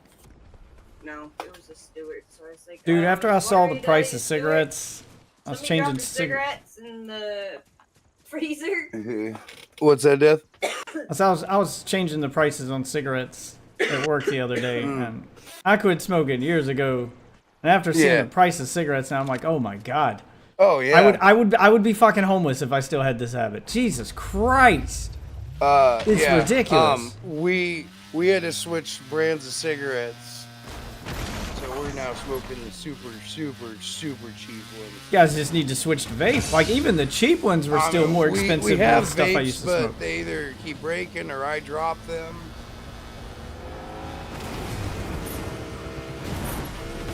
Oh my god. And then we run. Oh my God! Either the Off of coil the burns wall. out, the atomizer burns out, Awesome. and we can't find it anymore. hate how bouncy the cars are. I hate these off-road tires. Just bounced over. And we're batting 1,000 for getting shitty juice.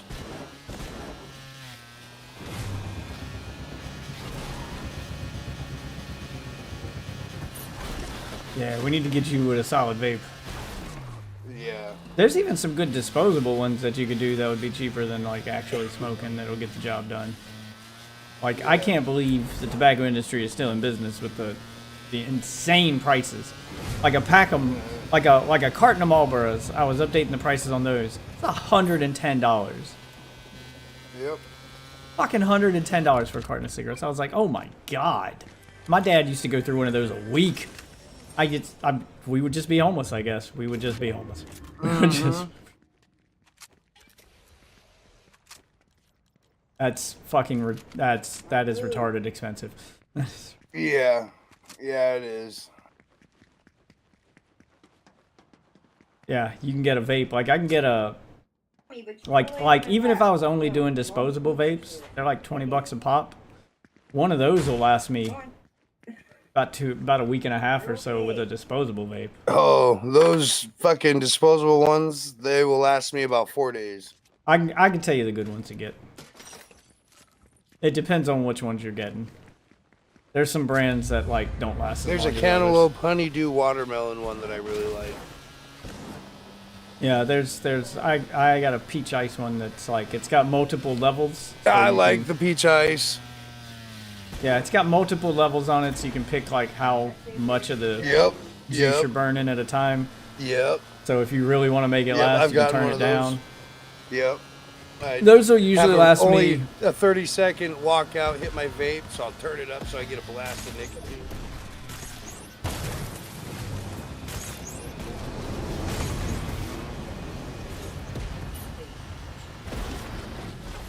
Really? Really? I'm turtling.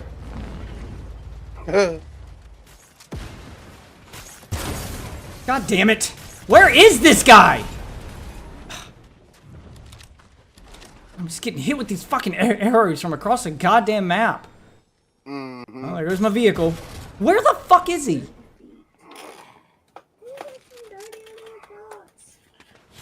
Really aggravating.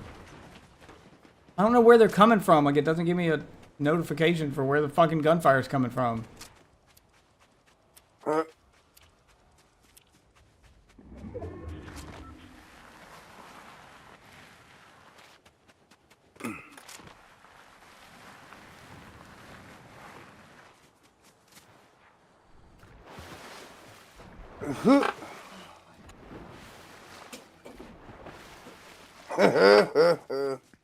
Get the fuck out of here. I got no car.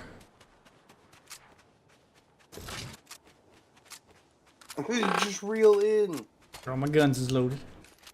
He doesn't know how to use a grapple.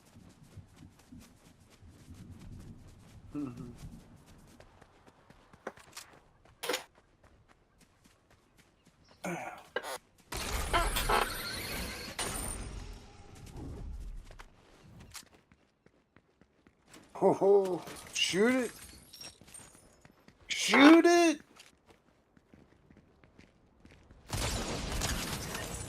Gotcha, bitch. Who was you shooting at? Where I walked up on you.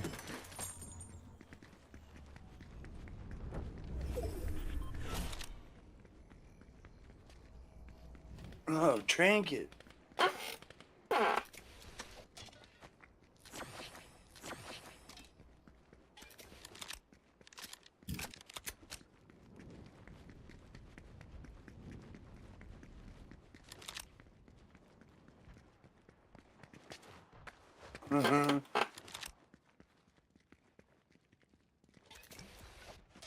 Oh, bye. What are you playing? Oh, I was just watching a video. Oh, I was about to say, it sounds like Overwatch. Huh? Sounded like Overwatch. Oh, no, watching some people play Ark. Ah. And there's a T-Rex that got stuck in a waterfall and behind a rock. And instead of taming it, they're killing it. And it's like, fuck, you got a free T-Rex. Trank that motherfucker. It can't go nowhere, even when it torpor runs. Yeah, I heard you screaming Trank It, and I'm like, oh, somebody playing Ana?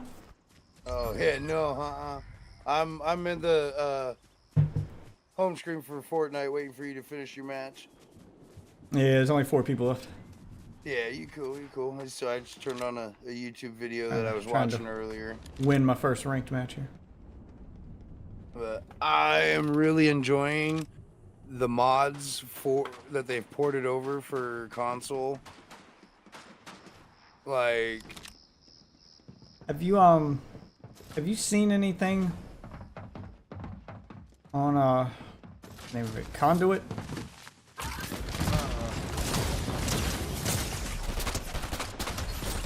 Whew. Sorry.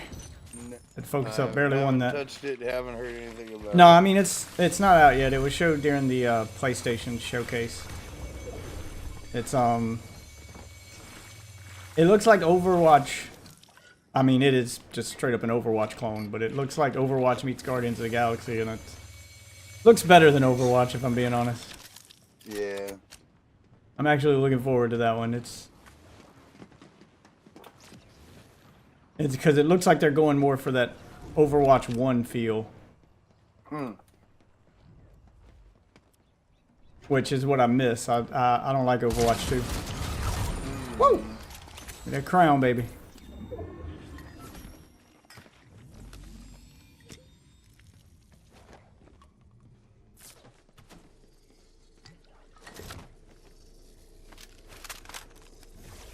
Alright.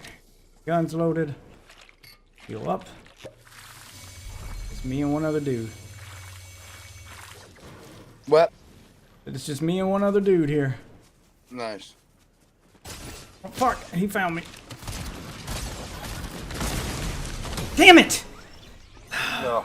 You got the fucking jump on me. I cannot win a fucking rank match to save my life. God damn it. God, it's the fucking gauntlets. I shoot at him and he immediately swaps to gauntlets and flies up in the air. This is because they fucking ruined the game. I would have fucking had him if it weren't for that. If it weren't for the gauntlets every fucking time. This is getting extremely old. I'm backing off.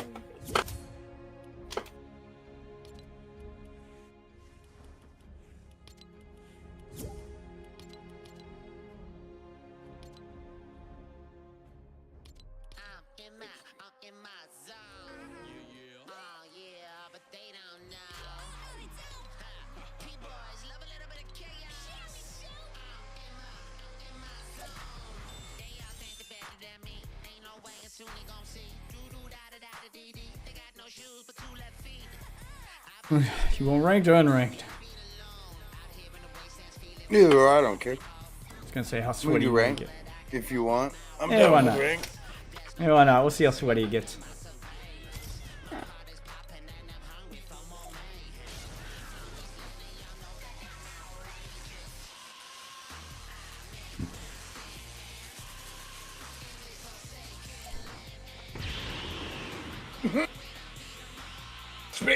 Yeah, you should hit spacebar when you didn't grab the ladder.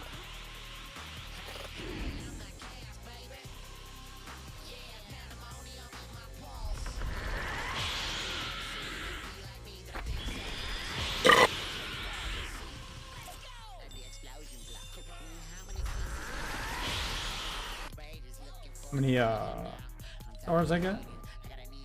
33 for the next page.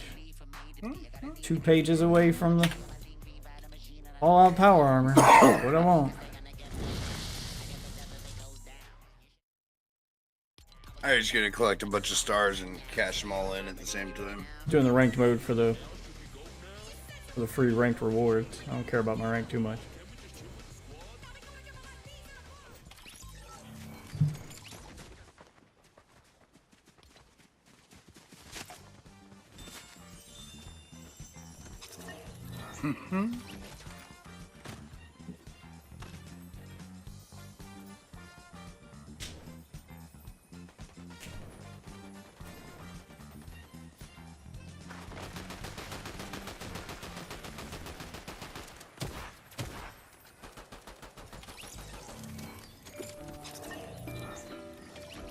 You've got to Billie Eilish.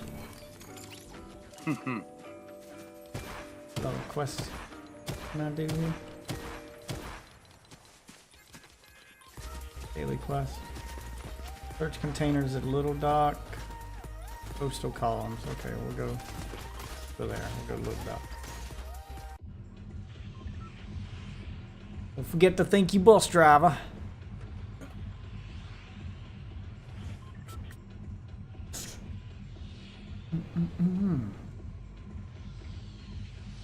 Yeah, I think it's Concord was the name of the game. You should look that one up. Check out the video on it. They played like a long opening cinematic, kind of Overwatch style, where they introduce you to the characters and try to make you fall in love with them, show off their personalities, and then they did, you know, and then it cuts to the devs and they do some gameplay stuff and explain the gameplay.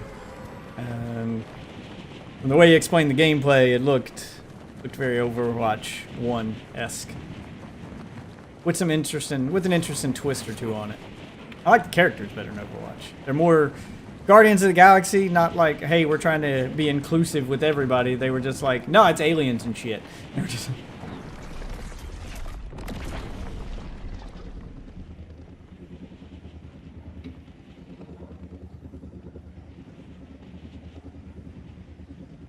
You got that game coming out, and then you got Marvel Rivals. Like, those are the two, like, big team-based games. I'm like, well, we're gonna play one of them. If it weren't for the fucking PlayStation exclusive element, I'd say we should all be playing fucking Helldivers right now. I want to play more of that game, but I don't have anybody to play it with me.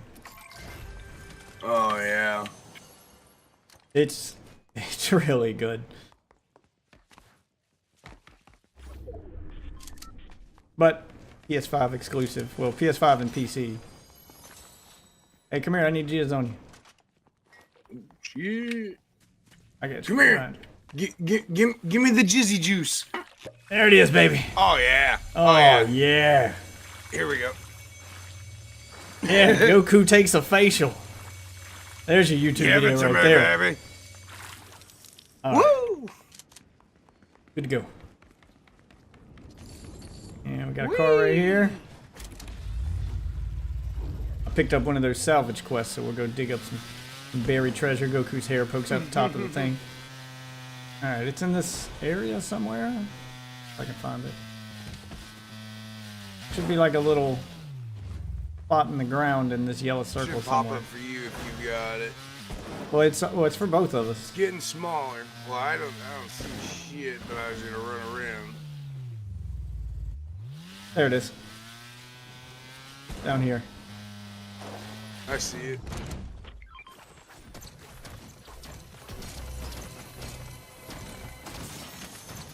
What's it got? We'll go hit the next one. Nothing good in that one.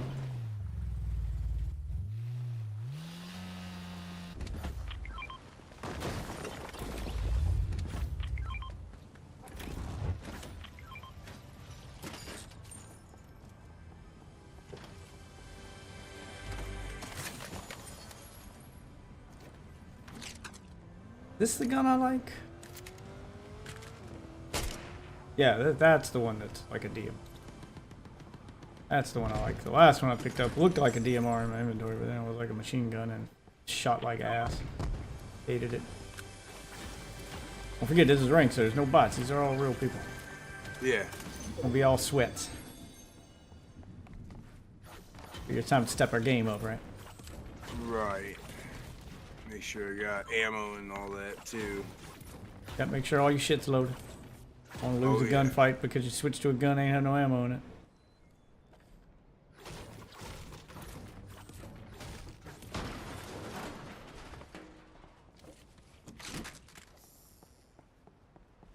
Yeah, they ain't shit in these houses. Alright, let's go to the next place. Go dig up the next. Go dig up the next buried treasure. Only got like 2 minutes left. Here, I'll come pick you up.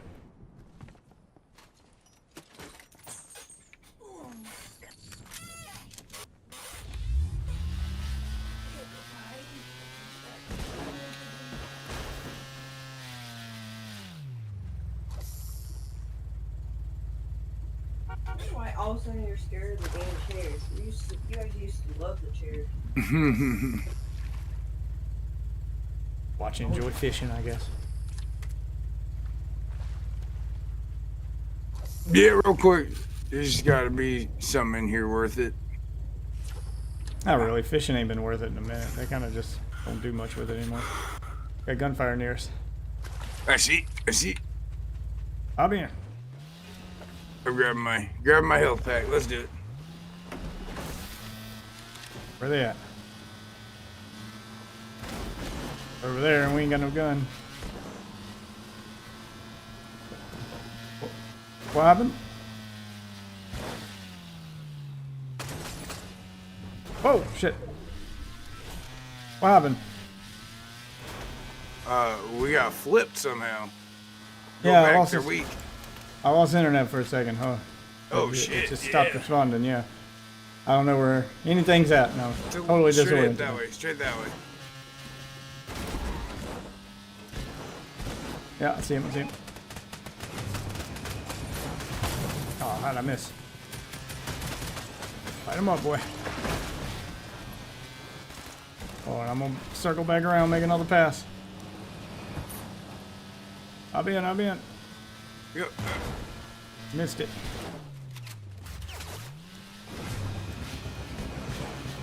Get out of here.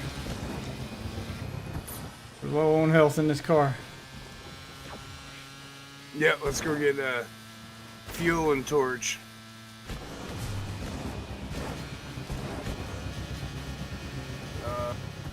We got... Oh, shit!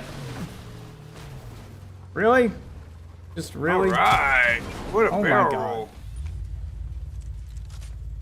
Controls like ass. Fresh car right there. Yep, let's grab it.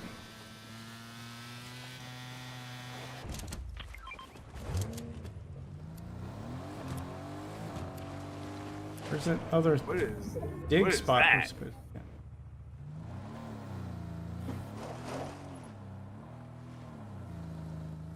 Huh. Huh, yeah. Oh, our dig spot's gone. We missed the other half of that quest. Oh well.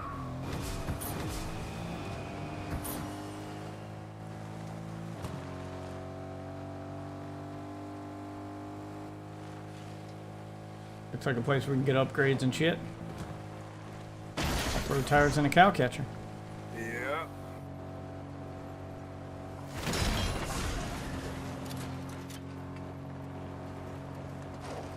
This is where you were fishing. Was it? Oh shit, okay. Oh, there is gauntlets down here. Yeah, I pinged him. That's why my ping's there. Alright, let's go. Got the explosive crossbow here.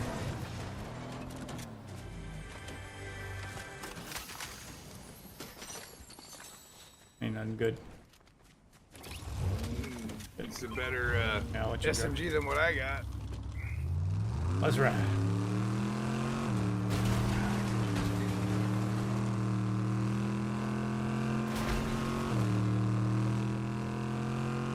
Gunfire straight ahead. Yep.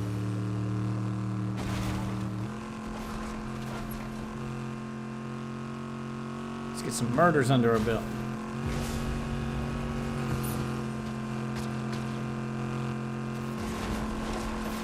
Oh shit. Speed bump.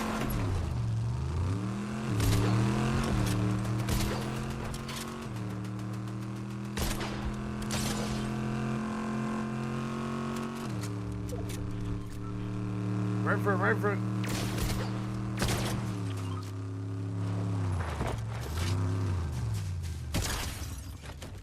He get in our car? He's in our car. Yep. I'm sitting in the driver's seat so he can't leave. He's in the passenger seat. No, don't shoot him. Yep. Go for a ride, bitch.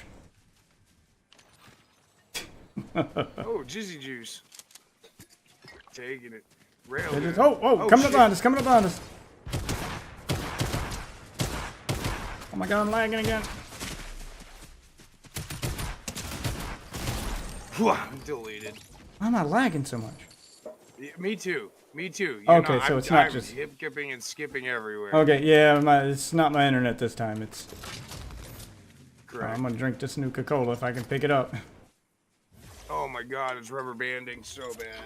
Yeah, it's definitely the server this time and not my internet because my stream looks fine. It ain't you. Just kind of stand still, see if it fixes itself. Move. I can't Yeah, move. just kind of chill in one spot, see if it fixes itself. Yep, I'm gonna crouch. Actually, I'm gonna work my way up behind the rock or close Just try to to the rock. take the time to reload all your weapons and shit.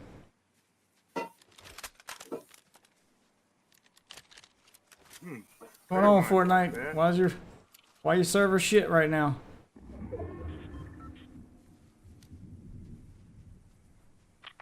Got him down there.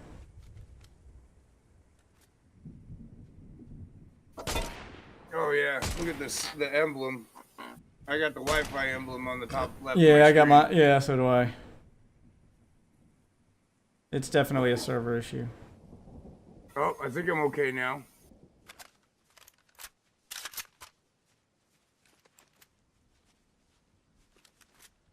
Hoping that as the icon's gone.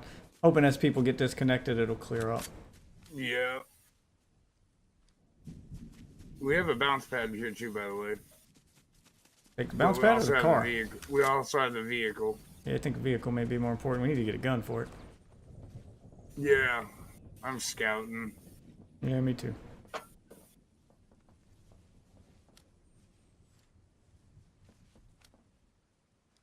There may be stuff down there.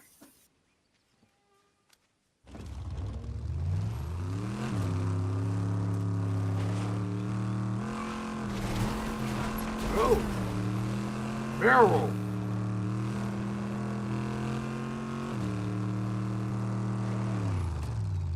Ooh, hold up. There's a better. Oh! Yeah. Wrong button. Yep. Yeah, that was a pretty smart move with the getting the driver's seat so he can't steal the car and run away, and then he just sat there getting shot in the face. He was trying. Another cow catcher. Oh. Come on, we need a gun. We already got a cow catcher. That's what I was thinking. Did I see footsteps to the right? No, Yeah, that he was the stopped and he island. crouched. It was the It's like he island crouched. spawning. No, it was the island spawning. No, it's to the right. I didn't see nothing. Might have missed it though. If he wants to hide, let him hide. We'll kill him later. What we got there? Tires again. Come on, I need a gun. Give me a gun. There's a gun. Yep, I got you. There we go. We're good to go now. I want to loop back around. I need that if spiked they bumper so you can respawn run people and over, see yeah. if those tires change to bulletproof. Yeah, I think every time they respawn, they change to a new thing. Stop there and wait for them. Need to find the cow catcher one and respawn that into a spiked bumper. Yeah, that Oh, would we be just bulletproof. passed it. Here we go. We passed the cow catcher. It's back here. Yeah, you gotta go pick it up and then wait for it to respawn. Yep. Oh, That's it's not fine. out. It's not outside the gas, is it? Where was it? To the left? Yeah. Yeah, right here. Yeah, we might not have time. Gas might overtake it before it respawns now. Oh no, it's right here. Oh, you need gas too. Yeah, but you gotta pick it up and then wait for it to respawn before the gas gets here. Doesn't look like we're gonna make it. Right next to us. Yeah, it's gonna take too long to respawn. It might. I'll be ready to punch it. Although it is early storm. We can tank a little bit. I got juice and med kits. If we get spike bumper, it's worth it. All right, get in, get out. Worth it. I'll boost us the fuck out of here. All right, get us to gas station. To the left, I see it. Yep.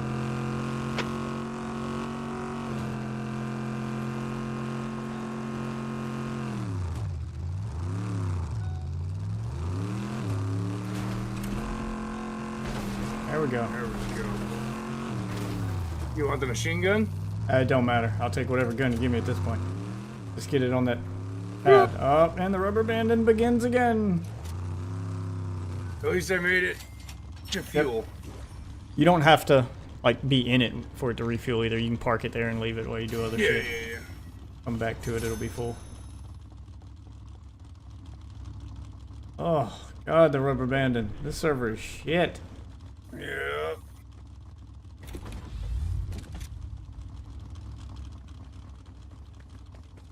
With the nitro fist, perform an uppercut, then land with an air, and it cuts off. So I guess I need to find nitro fists.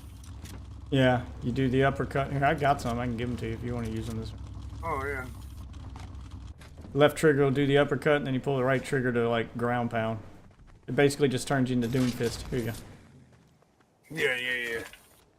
Thank you. So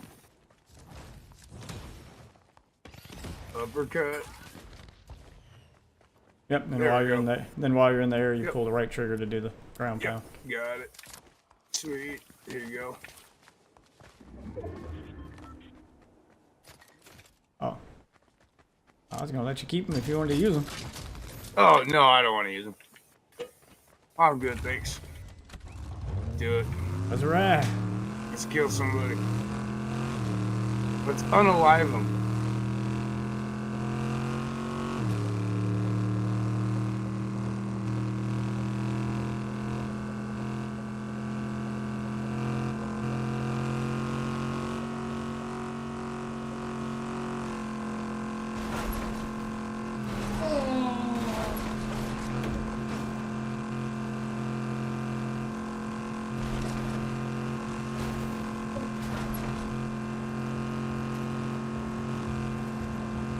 Fuck is everybody?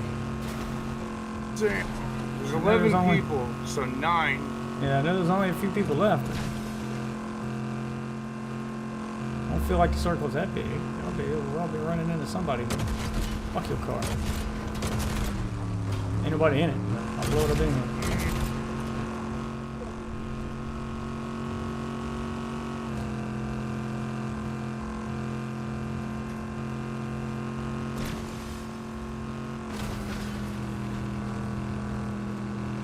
Oh, there we go.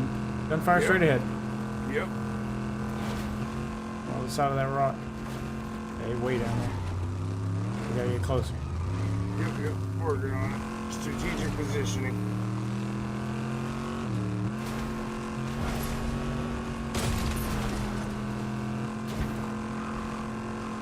Oh my god. Oh my god.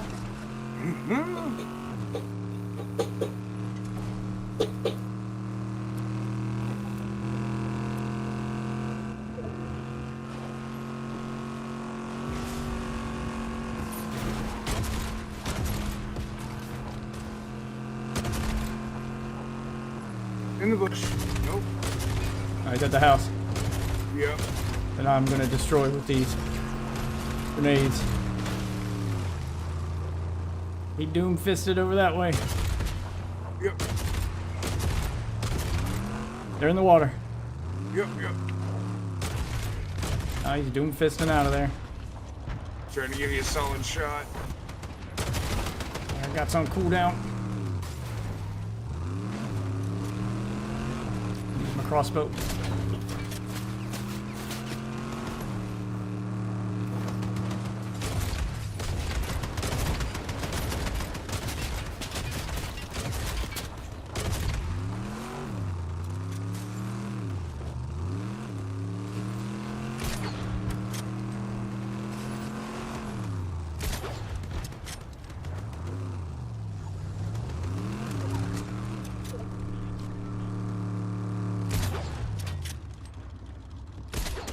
Got the car.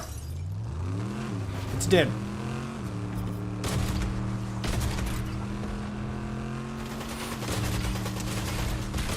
He's one shot, Got him. Nice.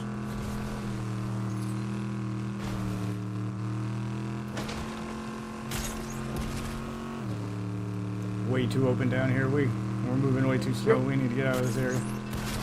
Where is he?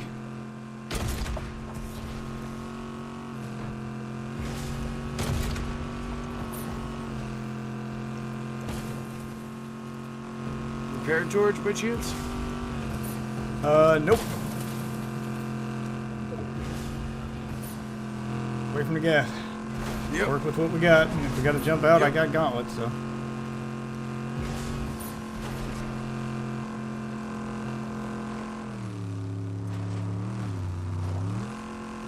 Oh my god. Destroy that house. Gas pushing somebody out of it if they're Straight in it. ahead, straight ahead.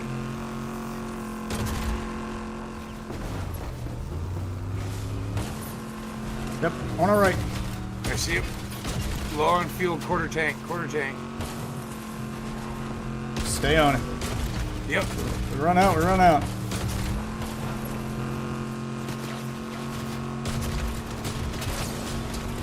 Oh my god, I'm doing so much damage.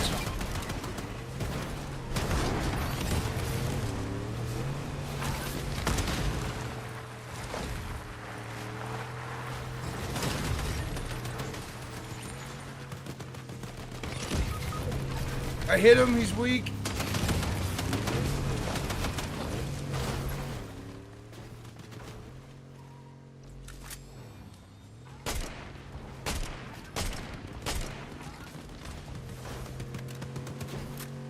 Yeah, I'm trying to get to you while they're distracted with each other. Yep. I got What's Jizzy up, Squall Juice. Rush? Here's hoping. We go for it while they fight each other. Oh no, don't pay attention to me. Nice try. Nice try. It's all Yeah, good. it was worth a shot. No. Yep.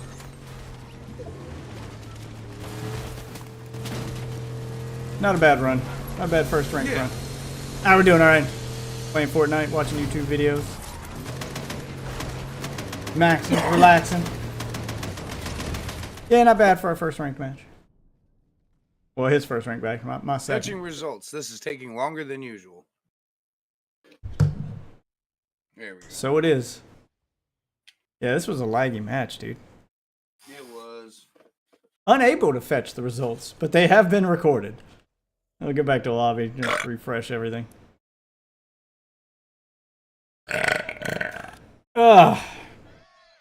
We'll grab a drink while Unlock it loads. reward. Ooh, danger emoticon.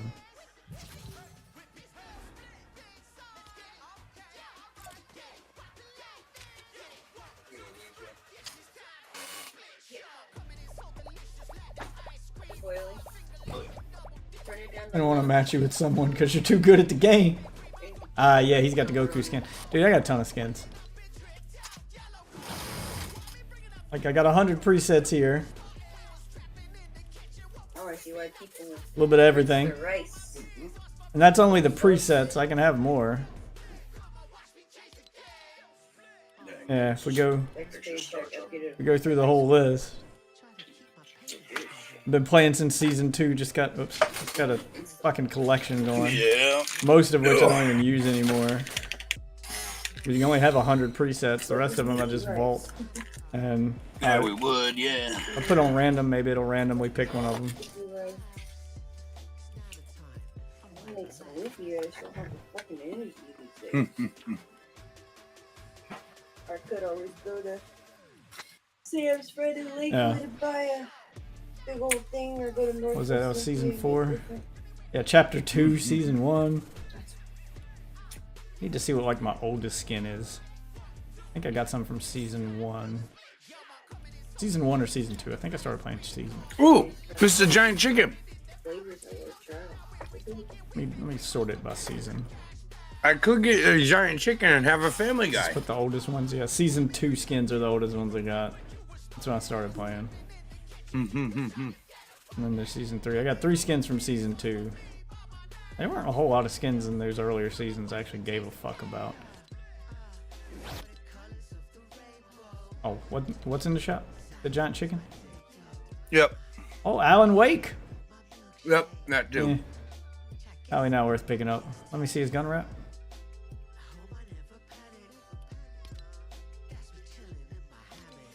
It's alright. I don't know if I like it enough to buy it. What, Giant Chicken? You don't play this game too much, but you got the Goku skin. I got NBA stuff. There it is, giant chicken. I'm thinking about getting him. Although I mean, I already don't I have. got the V-Bucks for it. Yeah, I do too. I just don't know if I want to get him. Right. Because I'd get it, I'd use it once, and then I'd rotate it like every 50 games. Yeah, because I already got so many skins, I don't even use all the ones I got. Bingo.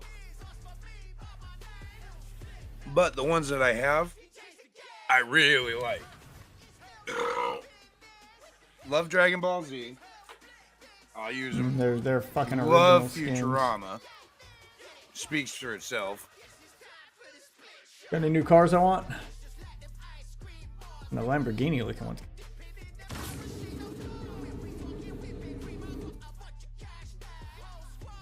Need to sign into Rocket League to see if I got any new cars in that they can transfer over. I don't care about tracks. I don't care about Lego stuff. Okay. Oh, I gotta go. Postal columns and search containers.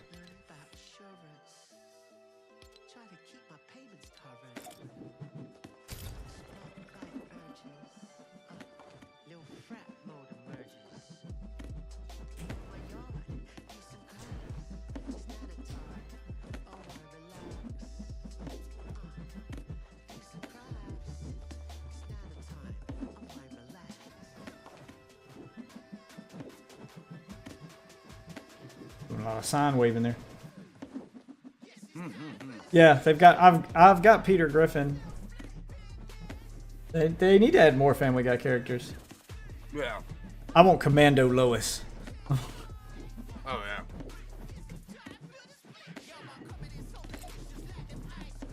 I want Quagmire with a big Popeye arm. I want Mech Suit Joe. His little legs just dangling. Like Morty. Yeah.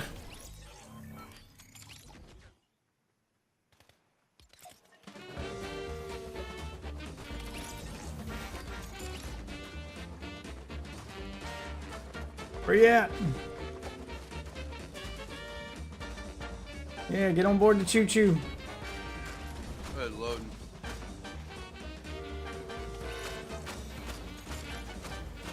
Get on board the choo-choo train.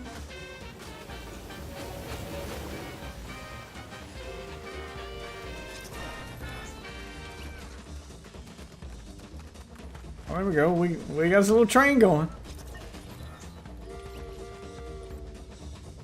Got like 5 people on here now. Oh, it's growing. It's growing. It's oh my growing. God. We had the whole lobby getting on the train. That's what she said.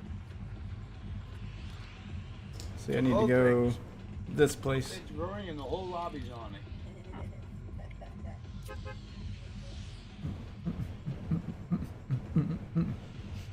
I'll fire up a YouTube video after this one, guys.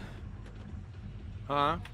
I'll fire up a YouTube video, something for us to react to.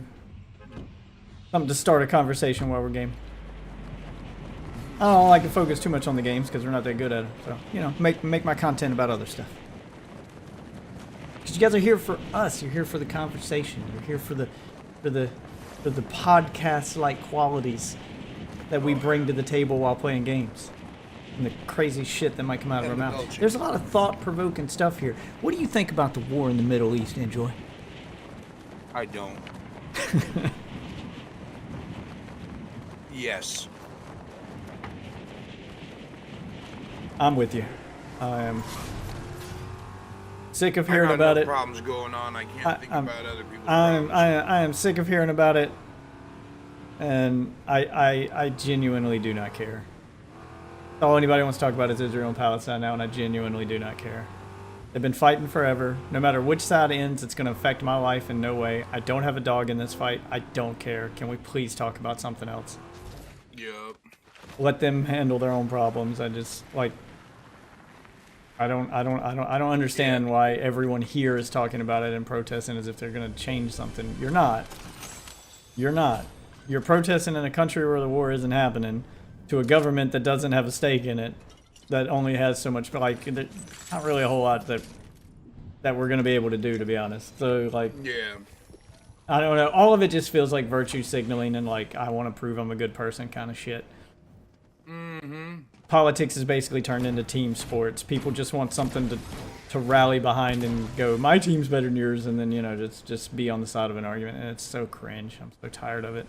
So tired of hearing about it. I don't care. Car. Wait, you got one, or there's one coming to get us? Boogie Bomb is on me. I'm on my way. It's Ray. I don't really have a gun yet. That'll do, I guess. Let's go. I hired an NPC. Maybe that'll help. Where's he at?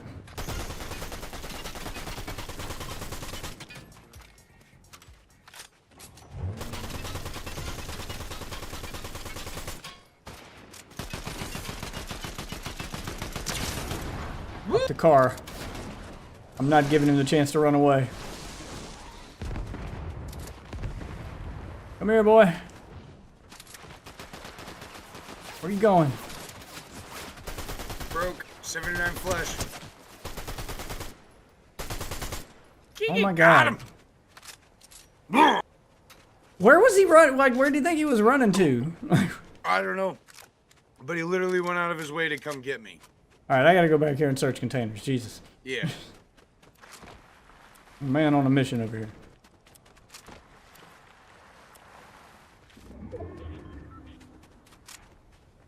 Yeah, he literally stopped just to get me.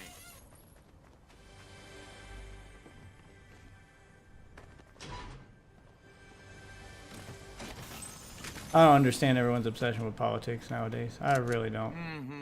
It feels like y'all argue endlessly about politics forever, and nothing ever changes. Yep. Like, none of your arguments ever seem to matter. Nobody's mind ever changes. Governments still do what they want. Like it doesn't feel like you're... It doesn't feel like you're accomplishing anything with the arguments.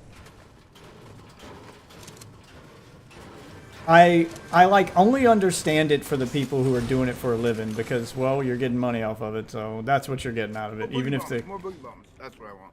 the arguments don't matter, you're not changing anything. But the people who do it for a living, at least they're making money. I'm talking about all the people on Twitter who argue endlessly about politics, and I'm like, why? You're not accomplishing anything. Like no one's changing anybody's mind on Twitter. These people on Twitter that are arguing over it aren't making any money doing it.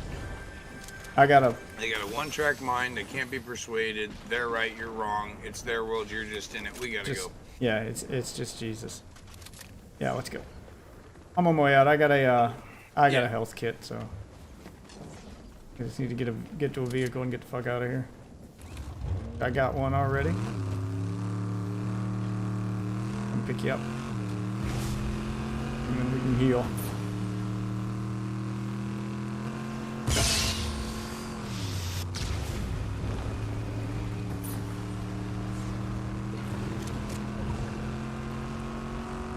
Alright, I'm gonna start healing. Yep.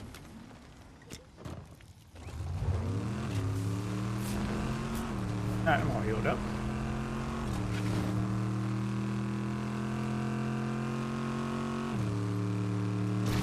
Now, let's get some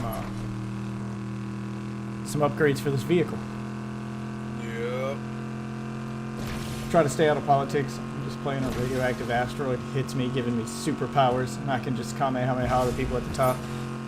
Oh, keep dreaming, buddy. I know, it's fun to dream. I try to avoid politics too, but I'm just like, it's so... Hold on, wait for the NPC. It's so cringe. It's so cringe nowadays, because... Here, swap seats.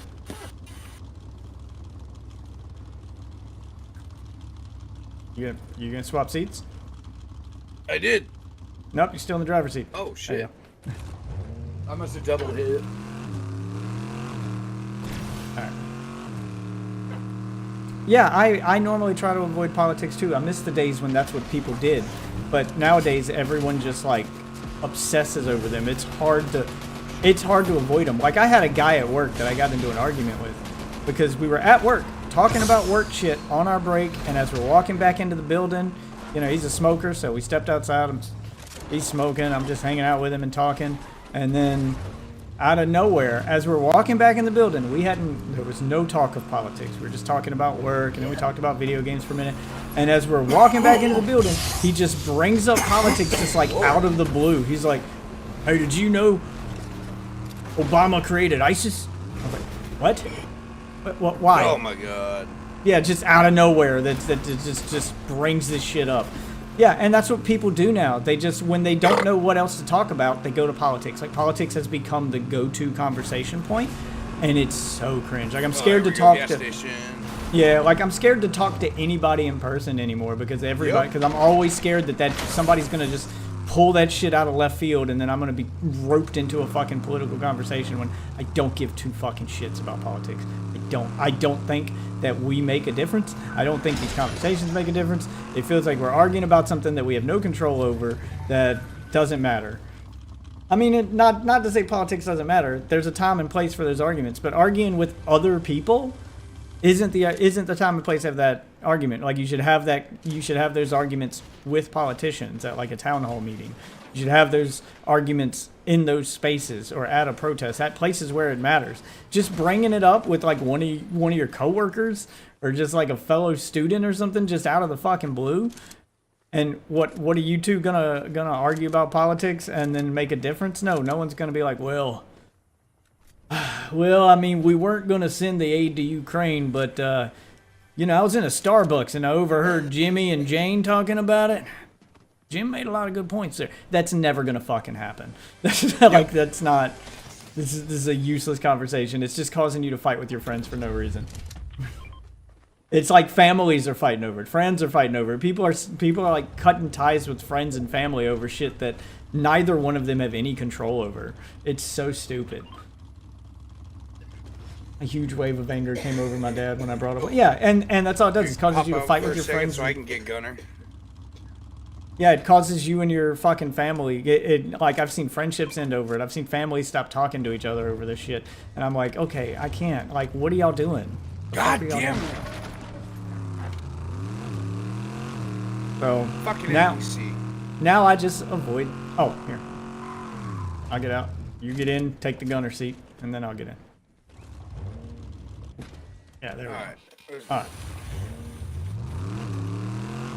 Oh, behind us. Car's behind us. She's on the other side of the gas station. Was heading our way. They're fighting somebody too, I think. Let's get them. How do they crash?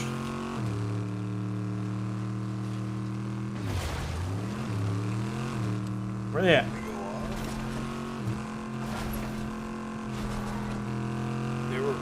They were tumbling. Well, there's an NPC that died. Somebody was in this area.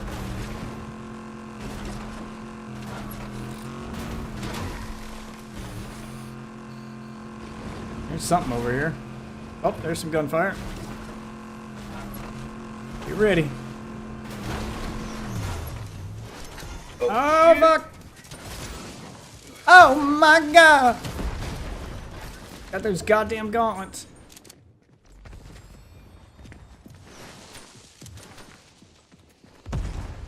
Okay. Fucking mount.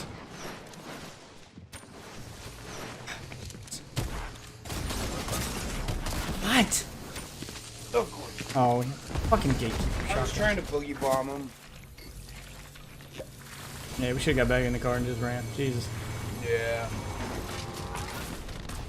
God, I hate those gauntlets, man. They just ruin the experience. If you don't have them, then they have such an advantage over you. It's ridiculous. Yeah. If you don't have them and you're not good with them. I saw a meme one time after the election is Thanksgiving.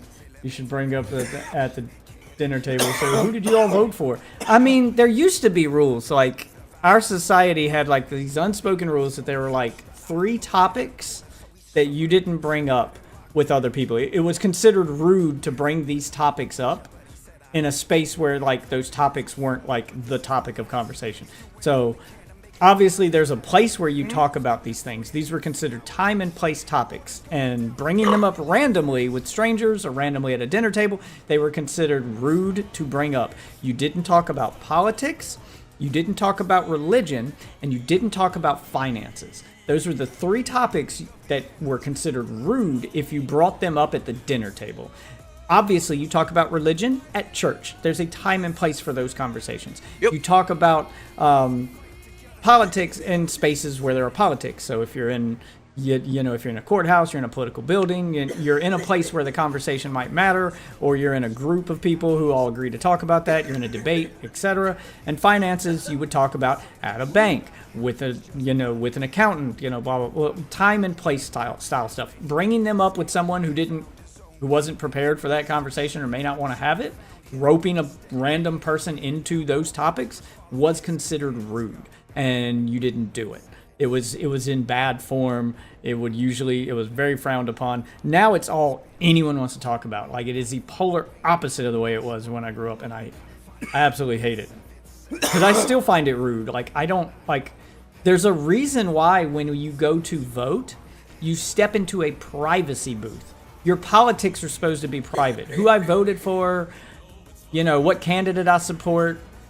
Politics are supposed to be private. They're supposed to be for each individual to decide on their own, and then they take that information on what they've decided to the voting booth. That's the way politics was supposed to work. I don't know how it became such like a public thing that we now judge each other on. You're supposed to be private with that. Just like you're supposed to be private with your finances. There's a reason why your boss can't tell your coworkers what you make.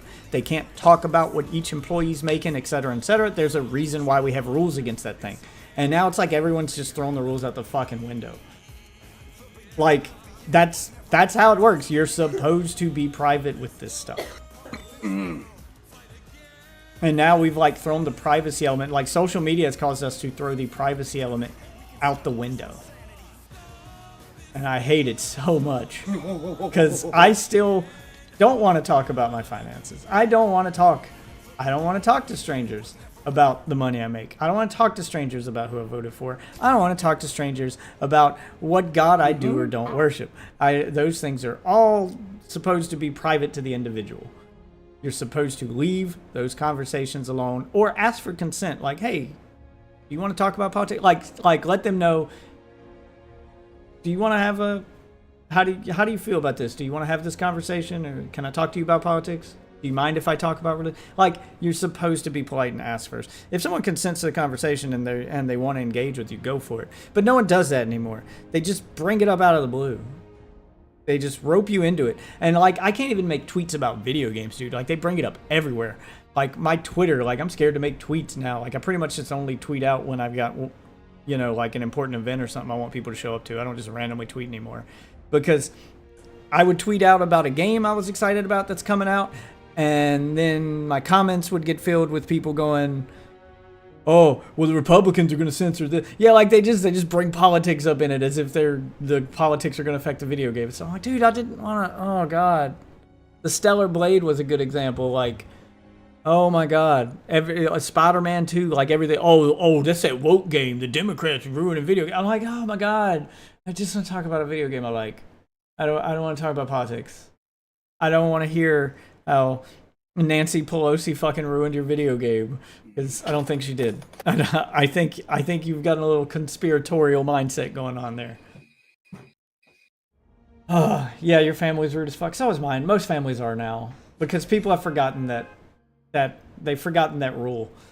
They've forgotten that they're supposed to be polite discourse.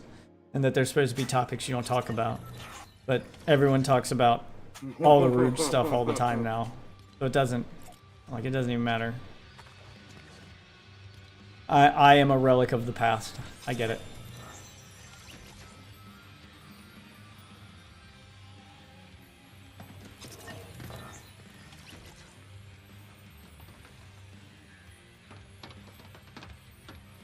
My aunties are just Filipino.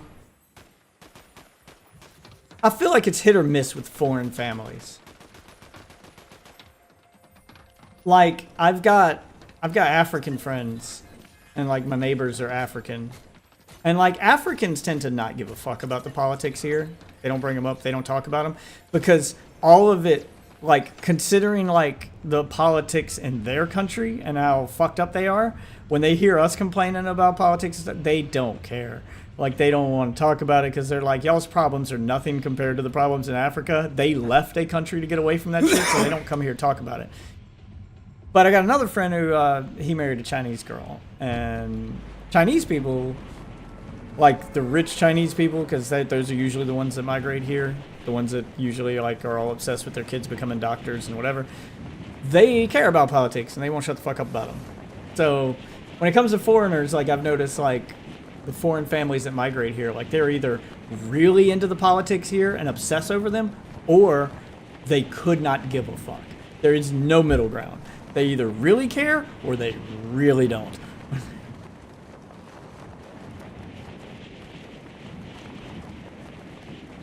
It's a known trait that Filipinos are nosy as fuck, always up in your business. Yeah, well, that might just be a gossip thing, but like, yeah, like the Chinese girl that my friend married, she graduated from Duke. Like, her dad owns businesses. He bought them a house. Like they're relatively rich. And his dad is, or her dad is like super into the politics here. Like, he thinks he can make a difference. He came over here because it's a better country, and he wants to get involved and all that stuff. Yeah, like his intentions are good, but goddamn, dude, give it a rest. But then, like I said, I got the African friends who are African. Their parents migrated here from Africa, and like, politics is that thing that if you bring it up and you complain about American politics here, they just laugh at you because they're like, "Oh, really? That's what you're worried about? You get killed if you're gay in my country. Like, it's illegal to be gay." Like, they're like, we're that far behind. There's still parts of Africa that, you know, that had apartheid was a thing where, you know, you could get killed if you're in an interracial relationship. Yeah, like they had, their politics caused real problems. Like, ours are just like, oh, they banned you from social media? Oh, boo-hoo. At least they didn't fucking chop your balls off for being gay. What, Jesus. Yeah. Like, getting banned from social media, that's not a real problem. That's not a real, you're not a victim of anything. I got deplatformed, they're canceling me. Like, you guys are worried about getting canceled, where in my country, I'm worried about... Come here, baby. You're worried about getting canceled, where in my country, I'm worried about getting my balls chopped off if I'm seen holding hands with a man. Like, you know, or if I'm... Like, they don't have freedom of speech. They can go to jail for saying stuff against the wrong politician. Yeah, like, they have real problems. So they don't really care about the politics here. Like, they just laugh it off. As well they should, because when you start putting it into perspective like that, the shit that we worry about is kind of silly. It is kind of silly to worry about getting banned from social media because you don't have a constitutional right to social media. That's a privately owned thing by a privately owned company. It's a service. You don't have a right to a certain service. There's freedom of the press, but social media is not press. Not at least until the laws change and we go, or social media completely replaces press, but it hasn't replaced the press yet. Like, newspapers are still a thing, and anyone can post an article in a newspaper. Like, you do have a right to the press when it comes to newspaper. Anyone can take out a column in the newspaper. Anyone can do that at any time. You can go do that right now, and you have a right to that, and they can't tell you no. But no one reads a newspaper, and that's why people get pissed. Just because no one uses the thing that you have a right to anymore, it still exists, and it's still the thing that you have the right to. You don't have a right to Mark Zuckerberg's platform. He owns that. Yeah. He has that. That's his house. You don't have a right to someone else's house. You just don't. You have the right to set the rules for your house, and if somebody breaks them, you have the right to kick them out. And that's what social media is. Just like owning any other business. If you own a public business and it's open to the public, yes, the public has the right to go in there. You also have the right to set your rules. And if your rules is no shirt, no shoes, no service, and somebody came in there with their fucking shirt off, you got the right to kick them out. They don't have a constitutional right to your business. You have to you can't discriminate and tell people they can't come in because they're black, but you do have to tell them that, hey, you also do have to follow the rules here. Every race is welcome, every religion is welcome, every sexuality is welcome, but if any of you break the rules, you're out. You're all getting kicked out. And they can set Anyone the of you. and they can set the rules. And if Mark Zuckerberg wants to set the rules so that you can't talk about politics or you can't talk about this, well then your freedom of religion wasn't violated. You stepped into his house, you broke his rules, and he kicked you the fuck out. There are other social media platforms that you can go to. How does it feel to, you know, have repercussions? Yeah, dude, I'm so not sick of following hearing the the rules. freedom of... Look, I'm a big freedom of speech guy. I don't believe in cancellation. Absolutely. But I also recognize that cancellation is not a violation of your freedom of speech. So many people scream the freedom of speech line not knowing what freedom of speech even is or what it means. Freedom of speech just has to do with the government. Freedom of speech means you can say whatever you want to say and no one can arrest you for it. You can't go to jail for something you shoddy? said. I got a gatekeeper. That's the one that just fucking wrecks. Okay. Yeah, you can't go to jail. If I want to get online and say that Joe Biden has a small baby cock and it's wrinkled and looks like something from the Gremlins movie, I can say that, and Joe Biden can't arrest me for, you know, for making fun of it. If I want to say that, you know what, I saw Trump's nudes and his dick looks like the little mushroom guy from Mario. That's what I heard. Stormy Daniels told me. And if she said it, it must be true. If I want to do that, I can fucking do that. And they can't arrest me and put me in jail for it. In other countries where you actually don't have freedom of speech, they will put you in jail for saying things. Just saying things that they don't like. Do you know in China you can go to jail if you compare or say that that the president of China is Xi Jinping or whatever, if you compare him, he is super ass mad about this and like super insecure about it. But if you compare him to Winnie the Pooh, you go to jail. He really hates that joke. Banned from China? He really hates that joke. You cannot compare him. You don't have freedom of speech in China. If you're caught making jokes about the leader of China and Winnie the Pooh, you go to jail.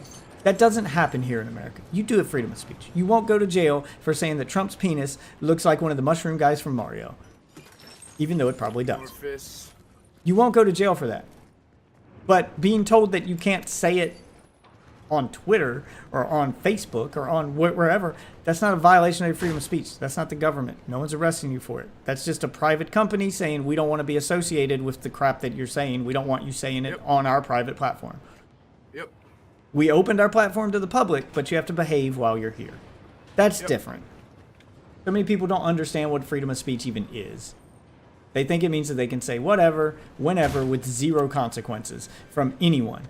No, you just have freedom from government persecution for the things you say. Freedom of speech is not freedom from consequence. It's just freedom from persecution, which is different. But you try explaining that to these mouth-breathing morons. You can't.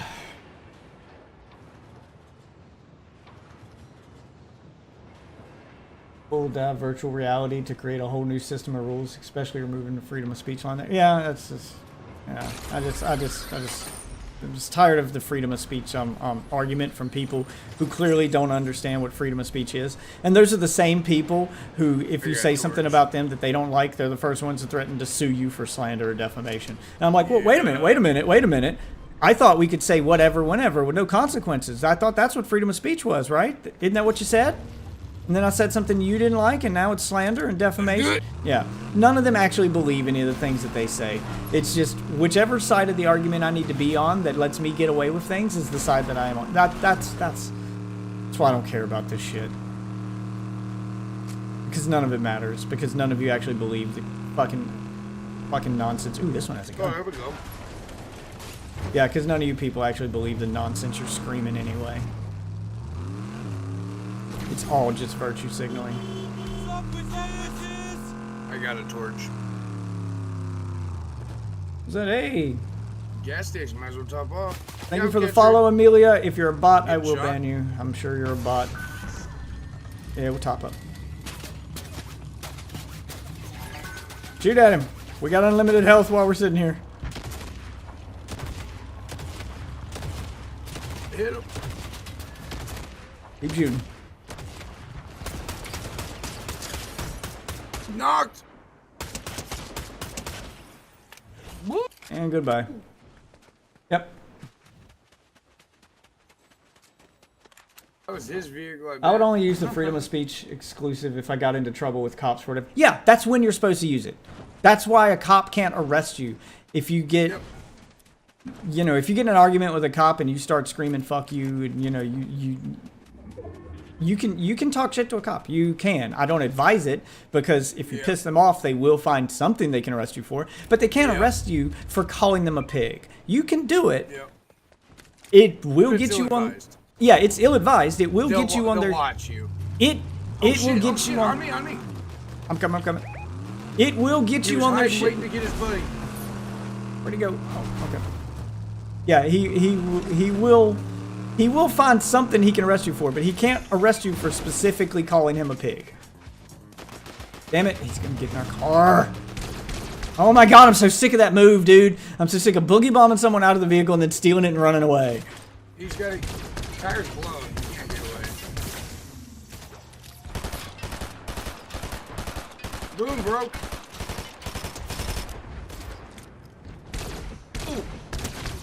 Oh, he is one shot, dude. He's running hard. Why did you even come over here and start this fight if you're not going to stay and finish the fight? He was trying to get his buddy. I'm coming.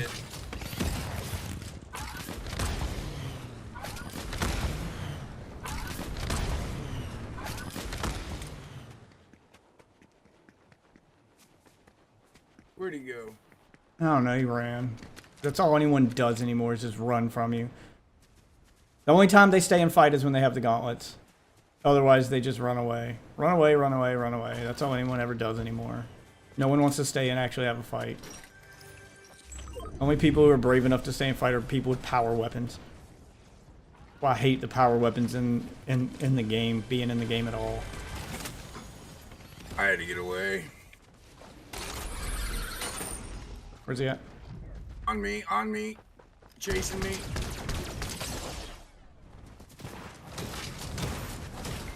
He's weak.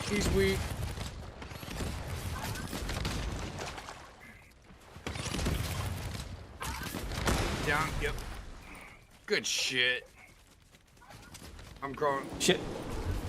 I hear another one. Right, on you.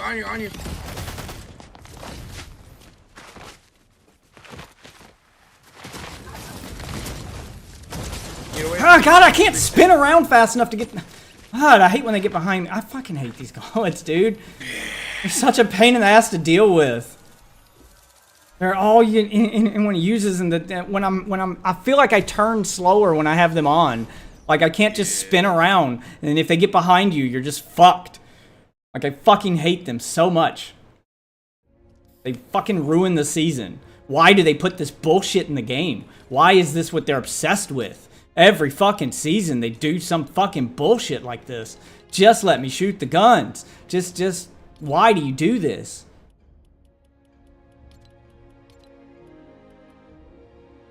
I'm gonna call it on that one because dinner just got done. You want me to eat? How do I change it? Not changing. How do I change the sensitivity? Advanced look options are enabled. Oh, I have to do the advanced look options.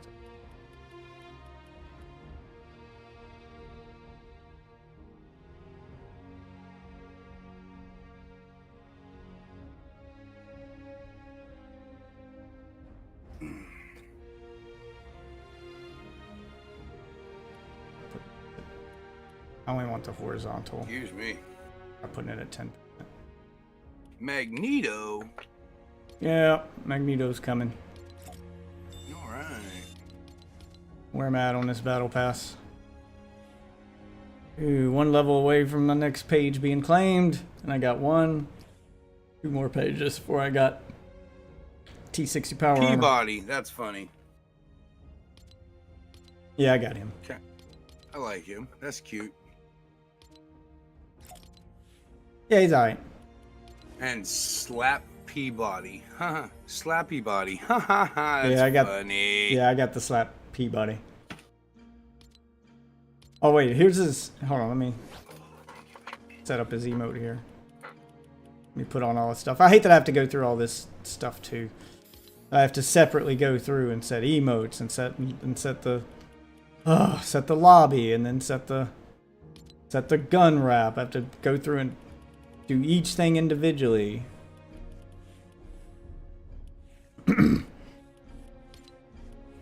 There we go.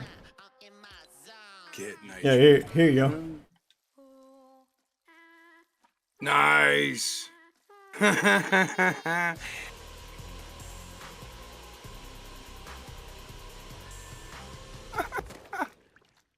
Oh, that's funny. When I have a chance to check out some of your stuff, what kind of stuff do you do?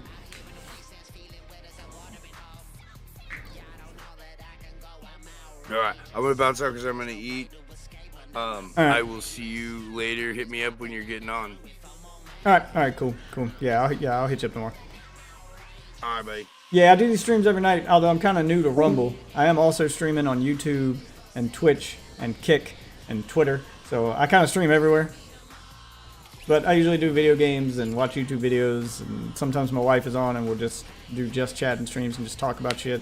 Yeah, check out actually all the same videos from my YouTube channel that I've done recently are on Rumble. My older stuff's on YouTube, but the older stuff's mostly like, I'm trying not to put like gameplay stuff on Rumble. I try to keep it about the conversation. And YouTube kind of gets everything. It gets my video game stuff. It gets my podcast, like conversational stuff. Yeah, the conversations. I don't call them debates, but the discussions. Yeah, discussions. Over here. Stream fighting games, Pokemon, Dragon Ball Z, Kakarot. Yeah, so yeah, I kind of stream a little bit of everything. Right now, I'm on my Fortnite season grind. Before that, I just did the Diablo season. So I got a couple seasonal games that I rotate between. So I did Diablo, doing Fortnite, might do Call of Duty. What else? In fact, I think I'm gonna do some rocket racing. Trying to get my rank up in this. Diamond 1. Trying to get to Unreal. But I'll do a couple of races and then I'll go back to doing Battle Royale and watching YouTube videos and reacting to them while I'm playing. I'm also waiting for some new games to come out. I think the most fun game I played recently, like I did a really long stick with, I tried to 100% it. I was so obsessed with that game. Final Fantasy VII Rebirth was amazing. I did like everything you could do in that game without doing a second playthrough. Because I still got to play through the game on hard. But I did everything you could do possible in one playthrough. I did every side mission. I did every challenge. God, I love that game. I'm waiting for, after seeing the latest PlayStation showcase, there were a few games in that I want. I think I'm most excited for Astrobot. Astrobot is arguably the funnest thing to do on your PS5, and it comes with your PS5, but it's only like 2 hours long. I have been screaming for years that they need to make a full-fledged just Astrobot game. Fuck just making this a like tech demo thing for the PlayStation. And they finally did it. Oh, fuck. Not having a good first run here. Okay, hold on. I gotta shake the rust off.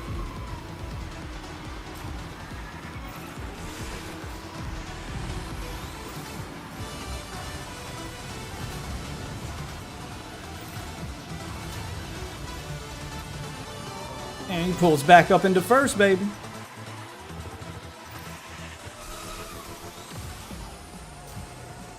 Take a little shortcut. Come on, me.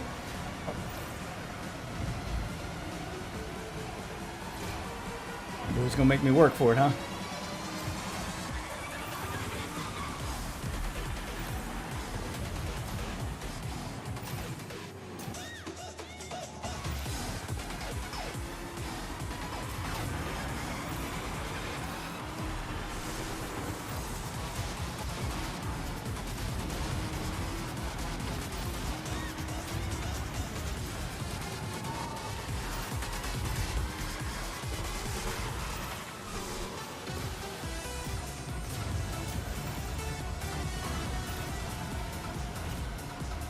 Gotta get better at that last lap.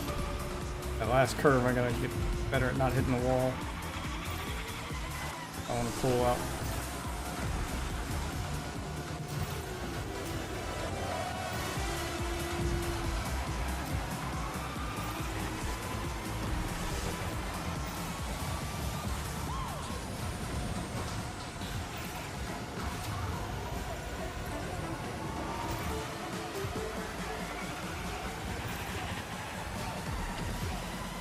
There we go. That's what I needed. Arrgh, come on, come on. I didn't have any boost left. And everybody boost past me at the end. I should have saved the boost. Shoot your follow too. Same name? Yeah. I'm Deathwitch on everything. Every other weekend you do DBZ podcast. In between those, I do anime podcast. I could do a DBZ podcast. I could definitely get into the weeds on some DBZ shit. Damn, barely got any rank. Well, at least I didn't lose any. I could definitely get into the weeds on some DBZ shit, but I kind of fell off anime after the early 2000s. I don't know, just outgrew it. Like, I didn't like any of the new anime that was coming out. The last like one I got into was Full Metal Alchemist. And then after the like Naruto era started, I don't know, I found it all lame. Maybe it's because I was working at GameStop at the time. It's back in college. And every fucking like 10 and 12-year-old that came in there was doing the Naruto thing. Believe it! And I was like, oh my god, anime is so fucking lame now. I was like everyone was just... Yeah, it just wasn't for me. Like, I had kind of outgrown it. I was like... Even Dragon Ball is kind of silly, but I grew up with that one, so I'm used to it. But trying to get into new anime, I'm like, some of it's just so off the wall and ridiculous.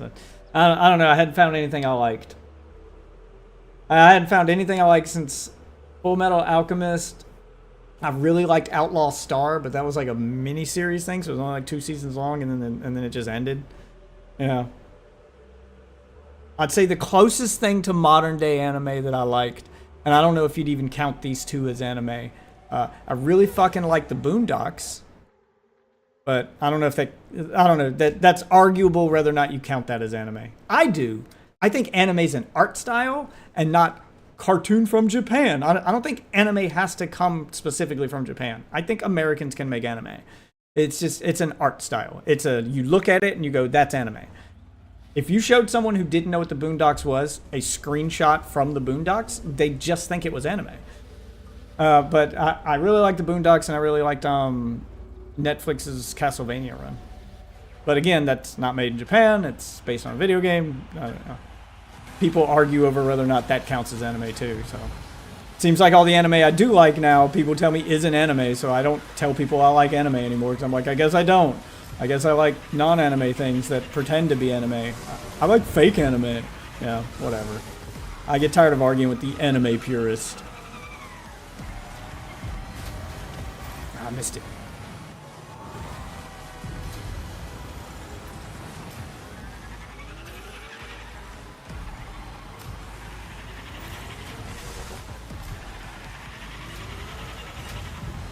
Oh my god.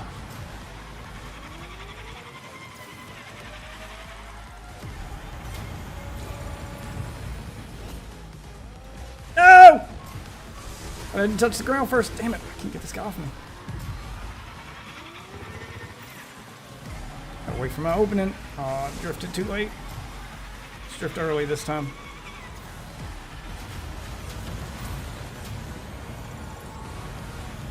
Pull through. Yeah, this rocket racing mode gets insane.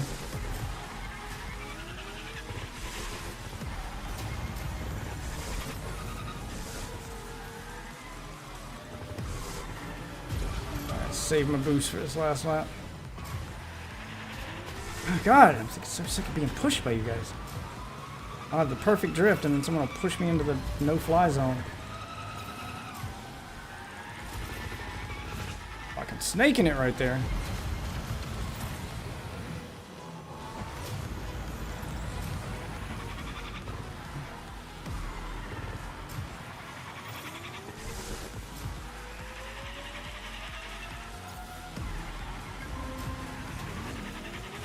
How did somebody already finish? God, I couldn't remember where to use it. Out of here for now. You gotta drop a deuce. Have fun dropping a deuce. What constitutes anime? Just being from Japan. Yeah. No. I'll definitely, check out your podcast if you ever want a guest appearance for an old school anime perspective. I could be that guy. In fact, I got some usual co-hosts that are usually on stream with me. I got a set of guys who rotate out like the last guy that was here. I've got a few anime heads who would probably enjoy it too. But yeah, I'll shoot you a follow. Like I said, I'm new to Rumble, so I don't have any followers or anything there. Yeah. You check out my stuff on Rumble and YouTube. I'll check your stuff out. I'm all for, you know, meeting new people and expanding the content. Having fun. Thanks for popping in, though. Glad you liked it. I think you're the first, like, actual chatter who wasn't a bot I've had on Rumble. I've only been streaming on Rumble like a week, though.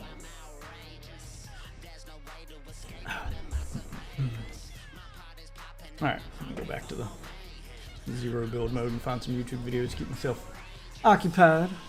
Guess I'm staying up all night tonight. I'm not tired.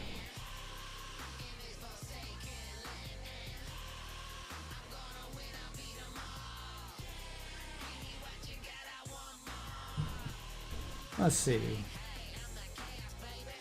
What am I in the mood to watch? No, I do not want to watch a 3-hour dev stream for the next Final Fantasy. I mean, I do want to, but I don't want to watch it right now.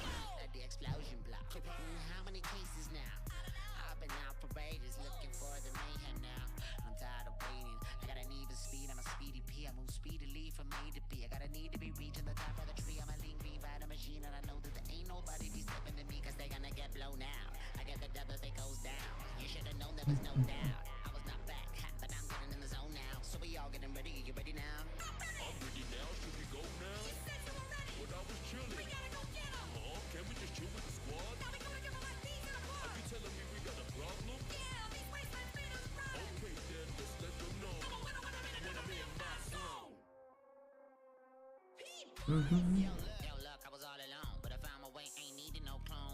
know what? I'm curious to see how dangerous modern Akuma is in Street Fighter 6. I'll watch this.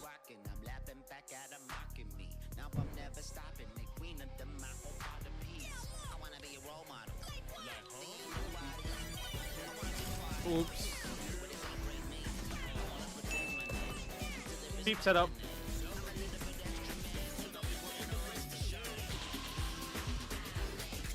Cheap setup. Cheap setup. Cheap setup 2, cheap setup 3. Cheap setup.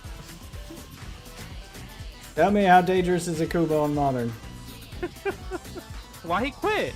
Oh wait, you serious? What is up, everybody? This is Justin Wong, and we are back with some Street Fighter 6 and Akuma, but this time we want to try him in modern. Is he good in modern, or is he kind of bad in modern? I mean, if you guys want to see the action and you want to see me do some modern reactions with Akuma and do some cool combos with modern, even though he doesn't have all his buttons, hit the like, share, subscribe, turn on the bell's notification, and let's get into the video. Wow, modern? Try it out. Try out modern. Today's video has no gameplay. Audio, we're sorry for the inconvenience. Oh, fucked up the footage. Bro. Why couldn't you just redo the video? Must be some. I mean, this is all just practice mode moment. Alright, let me see how this goes, bro.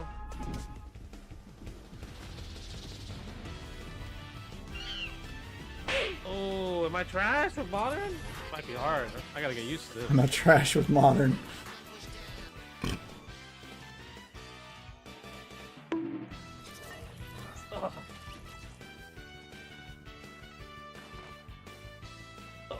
I don't think he gets demon in modern though. I thought I remember reading that. Like he doesn't get his demon in modern.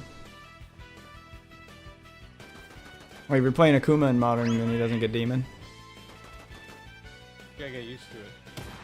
I want to see what Justin Long can pull out with modern. I played with him for a minute in modern and it felt weird. I don't know. Shotos feel weird to me in modern. Like I gotta play them as classic. That's the new characters I can, with new fighting styles like Kimberly, I can play on about modern. my new gaming PC from CLX Gaming. I'm really happy. Well, we won't happy skip the how this add-on all videos came out. on content They we steal. designed a Chinatown Fair theme PC, an arcade style PC. Like the way it's just handcrafted, it's just so beautiful. It makes me really happy because obviously I came from an arcade era. You're obviously wondering, what are these specs? AMD Ryzen 7 you lost me at AMD. X3D, total of 32 gigabytes dual channel memory, Radeon RX 7800 XT Steel Legend. I don't like AMD systems. I'm an Intel CLX man. Quench 360 closed. Liquid cooler. As you can see, the specs are godlike, especially for like me playing fighting games. Wait, if they let you do custom design on the side of it, why is it just all text? Why didn't you put like a graphic on that it? CLX Gaming takes Can you to put the next graphics level on is there? their lifetime support and lifetime warranty. And the shipping was flawless. It was really good. That Nothing lifetime was warranty has got damaged, to come with a everything worked lot of completely caveats how for it's gaming supposed computer. to. Quality is always super important for CLX, and I think probably they aren't nailed it. allowed I'm to gonna have a change link down anything in it to below get so it. that you guys can show them some love. check the different options that you can get. They have different Damn, PC options that you can 4,000 check out. for a and, laptop? if you need to upgrade, Oh, they got show a them some love, like I 2700, said, but because right still, now it's a lot of I'm money. in love with some CLX gaming PC. Never heard of CLX. I don't do pre-builds. I usually build my own. But Jesus. Nowadays, I mean, consoles are kind of in line with PC. Unless you're planning to do mods or whatever, you probably get away fine with a console. Modern. Most PC Modern games aren't that much better on PC than they are on console, because games nowadays are made for console and then ported to PC. So you're pretty much getting the same experience at this point, aside from mods. Aside from mods and maybe Can't get out of it? maybe a higher frame rate. And it's I don't even know not how good the fireball is. huge. Oh no. Oh, It's not like this huge disparity between console and PC. Don't get me wrong, PC is always going to be better. Really have good ways to But modern the through gap Super, between the huh? two I isn't guess as maybe wide as it level used to one? be. Maybe level 1 might be better. Because this doesn't go nowhere. Maybe level 1. I don't know how I missed that. Shameless.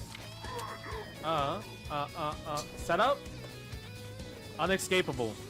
Unescapables. Oh crap, it's the boss and he's got the gloves. He's got the gloves. Oh, chuck that plasma. Mm, Chuck that plasma. Chuck that plasma.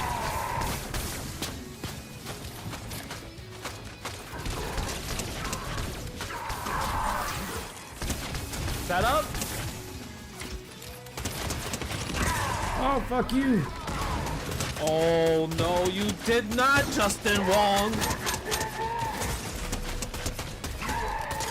No!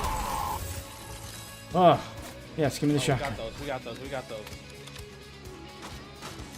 And the gauntlets. And that.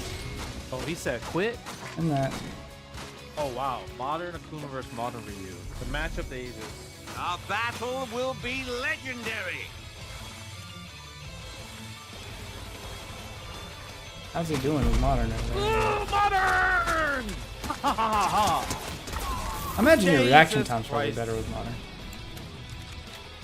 I'm sorry. Oh no, I'll take his combat shotgun too. Bro, dude, this guy just jumps. Oh, no, he still lost with him. Huh. Maybe he's not that good on modern.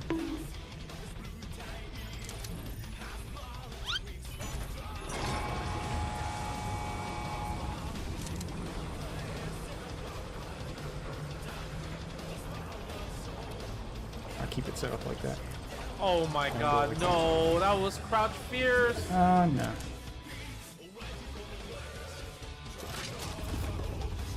How did I get sweep? I'm sad about that. Oh, man, this thing You're is not sensitive. jumping on me. You're not jumping on me anymore. That's it. Fireball game activated.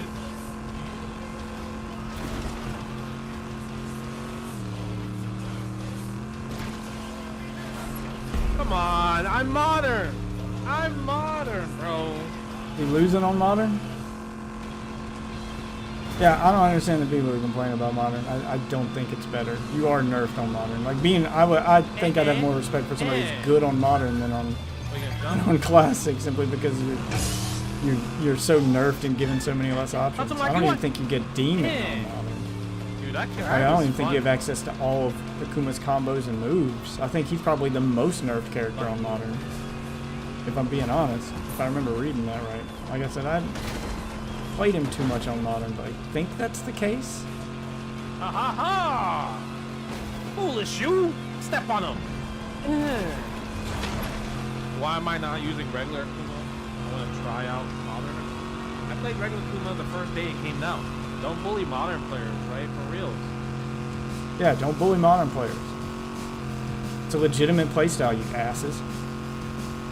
I have a problem with the FGC, the fighting game community, just bullying people in general. Just let people play the game how they want to play the game. Hey, hey, hey. Why do you get mad at other people's playstyles? Come here! Come here, my man!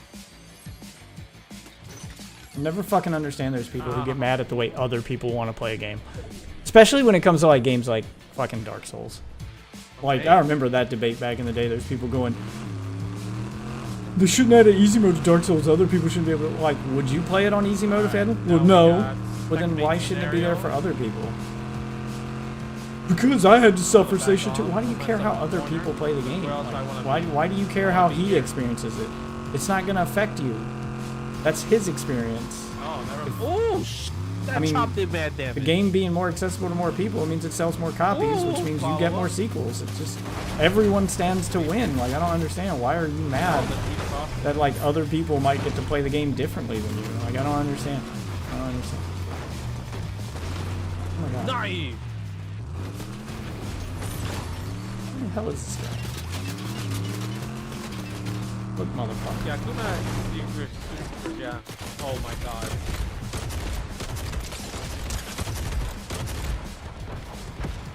Oh my. Fuck you. God. Explosion. Explosion. Let's go then. Thank God, you very motherfucker. much.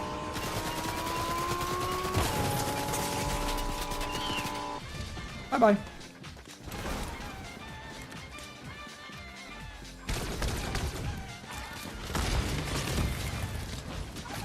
He's raining.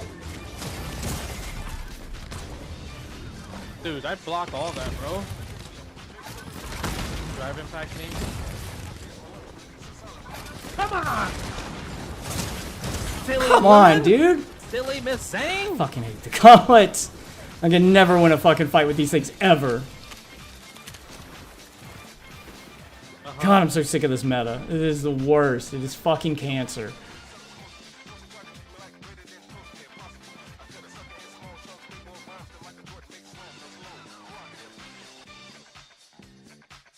Ugh.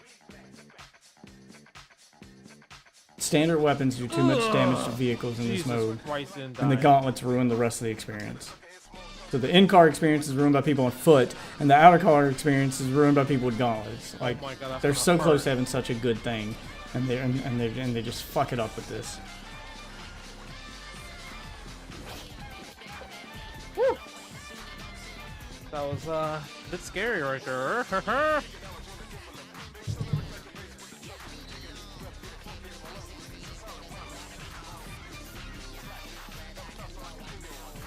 Some Sakura. I gotta make her a lobby anyway. Hi. Ooh, baited! Ooh, be gone!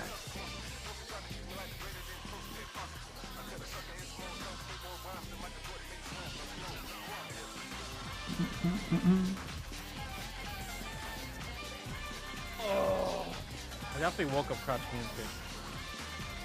Although I do miss just being able to do this with one button press. I have to load all these other menus. Shame. There's the Street Fighter one. Waffle Bank.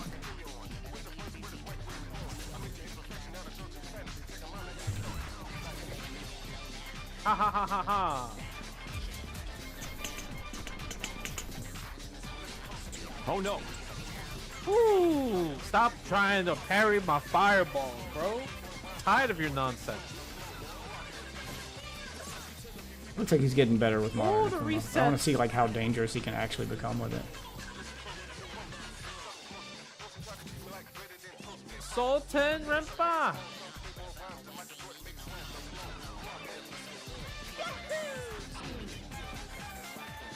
I like that.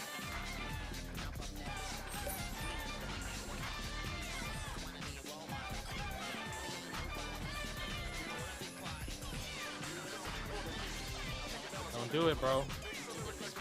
Don't do it. How many times do we have to teach you this lesson? Modern Ooh, you instant have to reaction with the slap super. that. Ah.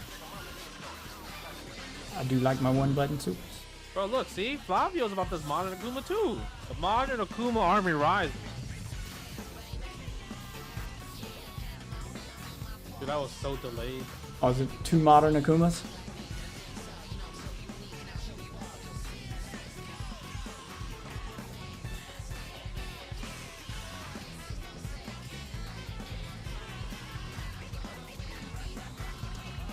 Oh, he baited you into that. Oh, come on, man. All right. he outplayed me there. Wasn't there a Street Fighter Bro, I one? just got hit by everything in the book. Oh, a Street Fighter spray. Let's go through all the sprays like this. Oh, you see, I thought Street Fighter at least had a spray. Doing this thing where I'm trying to save them as sprays. Bro, the fireball chucking with Kuma is so good, bro.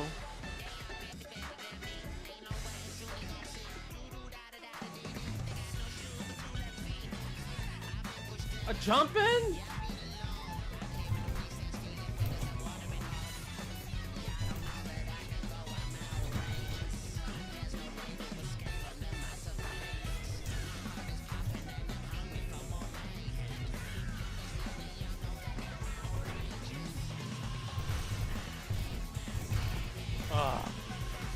I can't do jump medium kick. I gotta do stand jump light kick.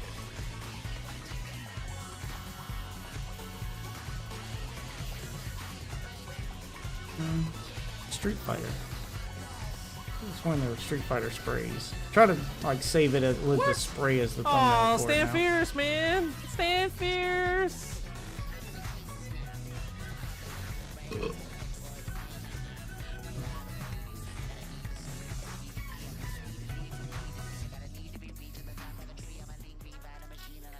Uh-huh. Oh, where's the Street Fighter one? Like 3 Dragon Ball ones. Pathetic. Like, all the anime stuff gets love in this game. Did I just miss it? I know one exists.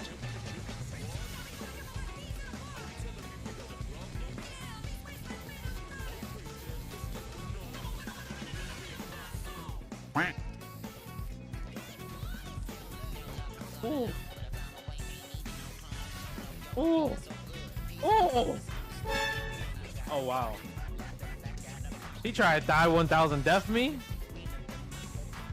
Wait, I thought you couldn't do that in Modern, though. Like, it doesn't even show up in the moves list. I want to know how to do that in Modern.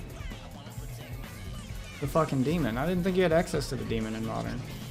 Thought that was one of the nerfs that Akuma got for using Modern. Uh-huh, GG.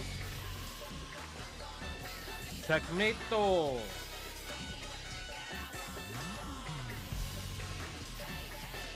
I guess there's not. I guess there's not. An emoji. The Street Fighter emoji. Just need something I can use. Come as, here, like, baby. Let me pound you to the something I can use as ground. the fucking thumbnail for it to make it easy for me to find. When I'm loading it.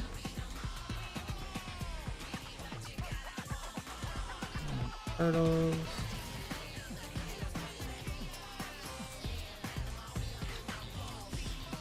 No, they gave Street Fighter like no graphical love in this whatsoever.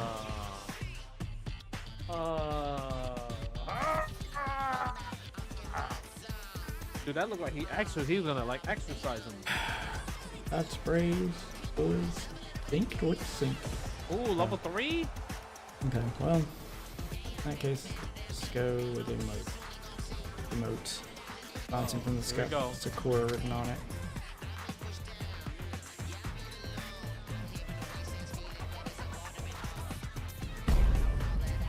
Death of waste.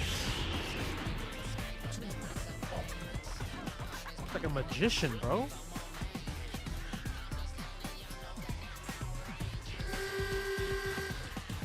Come on! Oh! That was a punish? Bro, that was so Oh, much banana phone. recovery. Do we know what to do about these air fireballs? Oh, you just driving back. No, that Yeah, one bro, should be just driving reserved for back. Blanca. That's That's all. This is good for Oh my god, Emily. he just I mean, jumped. for core. Damn, such Emily. Oh, we lost this round.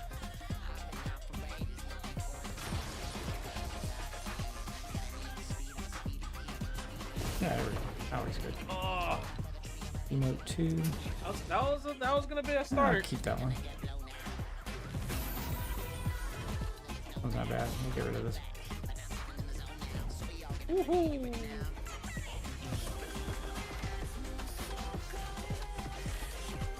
Nice.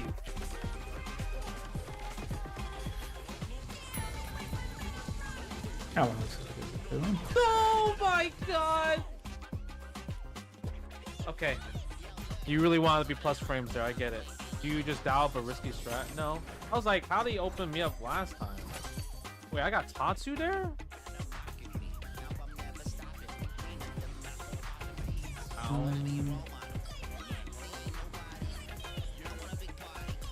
Yeah, I like that one.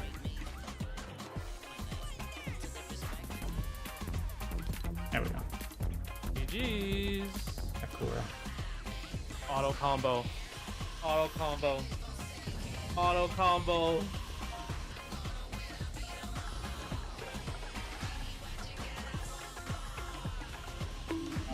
Come on, I didn't go over you?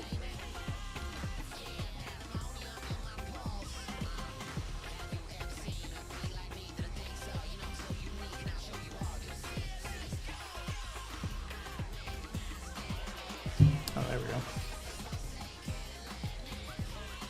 Damn it. Ugh. I was like, I thought I was gonna go over him. Yeah, to be honest, modern, I mean, obviously modern's really fun. It's also really good.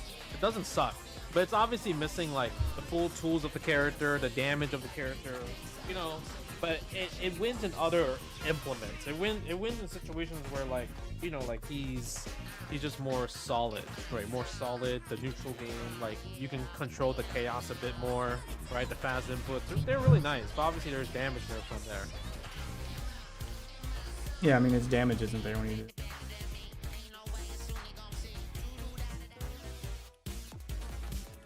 Good one first.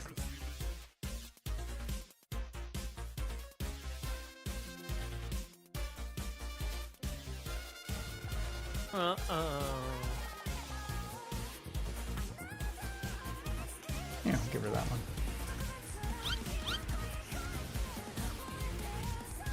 Oh, he just couldn't do anything there. Oops. Cheap setup.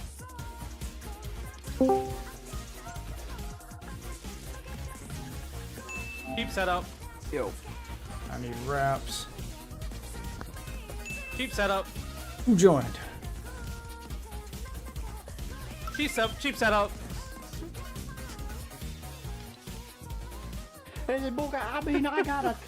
Why he quit? I don't see why he quit. Okay, I think I get the idea. Thank you, Justin Wong. You guys want to finish watching the rest of that video, check out Justin Wong's channel.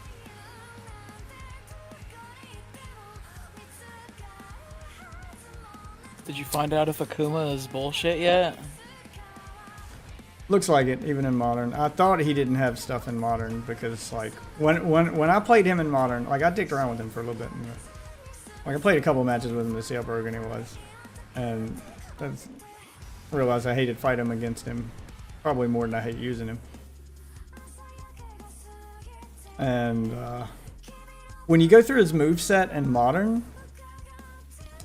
the command for Demon shows up in Classic, but when you switch it over to Modern, like, it's no longer in the moves list. So I was like, oh, they took his Demon out for Modern, so Modern users can't do Demon.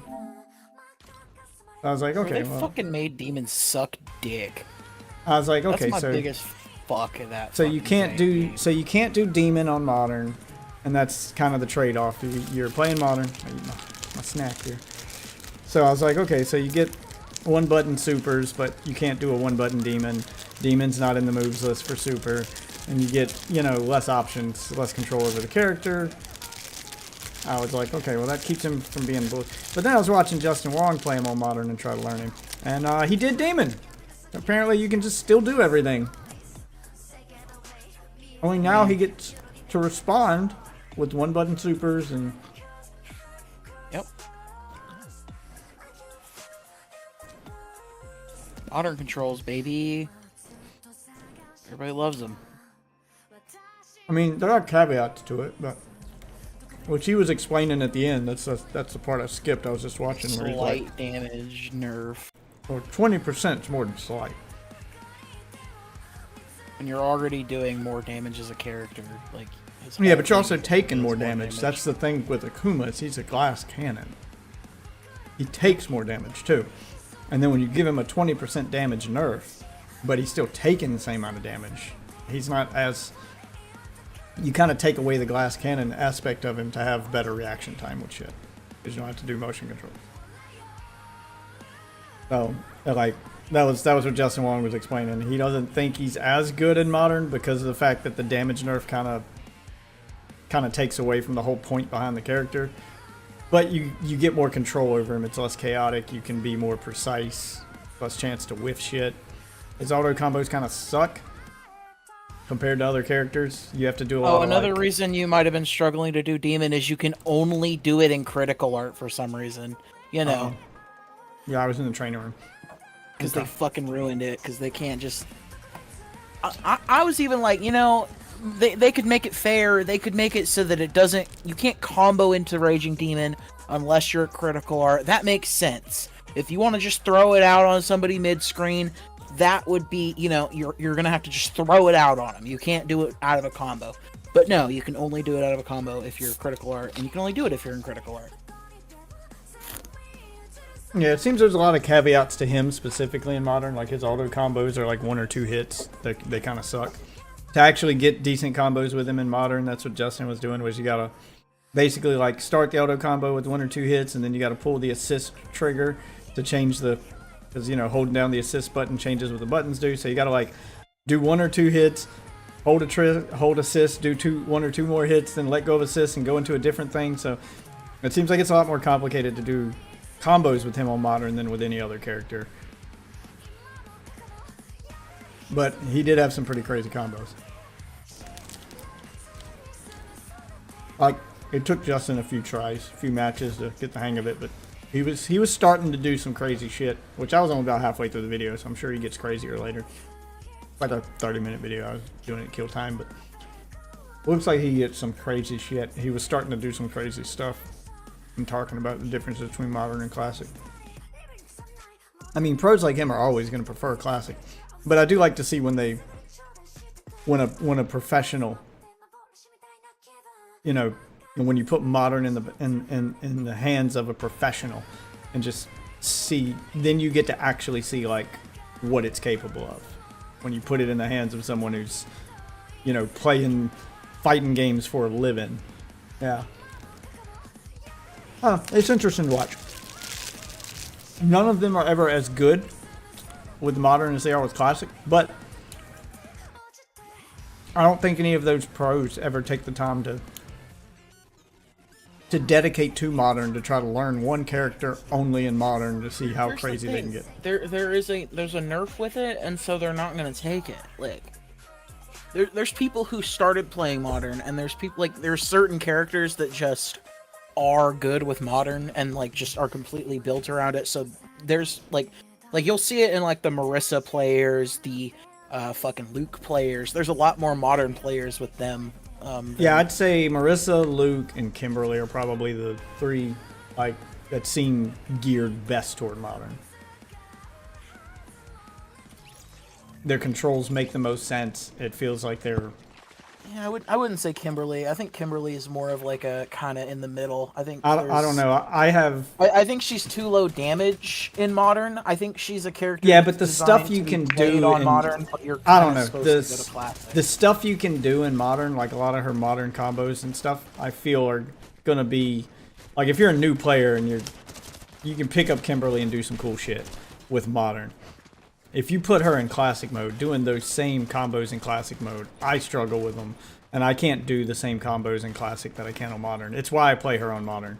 Because there's so many motion inputs involved in all of those. And if you're not used to those at all, you're a brand new player, she's way more friendly on Modern than she is on Classic.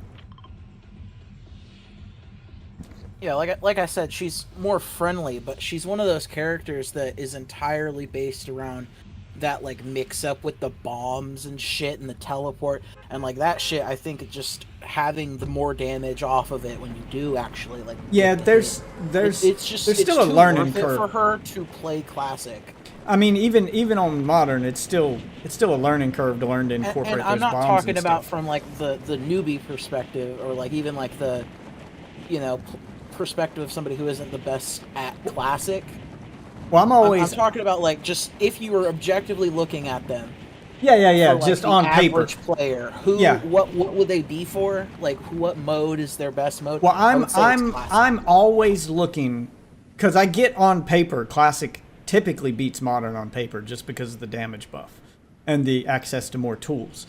But I'm always looking from the standpoint, not of a newbie player, but from the standpoint specifically of execution. And is the stuff that's required, can you do that same stuff on classic that you're doing on modern with a mid-level of execution? Like if it's a high level of execution and you've got to do a lot of shit, Like I said, I don't think most she's people aren't bad gonna be in able to do it. modern just because I'm saying, like, I think your points are valid. I'm just saying, like, because I would say that's damage for her is just too much. 20% is too much on Kimberly. Yeah, but like you're right. Like she can output the damage, and she's built for mix-ups and using the cans and the sprays and everything. And if you can do that, which is what I'd say to anybody is, look, try her on classic, and if you're able to do those things, because it's a lot of motion inputs to start the combo, do the combo, and then pull out the canister. Like there's a lot that you got to keep track of, and a lot of small window timings with a lot of motion controls. And if you can do that consistently and get that off, then yeah, by all means, use her in classic and you'll make the most of her. But the damage buff and the mix-ups and all that stuff mean nothing if you can't do it. And I can do a lot with her on modern. I just cannot do on classic. And if I do it on classic, it's on accident. Like, there's so many motion controls and so much shit I have to do so fast. Like, can't do it. Just can't do it. I've tried, can't do it. So all of that extra stuff means nothing to me because I can't make use of it. So I'll take the damage nerf if it means I have more control over the character. So it is personal preference based on your level of control. Street Fighter 6 did an okay job at making it so that most of the roster is playable on modern. I do think there are some characters that are just dog shit on modern. Yeah, there's some that have.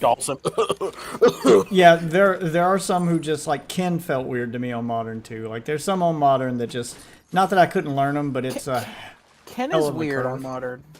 But I'm surprised so many people play him. Like, yeah, there's a hell of a. I'm sure I could learn him on modern, but there's a hell of a learning curve, and maybe it's just because Ken's one of those. Ken and Sakura are probably the characters I played the most growing up with Street Fighter, so it just feels weird not having them do the things I'm used to them doing and having to do it a different way. Kimberly's a brand new character, so I don't have that problem with her, and since I learned her on modern, now changing her from modern to classic, it's weird. I don't like, she feels weird to me on classic because I learned her on modern, where Ken feels weird to me on modern because I learned Ken on classic. So I think that's part of it. I think if you were learning Ken for the first time on modern, never played a Street Fighter game before, and that's the only way you knew to play him, I don't think it would feel as weird. I mean, it's a bit of a learning curve. Like his modern combos and the tools they gave him do feel kind of weird. It would take you some getting used to, but he's definitely usable on modern. I can see why people pick him. All of the characters are usable on modern. It's just a learning curve to them. And it does all boil down to personal preference. If you're someone like me who, and I've dealt with it for years, where you're playing, unless you're playing, literally the top level players in the fucking game, then you might need to consider. I didn't realize like how much of me using motion controls over the years was just luck. Even how I played. Like I thought I was doing shit right. But when I sat down and I go into a practice mode now and I go, okay, how many times can I consistently do this combo? There's plenty of combos I can do on classic. I can probably do almost anything. But can I do it on purpose is the question. Can I do it when I want to do it and not just rely on luck? Because a lot of times it's just me wiggling the stick, trying really trying to do a bunch of shit together real fast. That's how I've always played Street Fighter. I wiggle the stick. I know what motions I'm supposed to be doing, but I'm real bad at the timing and doing just the motion I need to do. Like, for instance, dragon punches, uppercuts. I cannot do them consistently on Classic. I can't. Sometimes I'll accidentally throw a fireball. Sometimes I get the uppercut. Can you do it mostly consistently? Like, most of the time you get it? Not really. Sometimes, like, it's I just, feel like I used to be more on the level of, like, I would randomly, but I've stopped playing fighting games mostly because, one, I'm tired of only fucking fighting Julian. That shit is getting old. I really need more people to do it with. I mean, I I do intend to play with you guys again. I need the understanding that, look, I'm gonna suck, I'm gonna get frustrated, and I'm probably not going to make much progress. Screaming at me that shit's easy and then watching me fail at it and making me feel like a dumbass for failing at it is the quickest way to get me to rage quit. Like, that's the quickest way to not get to play with me. It's, you know, it's great if something is easy for you, but if you see me struggling, just let me struggle then. Just don't make me feel like an idiot for fucking struggling. Like, that understanding has to be there. And if it's not, then I'm not playing with you. Like, I'm just at that point. Like, if the understanding that I'm not at that level where I can just do things that they may seem easy to you, but they're not for me. Understand that they're not for me. And if that patience and understanding isn't there, either just stay quiet. Yeah, yeah, I'll let him have the car. Fuck it. That's all anyone ever does now. They get out. When they realize they're losing a fight, they run. No one ever stays and finishes a fight anymore. Everyone just runs from fights. I don't have to worry about fighting that guy now. He's gone. He's just gonna run. That's all I ever run into is people that run. If I have the upper hand in a fight and it looks like I'm about to win, they run. Bro, have you seen Bush Camp Dad? I have not. He is a unreal, or he's like a champ, like the highest rank in Fortnite. Oh, is he the guy that did it without playing? Yeah, he just camps in a bush the whole fucking game. The fact that any game supports this level of bullshit is so fucking beyond me. Like, I'm sorry, you should not be getting past gold with that mentality. Like, the that's why I don't you take should rank possibly seriously. be able to reach. Like, what the fuck? It also just makes your, like, actual skilled players not want to play either.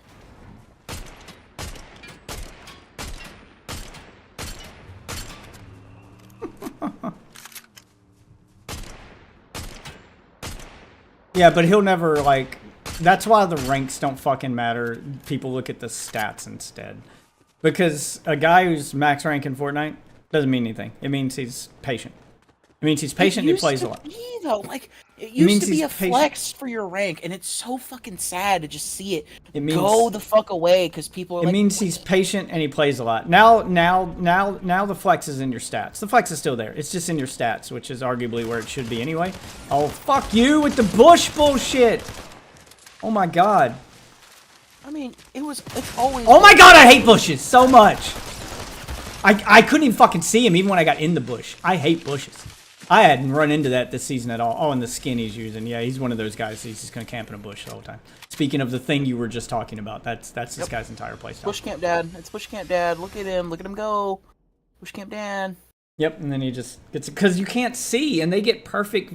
Like, I wouldn't mind the bushes if being inside the bush meant you had zero visibility. But the fact that you aim down sight while in the bush, and the bush disappears around you, so you get perfect vision to everything outside the bush, but people can't see in it. Like, it breaks aim assist, so if they're on controller, then they get no aim assist when they're shooting at you because the game doesn't... You can't see them, so the game doesn't track them. It's as if they're behind a wall, but they get to still shoot you. That's what it feels like. It feels like wall glitching. Because they get to be behind something, but still shoot through it.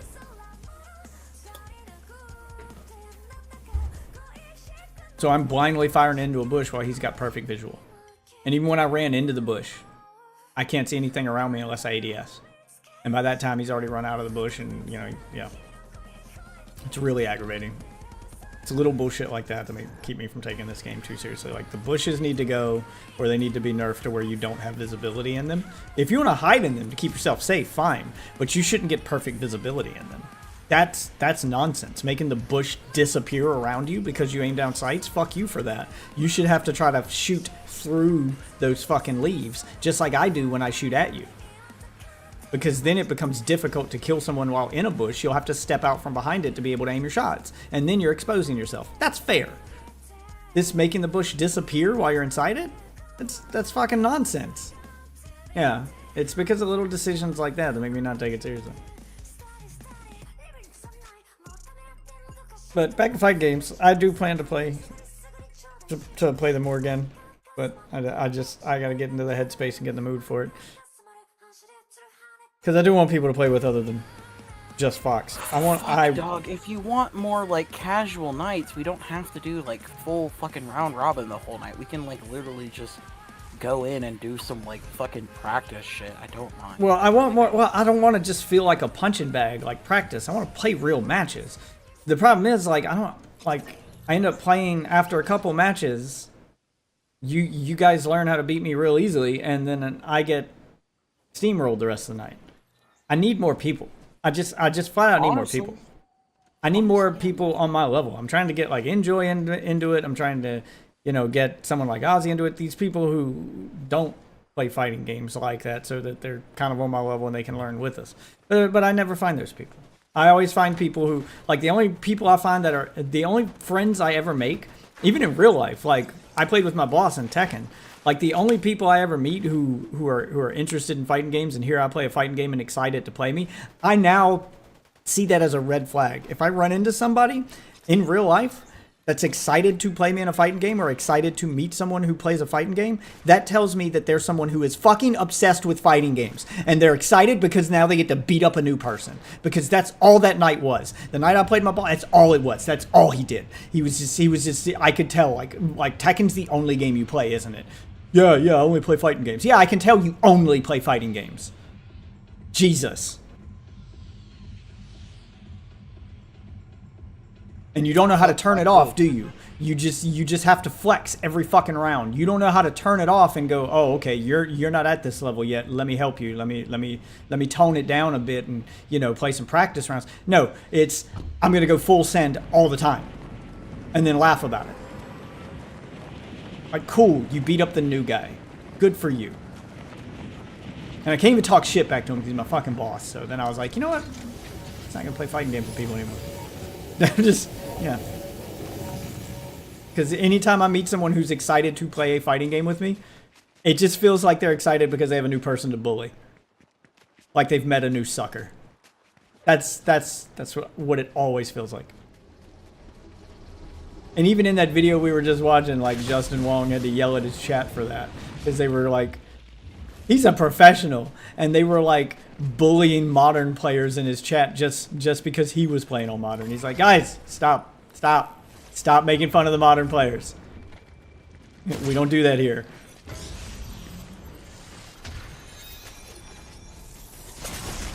God! Spawn already!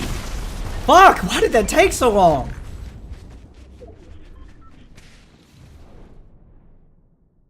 Honestly, I'm surprised you were so close to it. I'm being Jesus. It took forever for it to spawn. Like, I land and there's 100 fucking people around me. I can't get. I didn't go loot at that place for a reason. Because there's nothing but people landing there, and I'm like, I'm not fucking with that. And then I go to get a car and a dude lands next to me. And how does he already have a gun? Just Jesus. Can I have a moment? Y'all want to know why I land at the edge of the fucking map? That's why. Because I don't like dying in the first 10 seconds. I don't. That's the frustrating kind of chaos where, like, Jesus, I'm not even ready for the fight yet, and I'm getting and now I have to fight 6 people. Cool if you like that hot drop chaos bullshit, but not me. I don't like that. There's no strategy in that. That's just luck based. I don't like luck-based bullshit. And that's luck-based. That's, I'm going to land and hope that I get something before the 10 other people who landed here, and then hope I get a few kills. And cool, if it works out in my favor, if I get that kind of luck, then awesome. I now have 5 or 6 kills under my belt at the start of the match, and I look like a dope fucking, makes me feel good. Like I hit the ground running. But the 9 other matches before that happened, I died in the first 10 seconds and I got frustrated and it made me want to throw my controller and I fucking hate it. I fucking hate that. I really fucking hate that. I don't understand the people who do that constantly. It's fun for memes, but I only landed there because I had a quest to land there. And I didn't realize it was going to be right under the flight path of the bus. Oh, like that one is going to be, but fuck it. Let's do it. See how many assholes land here. Because it's right under the flight path of the bus. And there's a daily quest associated with it, so everyone's going to land here. I just know it.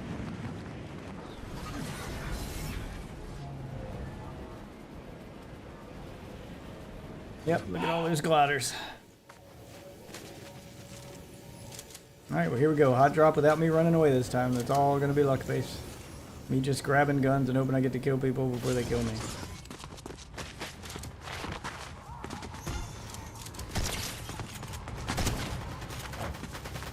Damn it. Oh my god! The constant fucking running. Stop it. Annoying. Annoying to deal with. Everyone jumps 30 feet in the air. And mantles and jumps and mantles. Ugh.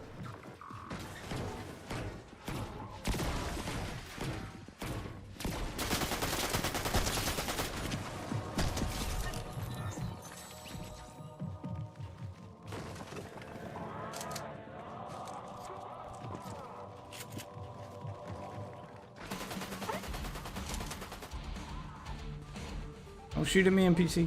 I haven't attacked you yet. Shoot at the other people in here. Is that an NPC or is that a person? Can't tell.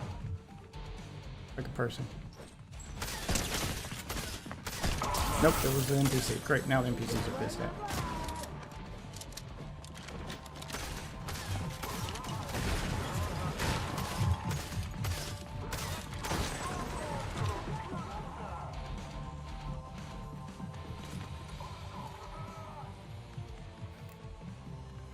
Oh, cool, gauntlet.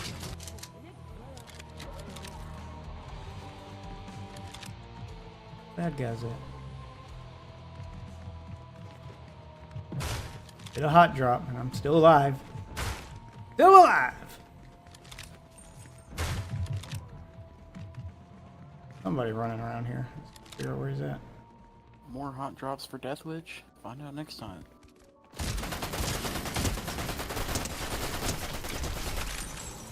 You, buddy.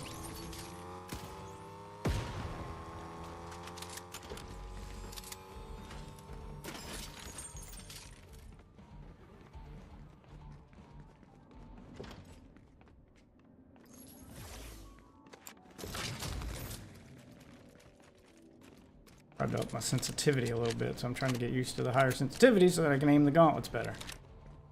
But now it turns crazy fast. Unless I ADS. I gotta play Fortnite with it. Can't. I can't do it. Can't do it with a keyboard and mouse. I can't fight Bloom. I don't like fighting Bloom. Let the aim assist fight the Bloom for me. So I can just aim a gun. That's where I'm at with this.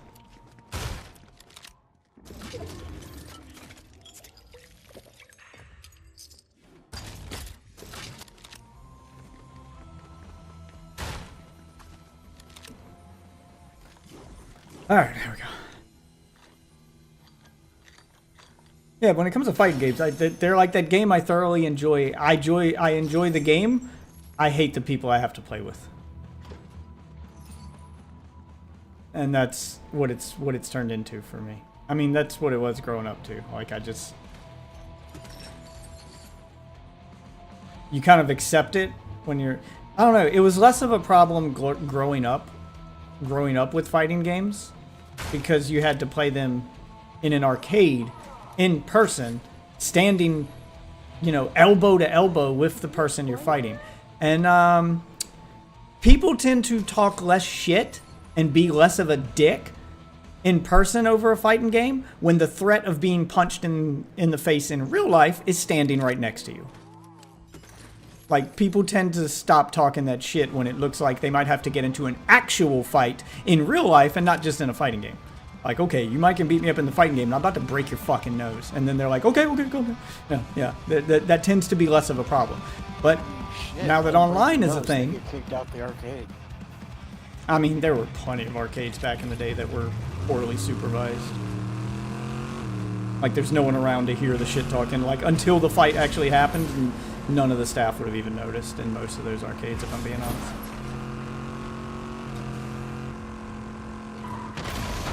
But they're gonna notice a broken nose.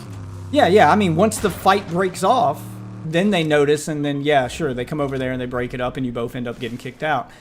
But at that point, someone's nose is already broken. like, yeah, there's no one to protect you from the broken nose. I don't even think they'd kick. Like, would they kick both of you? I think they. Yes. If the other person did not do anything. Yeah, doesn't and matter. You just punch them. Doesn't matter. Most of them. Yes, I've been kicked out of arcades. That's the way most of them worked back in the day. Was if you're in a fight, you're getting kicked out. Like, what you're supposed to do is if you can tell the person that you're gaming with is getting mad and may actually try to make it physical, you're supposed to, walk away or scream for help or something. You're not supposed to, like, egg it on and, like, turn it into a fight.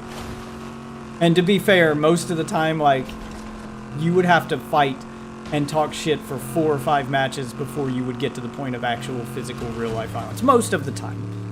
So there would have been plenty of options to avoid it. If it got to that point, then that means you should have known it was coming and you didn't do anything to, like, walk away from it either. Most of the time it's because they can't figure out who started it too. Like, they walk over there and it's your word versus this guy's word because there's no cameras in these places back in the day. It's always just, well, he started it, and the other guy goes, no, you were doing that. Like, each person thinks the other person started it. So if you're the staff walking up on that shit and you don't know who actually started it, and it's just both people are saying the other person did, what do you do? Oh, you kick them both out. Then fuck it. Find another arcade. I'm not dealing with this shit. And that's usually their attitude is, I'm not dealing with this shit. I don't care who started it. You just, I don't feel like figuring it out, so you're both gone. And that's usually how it went. I don't feel like figuring it out, so I'm kicking you both out. Fuck it, I don't care. Really? Really? Fucking weird.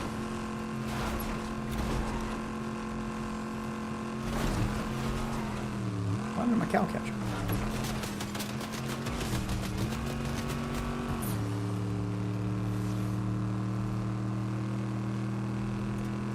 Away from all these people. Yes, I'm being stupid and putting my Fortnite skills to the test in ranked where there are no bots. Everyone's a real person and everyone's sweaty all the time.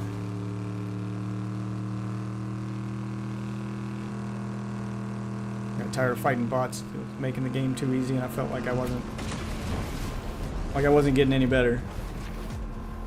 I wasn't getting into enough actual fights. I'd kill bots for 90% of the match, and then when I ran into an actual person...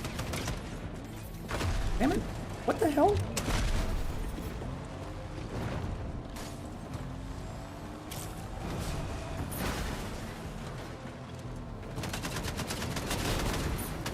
Alright, well I guess we're on the same team now. Go get him, buddy!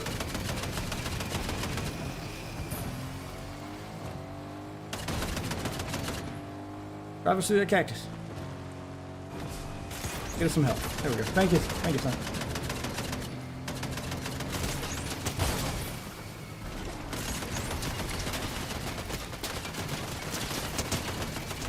Hey, I got him.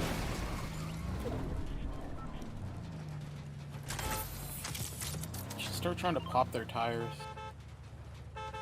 He's honking at me. I mean, if I really want to fight him...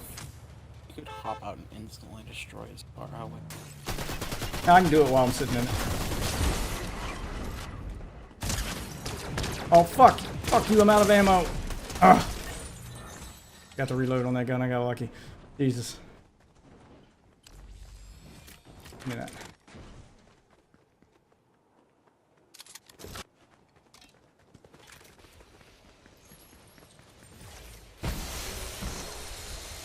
Gas car looks like it's got stuff on it.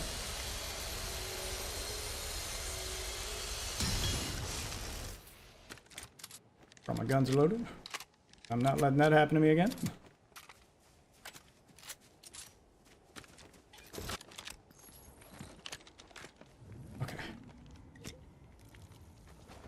healed up.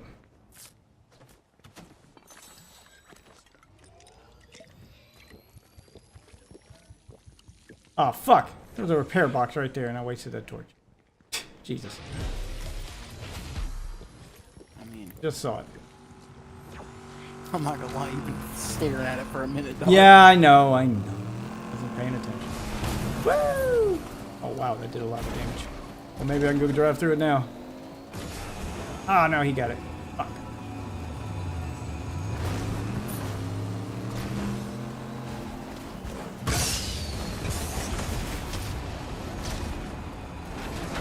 Yeah. Fix my car.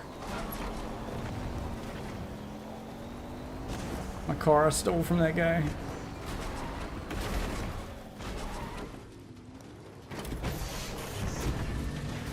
Let me ask you a question. When you're playing with like a controller, not on your fighting stick, do you use the D-pad or the stick?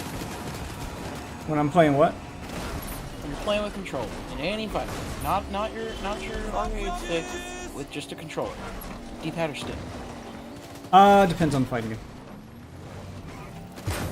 Okay, like Street Fighter. Street Fighter, I tend to be D-pad just because I grew up playing that game with D-pad. I played it on Super Nintendo and, you know, consoles that didn't have sticks back then. Something more modern, or that, like a fighting game that came out after the stick came out, so I got used to it on stick, like Tekken, for instance. I'll probably play with stick. It depends. Huh. Because I just exclusively play with fucking D.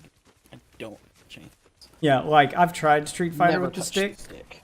I've tried Street Fighter with the stick because people tell me it makes the motion inputs easier, but it's not for me, and I'm like, well, it's because I'm used to D-pad, I guess. Problem is, when I'm playing D-pad like that, like I used to have this problem with Street Fighter back in the day because as the fighting gets more intense, I press the D-pad harder, and I start, like, frantically pressing it in order to do moves, and I end up rubbing I end up rubbing a blister on my thumb eventually. I had so many like blisters growing up playing Street Fighter Alpha 2 on Super Nintendo. But I'm just like rubbing back and forth, just trying to do those motion inputs, and shit gets intense, and I get more frantic with my movements, and then I fight through the pain. You should not be dragging your like those NES fucking ones though. They will fuck your fucking hands up. But man, you should not be doing that. That is definitely not what you're supposed to be doing.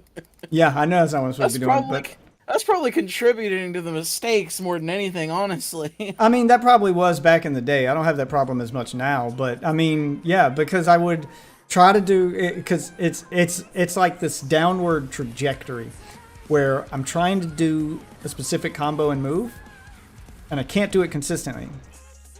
Like, my motions aren't perfect. So, playing Sakura, Street Fighter Alpha 2, trying to do a combo, end it with her Dragon Punch that does like 12 hits because it just, you know, she's got that awesome Dragon Punch. And I do it, and then at the end of it, I don't always get the Dragon Punch. Sometimes I get the Dragon Punch.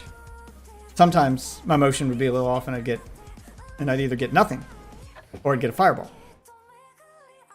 And then that would cause me to lose matches.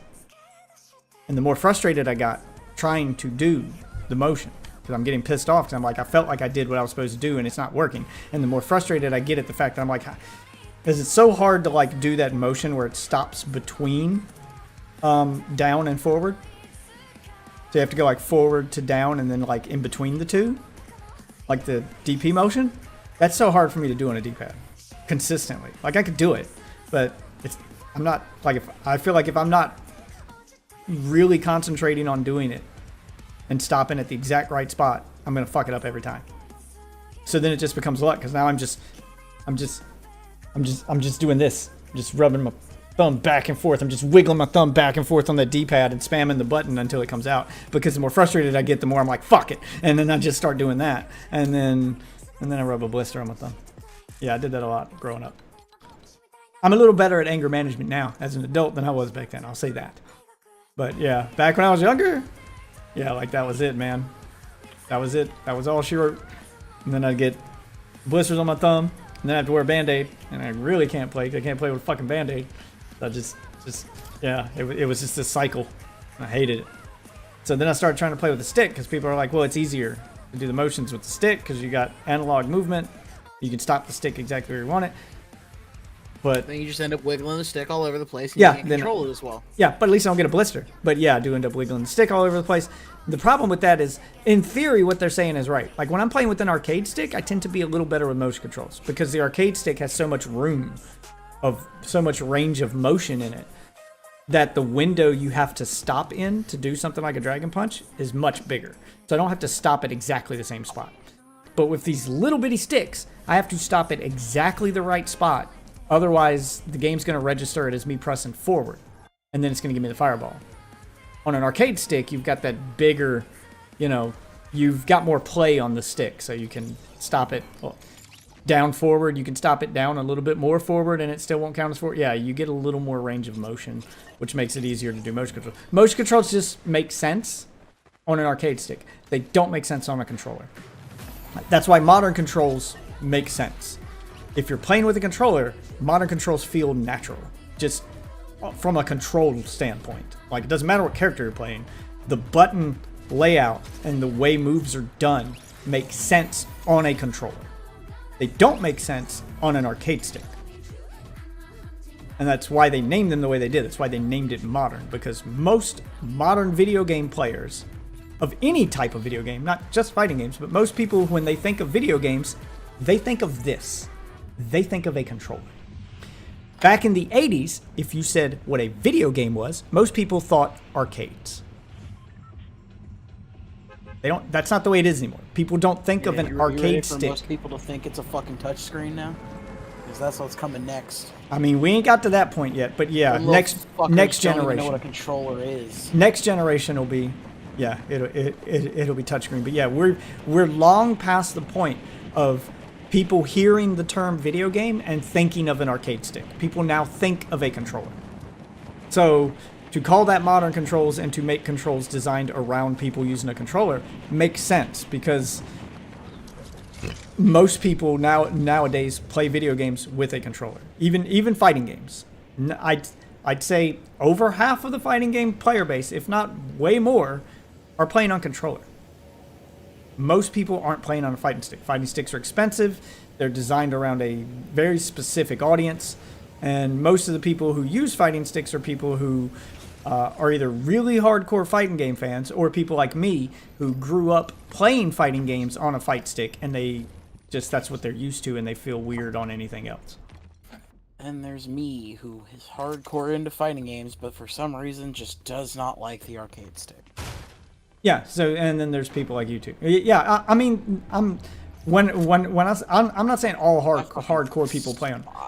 I'm not saying all hardcore people play on fight stick. Most hardcore people these days probably don't. Like my boss at work, for instance, he is a hardcore fighting game fan. Won't use a fight stick. He learned to play on controller. He's always played on controller. He is really good with a controller. You give him a fight stick, he wouldn't know what to do with it. I think actually the fight stick and its like larger like range of motion actually like fucks me up more than anything. It's an adjustment. If you're not used to it, it's an adjustment. That's why I have trouble with the controller, because if you're used to the fight stick for motion control specifically, it's an adjustment. I now have to do very small motions with my hand in order to do the same moves than I would do doing large motions with my hand. So I whiff a lot more on controller than I do on arcade stick because I'm not used to having to be to make a bunch of small movements. I'm used to the movements I'm making in my fighting game being large movements because I have a large area to work with. So when I'm doing something like playing a Street Fighter game that doesn't have modern controls, I'm playing Street Fighter 4, I'm playing whatever, if I'm playing that with a controller, I'm going to whiff a lot more just because I'm not used to the motions being that small. It feels weird. I can adjust to it and I get better over time, but I'll never be as good as with those motion controls as I would with a stick. I'm the target demographic for the stick, someone who learned to play fighting games on a stick, who grew up playing fighting games on a stick, and who finds it weird to play fighting games, specifically fighting games with motion controls, using anything but a stick.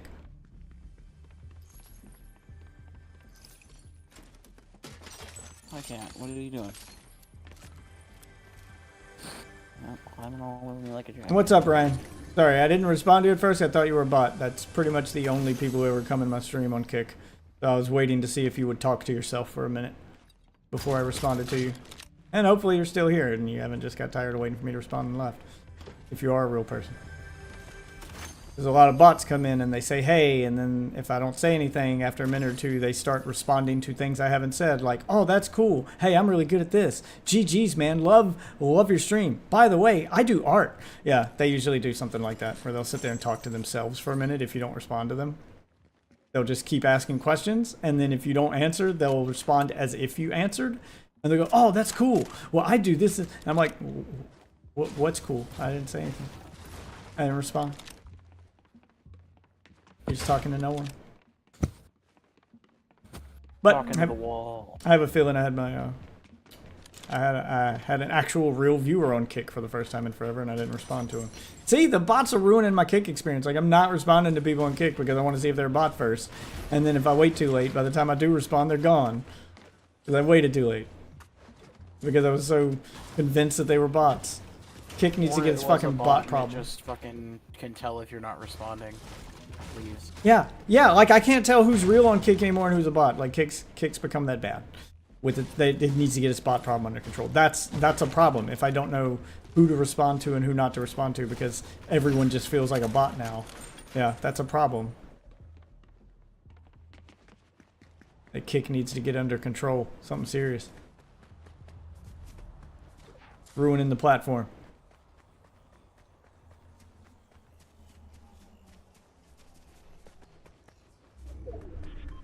You know what? Something else they could do for Street Fighter 6 instead of doing the 2-button supers? Specific button supers. Like, you have to specifically press fucking... Like, that's how Street Fighter 3 did it. Well, I mean, there's only so many buttons. Punch or like heavy well, punch the problem is there's only so many buttons on the controller, though. I mean, yeah, I mean, making it an option so that you could can literally do fucking quarter circle, double quarter circle forward, light punches level 1, medium punch level 2. Yeah, but then you're doing motion controls. Heavy Like, punch. the idea behind Modern is no motion inputs. That's the idea. Is that you're doing the same moves without doing the motions. Modern is designed for people who... Isn't there specific motions for Modern to do supers? No, it's like Smash Brothers. Holding forward and pressing a thing does a thing. Holding down, like, there's directions, but not motions. That's the idea of it, is it's supposed to play more like a Smash Brothers kind of thing. It's that kind of... It's supposed to make... Yeah, but you just, like, press a button and then, like, the EX button and then you do, like, a super, right? Like, with a direction, maybe? So with the supers, like, you press the super button by itself to get a level 1, you press forward and a super to get level 2, and you press down and the super to get level 3. So it depends on what direction you're holding the stick when you press the button.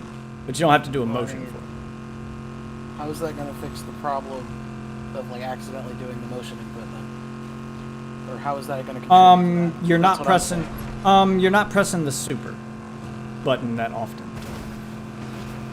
Like, it's a very... So I would accidentally do supers in motion control games where I have to do the double input because I'm rubbing my stick so hard. Yeah, that's what I'm talking about. I'm saying Yeah, you I can would make I it would so accidentally do supers randomly when I'm not trying to do a super at all, when I'm just trying to do a regular combo, because supers are done with punch buttons, kick buttons.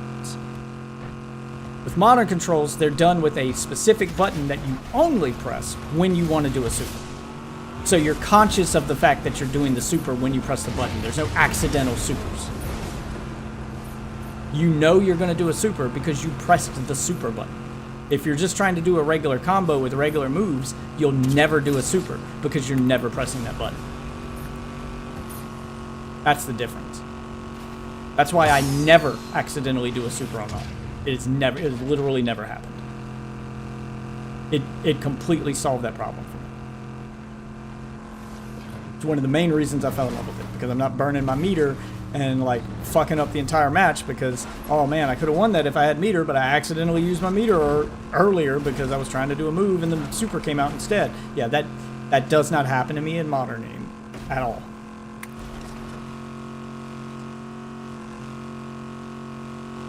It's real hard to hit the wrong super on modern. Like I'm not saying it doesn't happen. There's probably people who meant to press forward and maybe they hit down forward with the stick and the game registered them as pressing down, and then they pressed the super button and instead of getting a level 2 they got a level 3.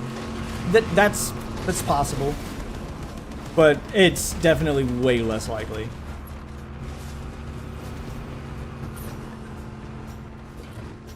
Because usually I'm thinking about the super I want to do as I'm doing the combo leading up to the super, and then when it comes time to do that super, I know what I have to do. I have to hold down, press this button, and it just hasn't happened. I haven't accidentally done a level 2 when I meant to do a level 3. Yeah, like that kind of thing.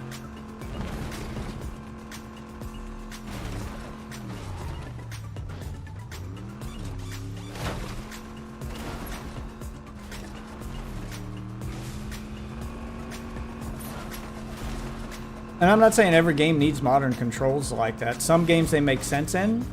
Like in Street Fighter, they actually make sense. Because it is hard to do motion controls, especially if you're someone like me who just... Not that I can't do them, it's that I can't do them consistently. Modern controls give me the ability to do what I want consistently, so now it's not about my ability to do motion controls, it's about my ability to know what moves to use and when. So it's more about technique and less about execution. You know, it's more about strategy. It's more about just outplaying my opponent, which is what I always wanted fighting games to be, but I could never get to that level where that's what it felt like to me, because I would oftentimes know what I needed to do, but I didn't have the execution to do it. I couldn't get the thing I want to come out consistently. I'd whiff, and then I'd whiff way too often, and it would fuck up. It would just frustrate me to no end. That's mostly gone. Like, you do still whiff on modern, but it's nowhere near as common. So it gives you more control over the character, but you get the damage nerf, whatnot. Yeah, it makes more sense. Now, a game that added modern controls that doesn't make sense and no one ever uses them, because the game doesn't have motion controls to begin with, so you feel nerfed using them and they feel pointless, is Tekken. Tekken 8 has modern controls. Tekken 8 even took its modern controls to the next level. So, Tekken 8 has auto combos and modern controls just like Street Fighter. The difference between the modern controls and stuff in Street Fighter and Tekken compared to Street Fighter is you're not locked in Tekken.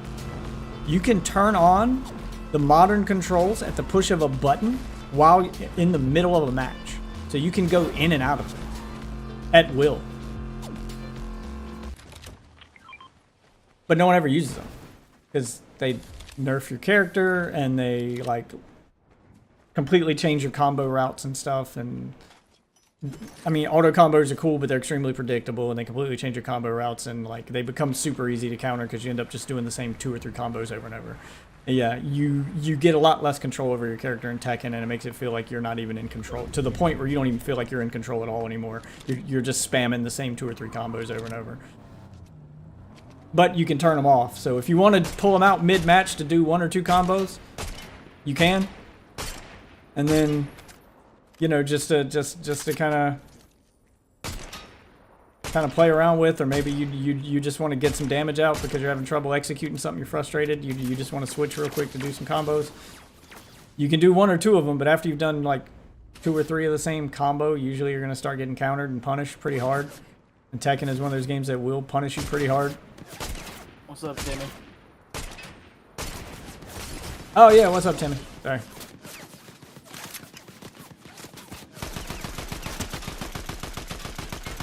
I'm just saying, it's bullshit that they made it so they can't do fucking Demon unless he's in critical order. That shit is so good. I will say that's probably my like, if Street Fighter did that, then I'd probably like it more. But Street Fighter locks you into a control method before the match starts. So you have to play the whole match with Modern or the whole match with Classic. You can't swap back and forth. That's a cool thing in Tekken, and I've tried using it, but I feel like I have a lot less control of my character. I can't find a way to do anything but those 2 or 3 combos it gives you as auto combos. Yeah. So no one uses the modern controls or the easy controls in Tekken for an entire match. And it tells you when the other person is using them. So if we're playing a match of Tekken and I press the button to turn on easy or modern controls, whatever the fuck you want to call them, it puts an icon on screen to let both players know that I've activated it.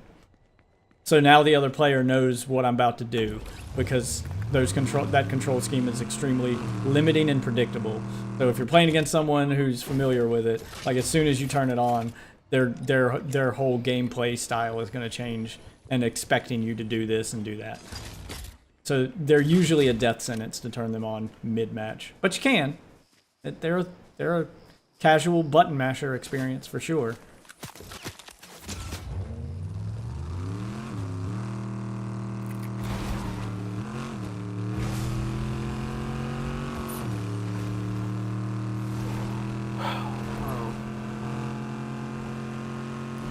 I still can't believe they did that to this boy. They just killed him.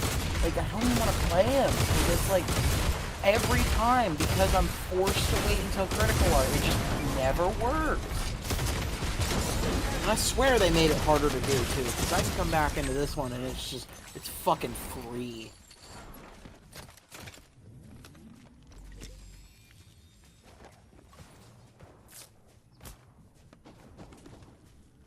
Can hit it pretty much every single fucking time, but no. We're gonna make it fucking worse and harder to do, and not make it do anything better than a level 2. You should have known that's what they were gonna do. Demon is the thing most people complain about with a Goomba. Yeah.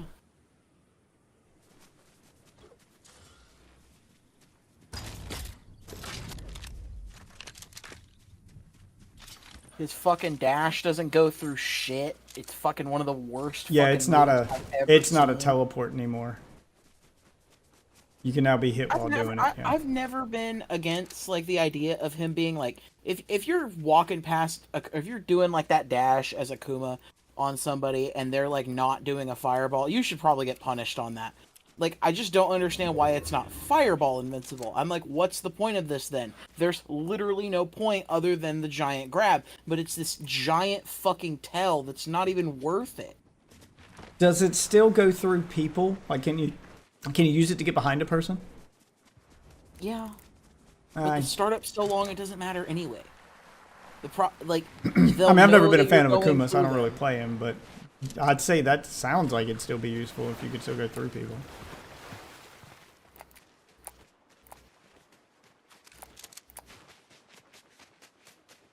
I can always get to like top 10 with a few kills in rank. You have to be able to win a ranked match. By the way, got my first chatter on Rumble while you were in there with TBT. And it sounds like something you might be interested in. Well, my first actual chatter, not someone just there to scream follow for follow and then get mad when I don't want to follow him back and leave, but a guy who actually hung out and talked for a while. Oh, yeah? But yeah, he's got a channel on Rumble too. And of course, he's trying to get me to check out his channel. Everyone's trying to grow on Rumble because it's a small platform. It's new, blah, blah, blah. And if you join Rumble right now, you're kind of getting in on the ground floor. So everybody has monetization. You don't have to reach a certain milestone like you do on YouTube to get monetized. If your channel suddenly blows up and you get 1 million views, then you get ad revenue off that 1 million views right now. No questions asked. Like, you don't have to apply or do anything. Every account gets it. So every account's like partnered on day one, so to speak. But anyway, I told him I'd check out his channel, and I asked him what it was about, because I was like, you know what, you actually hung out in here and watched me and talked to me before even telling me you had a channel. It doesn't seem like you're just here to like advertise your channel to my stream and beg me for a follow and then get mad when I didn't follow you. So what's your channel about? So I bit, and I was like, I'll bite. Tell me what it's about. He does a he said that him and his buddy do a anime focused podcast. And he started asking me if I watch anime and stuff. I'm like, a little bit. Like, I mostly watch older anime. Like, I'm not really into newer anime. Not that I don't watch anime. There's select few I watch. I'm very picky over my anime, I guess. I don't like most new stuff. Because I'm old. Most of the anime I watch is from the 80s or 90s, and when it comes to newer stuff, it's stuff that, like, people argue with me over whether or not it's even anime. Whether or not it counts as anime. Which I say it does, and that'd be a cool... And he even, like, he was like, yeah, that'd be a good conversation to have for the podcast. Yeah. What counts as anime? I was like, yeah, it's a good conversation to have. The classic one to bring up is, does the Boondocks count as anime? No. Why? Not animated. Not made by a Japanese creator. If anything, it's just that's not required to be anime, and that's what my argument is. That an art form isn't locked by race. It doesn't have to be made. Like you can make tacos in your house right now. You're not fucking Mexican. Yeah, it no, doesn't mean there's a word. There's a word for that, dog, that exists. It's called a cartoon. Anime is specifically anime is an art style. Because there are cartoons made in Japan that aren't considered anime either. So explain that one then.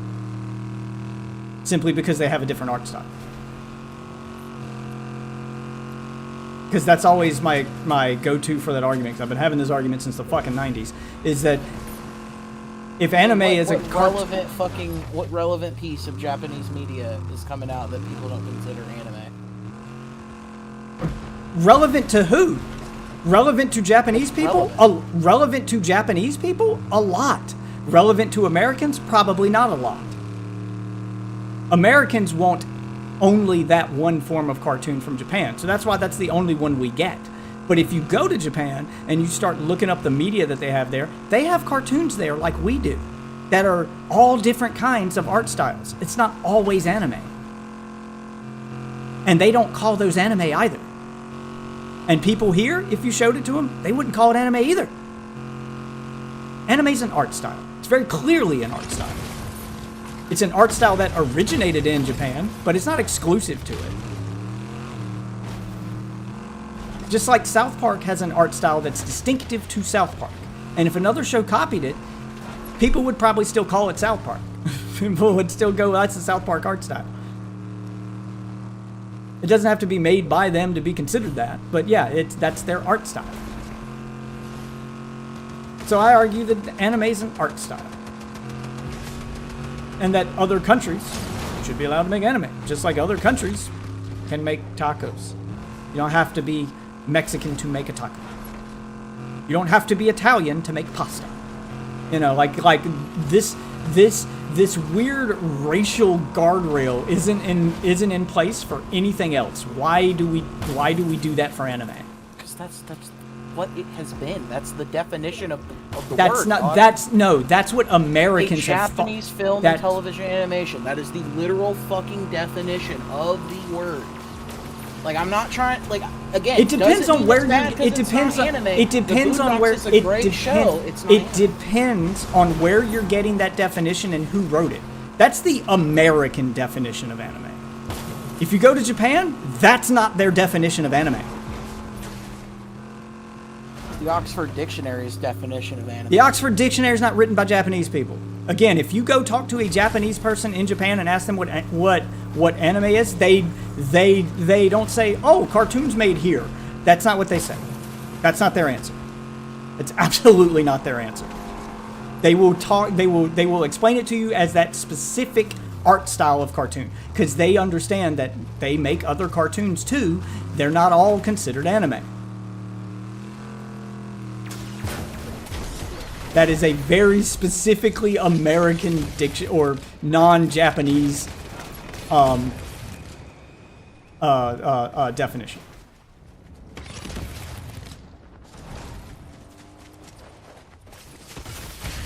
Fuck. Why is everyone here?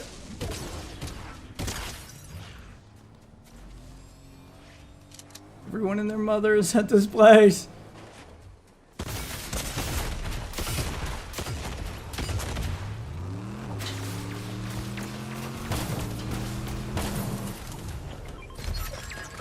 Drive you into the fucking storm. I didn't jump out fast enough to. I just feel like it's arguing over like. It's Well, just semantics. It used to be. It used to be a semantical argument that did well. It never mattered. The argument never came up and never mattered in America because there was no other form of that art style other than cartoons made in Japan. Like no one else used that art style back in the day. So you had no reason to argue about whether or not that art style made by another person would count as anime. Because back in the day, the only way to get anime was from Japan. But over time, other places started adopting that art style. And it's still anime when someone else makes it. Just like rap music is black culture. It was started by black people. But when a white guy raps, it's still rap music. Even though a white guy's doing it. Eminem's still rap music. Even though trying he's to argue that French dip shouldn't be called French dip because it wasn't made in fucking France.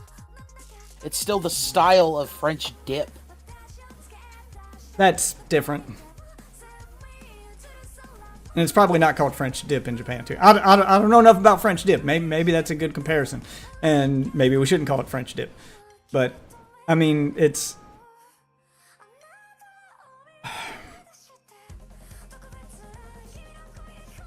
The Boondocks is very clearly anime. It's anime inspired. It's meant to be an American version of anime. What it is. The creators were huge anime fans. They wanted to make their own anime, and they did.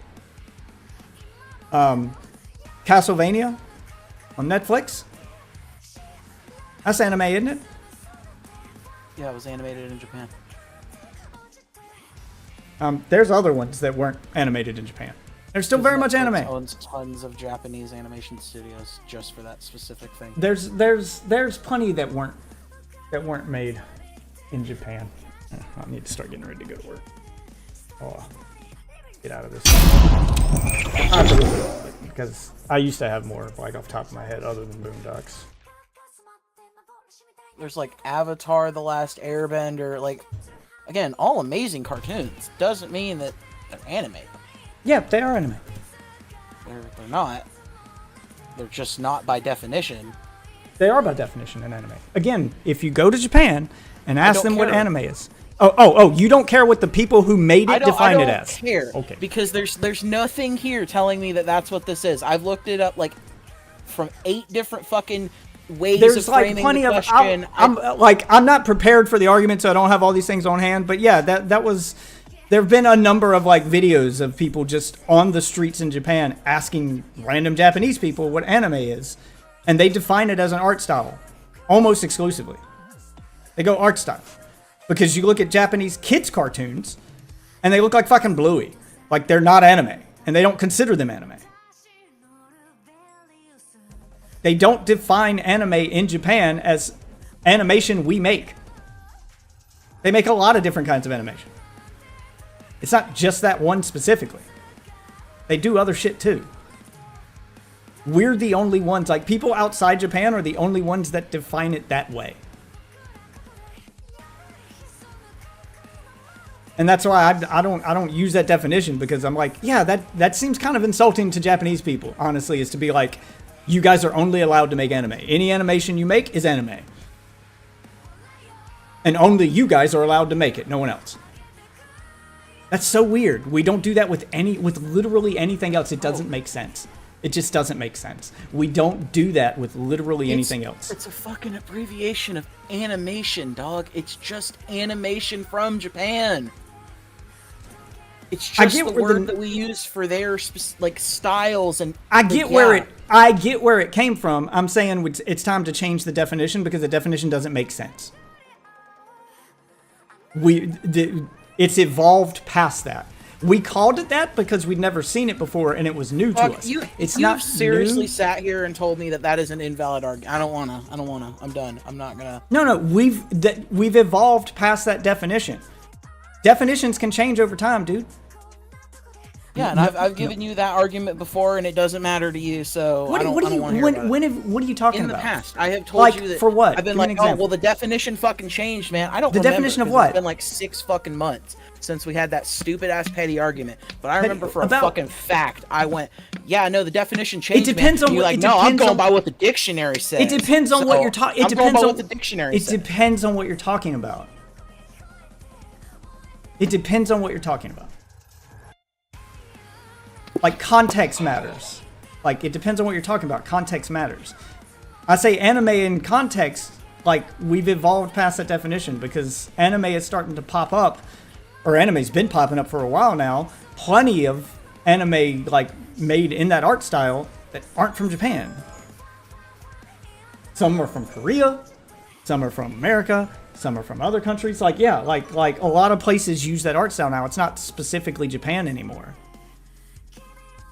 So anime makes more sense defined as an art style than it does as just all animation made in a single country.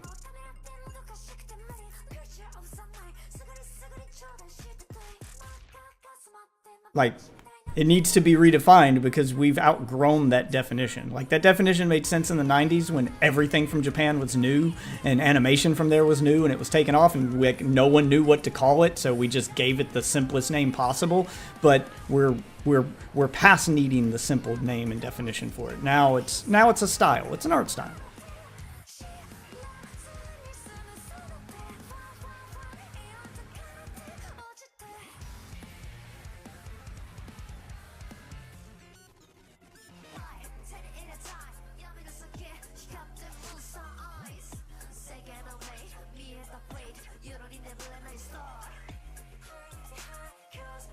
Everyone calls Avatar anime. Yeah, here's a whole list. Avatar, Legend of Korra.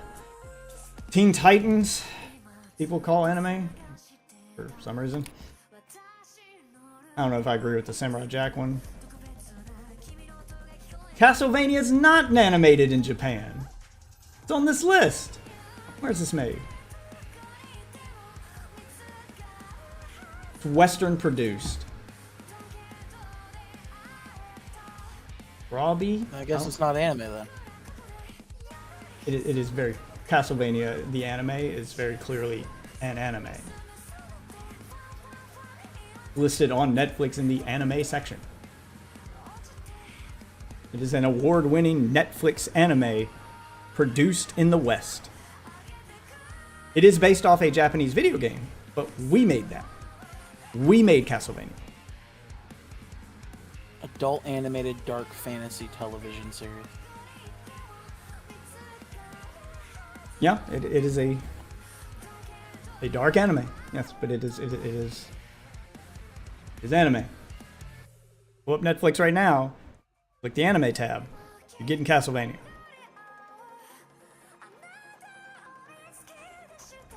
I don't know what RWBY is. Ruby? That is literally fucking Rooster Teeth. That is not fucking anime. I don't even care. Boondocks. I knew Boondocks would be. Fucking his ass. Yeah. Doesn't deserve to be on a fucking. Alright, I've never heard anyone like some of these I don't particularly agree with. I don't think they're the anime art style. I think some people are just confused on these. Like I've never heard literally anyone call Batman Beyond anime.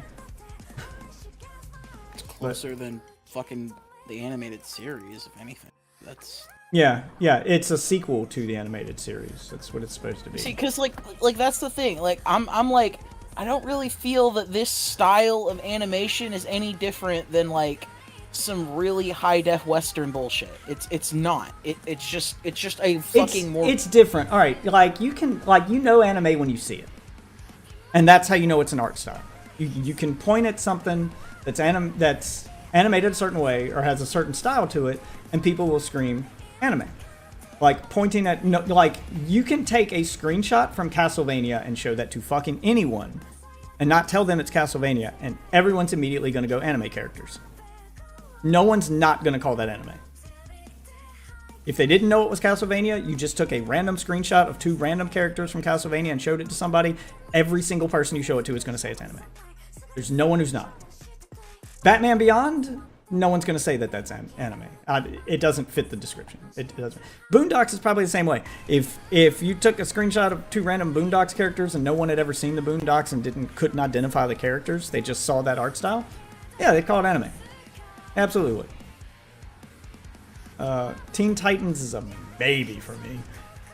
Some of the characters look anime-esque. Anything, but that I wouldn't call show is that whole show fucking more anime inspired than anything. They even did the whole chibi bullshit. Well, Teen where, Titans like, Go would is randomly become like fucking not Teen Titans Go. No. Yeah, but the regular Teen Titans is the one that they're referencing here, and I'm like, maybe. I give that one a maybe. The Some chibi shit in regular Teen Titans. Yeah, It's but I'm just, talking like, about the gags. show as but I'm talking about the show as a whole, like what it looks like on average. Like if you, it's many people consider it anime genre for kids, but I'm like, it's some of the characters look anime-esque. Robin's got an anime vibe to him, but then you look at somebody like Beast Boy and Cyborg, and you're like, not really. That looks like American art.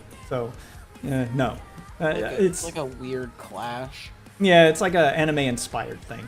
Avatar people would call anime. Absolutely. Justice. Ooh. Yeah, anime people would. Avatar people have called anime forever. Arcane? I haven't seen enough of Arcane to know.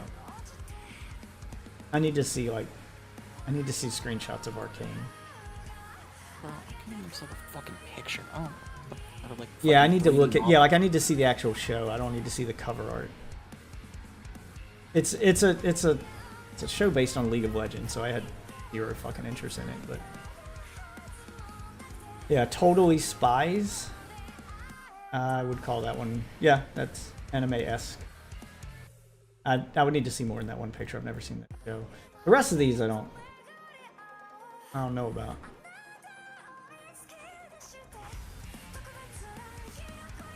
The rest of these I don't know.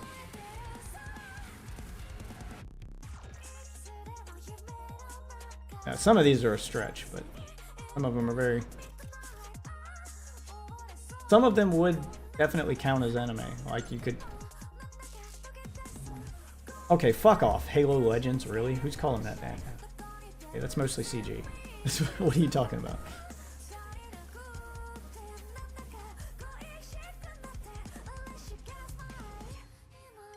No, it's probably better than the live action show, but Spawn? No, that's more Western than anime.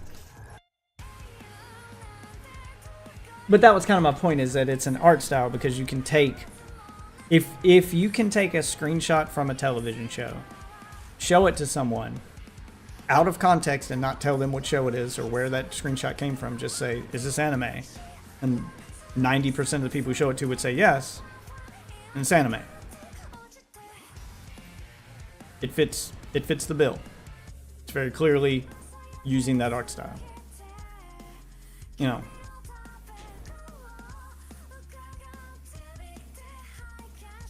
That's why I'd argue that anime is an art style. Like, I don't like this idea that like only one country can make a thing. And then it makes no sense because what if South Park opened an animation studio in Japan and had Japanese people make the next episode of South Park? Is that one episode of South Park now anime? Yeah,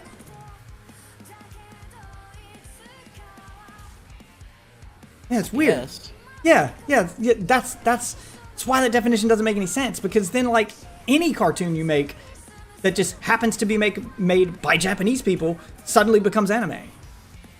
Like anime loses all identity then. Now it's just tied to a race. At that point, it should be a different fucking thing. Like Yeah, the style should be called something else, not anime, because anime is Japanese cartoons. So we need to find something else. Yeah, but I mean, it's probably easier to change the definition of the word anime because that's what everybody's used to calling it than to make up a whole new word and try to get an entire population of people to start using a new word for a thing. That never works. That almost never works. And if you need proof of that, we're struggling with that right now because they're trying really hard to make you and me cis males. We're not just men. We're cis men. Like, they're trying real hard to make that new word a thing. Cis being a thing for, you know, biological people. And it's not working. Like, people fucking fight over it. It's easier to just change the definition. Because most people probably already think of that definition that way to begin with. Most people probably already think of it as an art style because that's how they identify it right now. Most people identify anime by its art style, not by where it's made. Because you can't look at a cartoon and tell where it was made. You can't. So calling anything made in Japan anime makes no sense because then people can't look at it and tell it's anime. Because again, you could if South Park opened an office in Japan and had a bunch of Japanese people make an episode and then you showed that episode to somebody, people couldn't look at that episode and tell it was made somewhere else by a different group of people. Like, they couldn't tell. And if you can't tell what anime is, then why even have the word? So it's easier to change the definition to say, okay, well, anime is an art style, which makes sense. That's how most art styles are defined. This is anime. You know, this is contemporary. This is, abstract art. This is, like, arts have styles and they have names. Anime is just the newest form of that. That's what I'd argue it should be. And then anyone can make anime. Batman isn't manga. Batman never will be. And then, like, there's no specific words for specific things made in specific places other than anime, apparently. Yeah, which is why it doesn't make sense. Which is exactly why it doesn't make sense.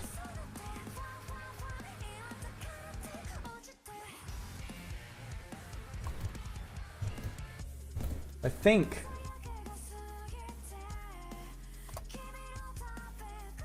the only reason manga exists as a word, I think manga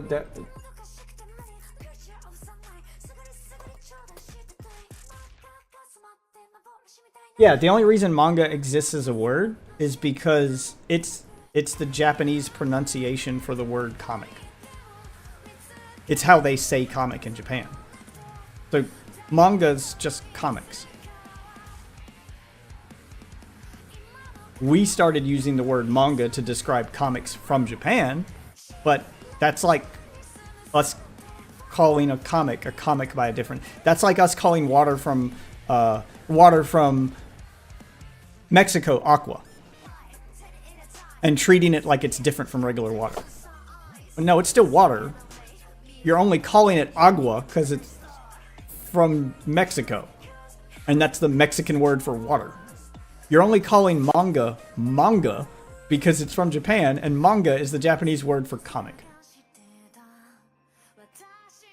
Like, if you were to translate that word into English, it would just mean comic. I don't know, it's like this country's obsession with like naming stuff from Japan, something specific because it's from Japan, is weird. It's very 90s. Because Japanese stuff felt if I had foreign. it my way, everything would just be cartoons. Because I'm fine with having different. Like, I do think that we need different like subcategories for cartoons to separate them out. Because all of this stems from the 90s when this shit was new. Because calling everything from Japan by a special name simply because it's from Japan, it was just because stuff from Japan was new in the 90s and it was like a trendy thing to do. Yeah, it was Action cartoon. But there should be different categories for cartoons, because that was also a problem in the 90s. Everyone got mad at Beavis and Butthead. Like, parents got mad at Beavis and Butthead, and parents really got mad at South Park because they saw cartoons as all cartoons were just the same. They were just cartoons. So they would show their kids cartoons because kids grew up on Saturday morning cartoons. So when parents saw a cartoon, they thought, that's for kids. It's a cartoon. And clearly, cartoons can be for anyone. They can't just be for kids. There are plenty of cartoons that are very much not for children. And there are plenty of cartoons that are for children, I'd argue, are not for adults, and you should see it as just a bigger red flag if adults are obsessed with a kid's cartoon, as you would if you saw a kid watching with an obsession with South Park. You wouldn't let your 5-year-old run around quoting South Park. You shouldn't let your 50-year-old run around dressed as a My Little Pony. Just saying. All right, I gotta be at work soon, so I need to call this quits for now. But anyway, those are fun debates and discussions to have, and that's apparently the kind of stuff this guy does on his podcast. So I'm gonna have to look him up. I'm gonna save his name. Wall Rush. I'm gonna pull up his profile to see what he's doing here. I think he's a lot of video games too. Let's see, a lot of anime style video games. He's playing Pokemon. He's playing DBZ Kakarot. He's what else is he doing here? Brawlhalla. Yes, I know. It's time to stop streaming and get ready for work. I can hear you, buddy. A lot of Brawlhalla. Naruto. Not fucking Brawlhalla. Yeah, Brawlhalla. It looks like he does a lot of fighting games. It looks like it's might be up your alley. But he said that they do let people on their podcast who want to talk and shit. So anyway, I don't understand the whole podcast thing. I really don't. I'm like, oh, I do. What we just did, that 30 minutes we just spent arguing about anime and just having a bullshit nothing conversation, that was half a podcast right there. I mean, yeah, it's fun to do that between the people who are actually talking. I don't watch podcasts because I don't find it enjoyable to watch other people have a conversation that I can't fucking contribute to. That right there. That before I go, I'll tell you why that, or I'll explain to you why. You're thinking of podcasts wrong. What you just said proves that you're thinking of podcasts wrong, and that's why you don't get them. You don't watch podcasts. Podcasts weren't meant to be watched. I mean, a lot of them these days have a video component, so if you want to watch them, you can. I'd say your mom's house is probably better watched than listened to, but most podcasts are meant to be listened to while doing something else. I listen to 8 hours of podcasts a day at work to get me through my work day. Because I would rather hear just bullshit conversations in my ear about nothing I can focus on to pass the time while I'm doing my job than hear the same 5 songs in that grocery store's playlist on a loop all day. Oh my God. Podcasts make my day go by so much faster. And when I run out of podcasts, I turn on YouTube videos at work and listen to them like podcasts. Because I cannot stand hearing the same 5 songs over and over again all day on a loop. It will drive me insane. So most people listen to podcasts while doing other things. They listen to podcasts on their drive to work, listen to podcasts while working out, listen to podcasts while working a job, while jogging, etc. There's something to focus on while you're doing another thing so that you can do that other thing and not get burnt out on it. A lot of people can work out longer if they're listening to a podcast and they go, okay, I'm going to work out until this podcast is over. And then they can focus on the podcast while they're doing their workout and they don't get burnt out on their workout. Same thing when you're jogging or, your drive to work. If I can focus on a podcast and pretend that I'm a fly on the wall during this conversation or listen to something that keeps my interest, the drive to work feels less long. And some of them do it for information because you can learn things from podcasts if you're listening to the podcast to talk about a topic you want to learn something about. Some do it for entertainment. There's a lot of different reasons, but I totally see the appeal of podcasts and why they're so popular. So, and they are fun to do. So, if you go jump in on this guy's stream and join one of his podcasts. Fuck TBT's podcast. I swear to God, that motherfucker, he tries to make a podcast, but there is nothing to talk about. He has nothing to say, and there's nothing to do. I'm like, what are we doing here? Yes, like, podcasts these conversations are boring and irrelevant. A good podcast has a structure and a reason to exist. That's important. And if you're podcasts are just interviews.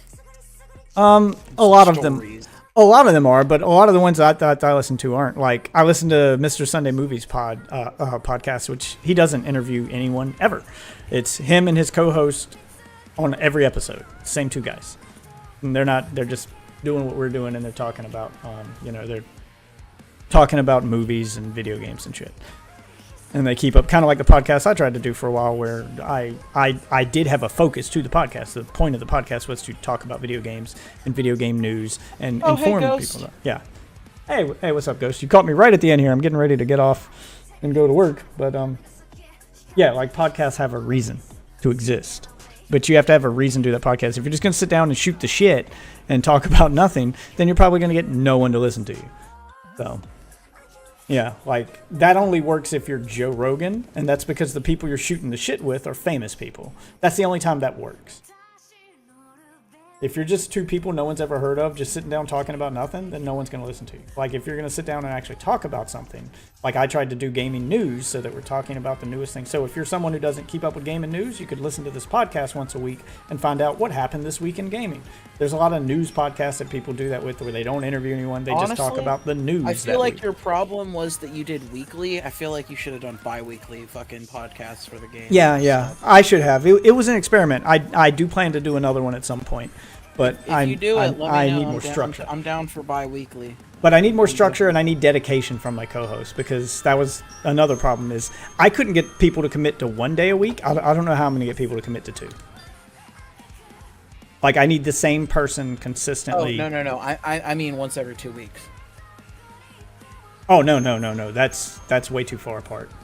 Most podcasts are daily. Yeah, I'm like, but what gaming news can you come and find out about every day? Well, that's why if I did another podcast, it wouldn't be a day. It wouldn't be a news podcast. Like, most news podcasts are weekly because they do a whole week's worth of news in one podcast to get you up to date. Those are podcasts that work weekly. But if you're gonna but most other podcasts are like daily. Like, they do daily podcasts, and the podcasts where they just talk about stuff. Most podcasts are either weekly or daily.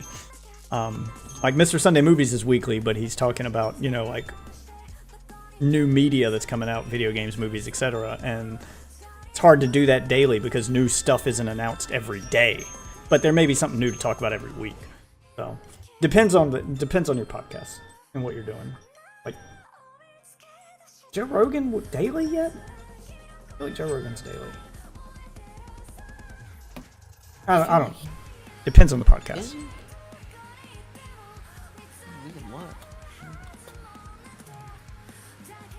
Some are daily. Some are bi-weekly would be like twice a week. There's 2 ways I guess you could define bi-weekly. There's two episodes in a week, that's bi-weekly, or 1 episode every 2 weeks is also bi-weekly. So yeah. But he's daily. Yeah. There's a lot of daily. No, he's not daily. He uploads like. He'll take breaks in between them, but most of the time he'll upload a couple every few days. But they upload daily. So the ones that aren't daily but upload daily are something like Joe Rogan. But Joe Rogan's podcasts are also insane. They're like 4 hours long. So you can cut like a week's worth of clips out of one podcast and upload clips, hour-long clips daily, and then do a new podcast on the 5th day. Because he does like 4 hour-long podcasts, man. Like, they're insane. Like, they're half my workday if I listen to an episode of Joe Rogan. But anyway, yeah, I need to go because my alarm's going off, so it's time to go to work. Later. I'll be on later today, man. I may do a longer stream. I was telling Enjoy if I get off work early today, I may probably not gonna be here. I'll do a long stream. But anyway, you know how to reach me. Later, dude. Yeah, later, man. As for the rest of your wonderful witches, my alarm is going off, which means it is time for me to go to work, like right fucking now. So I need to go. Thank you all for watching. It was an impromptu all-night stream. Ghost, you got to get here earlier, man. We got a lot of stuff in the pipe, a lot of stuff in the works. But for now, though, I'm going to work. Thanks for watching. No end screen today. Socials are above my head. And I'll see you guys later today. Have a good one.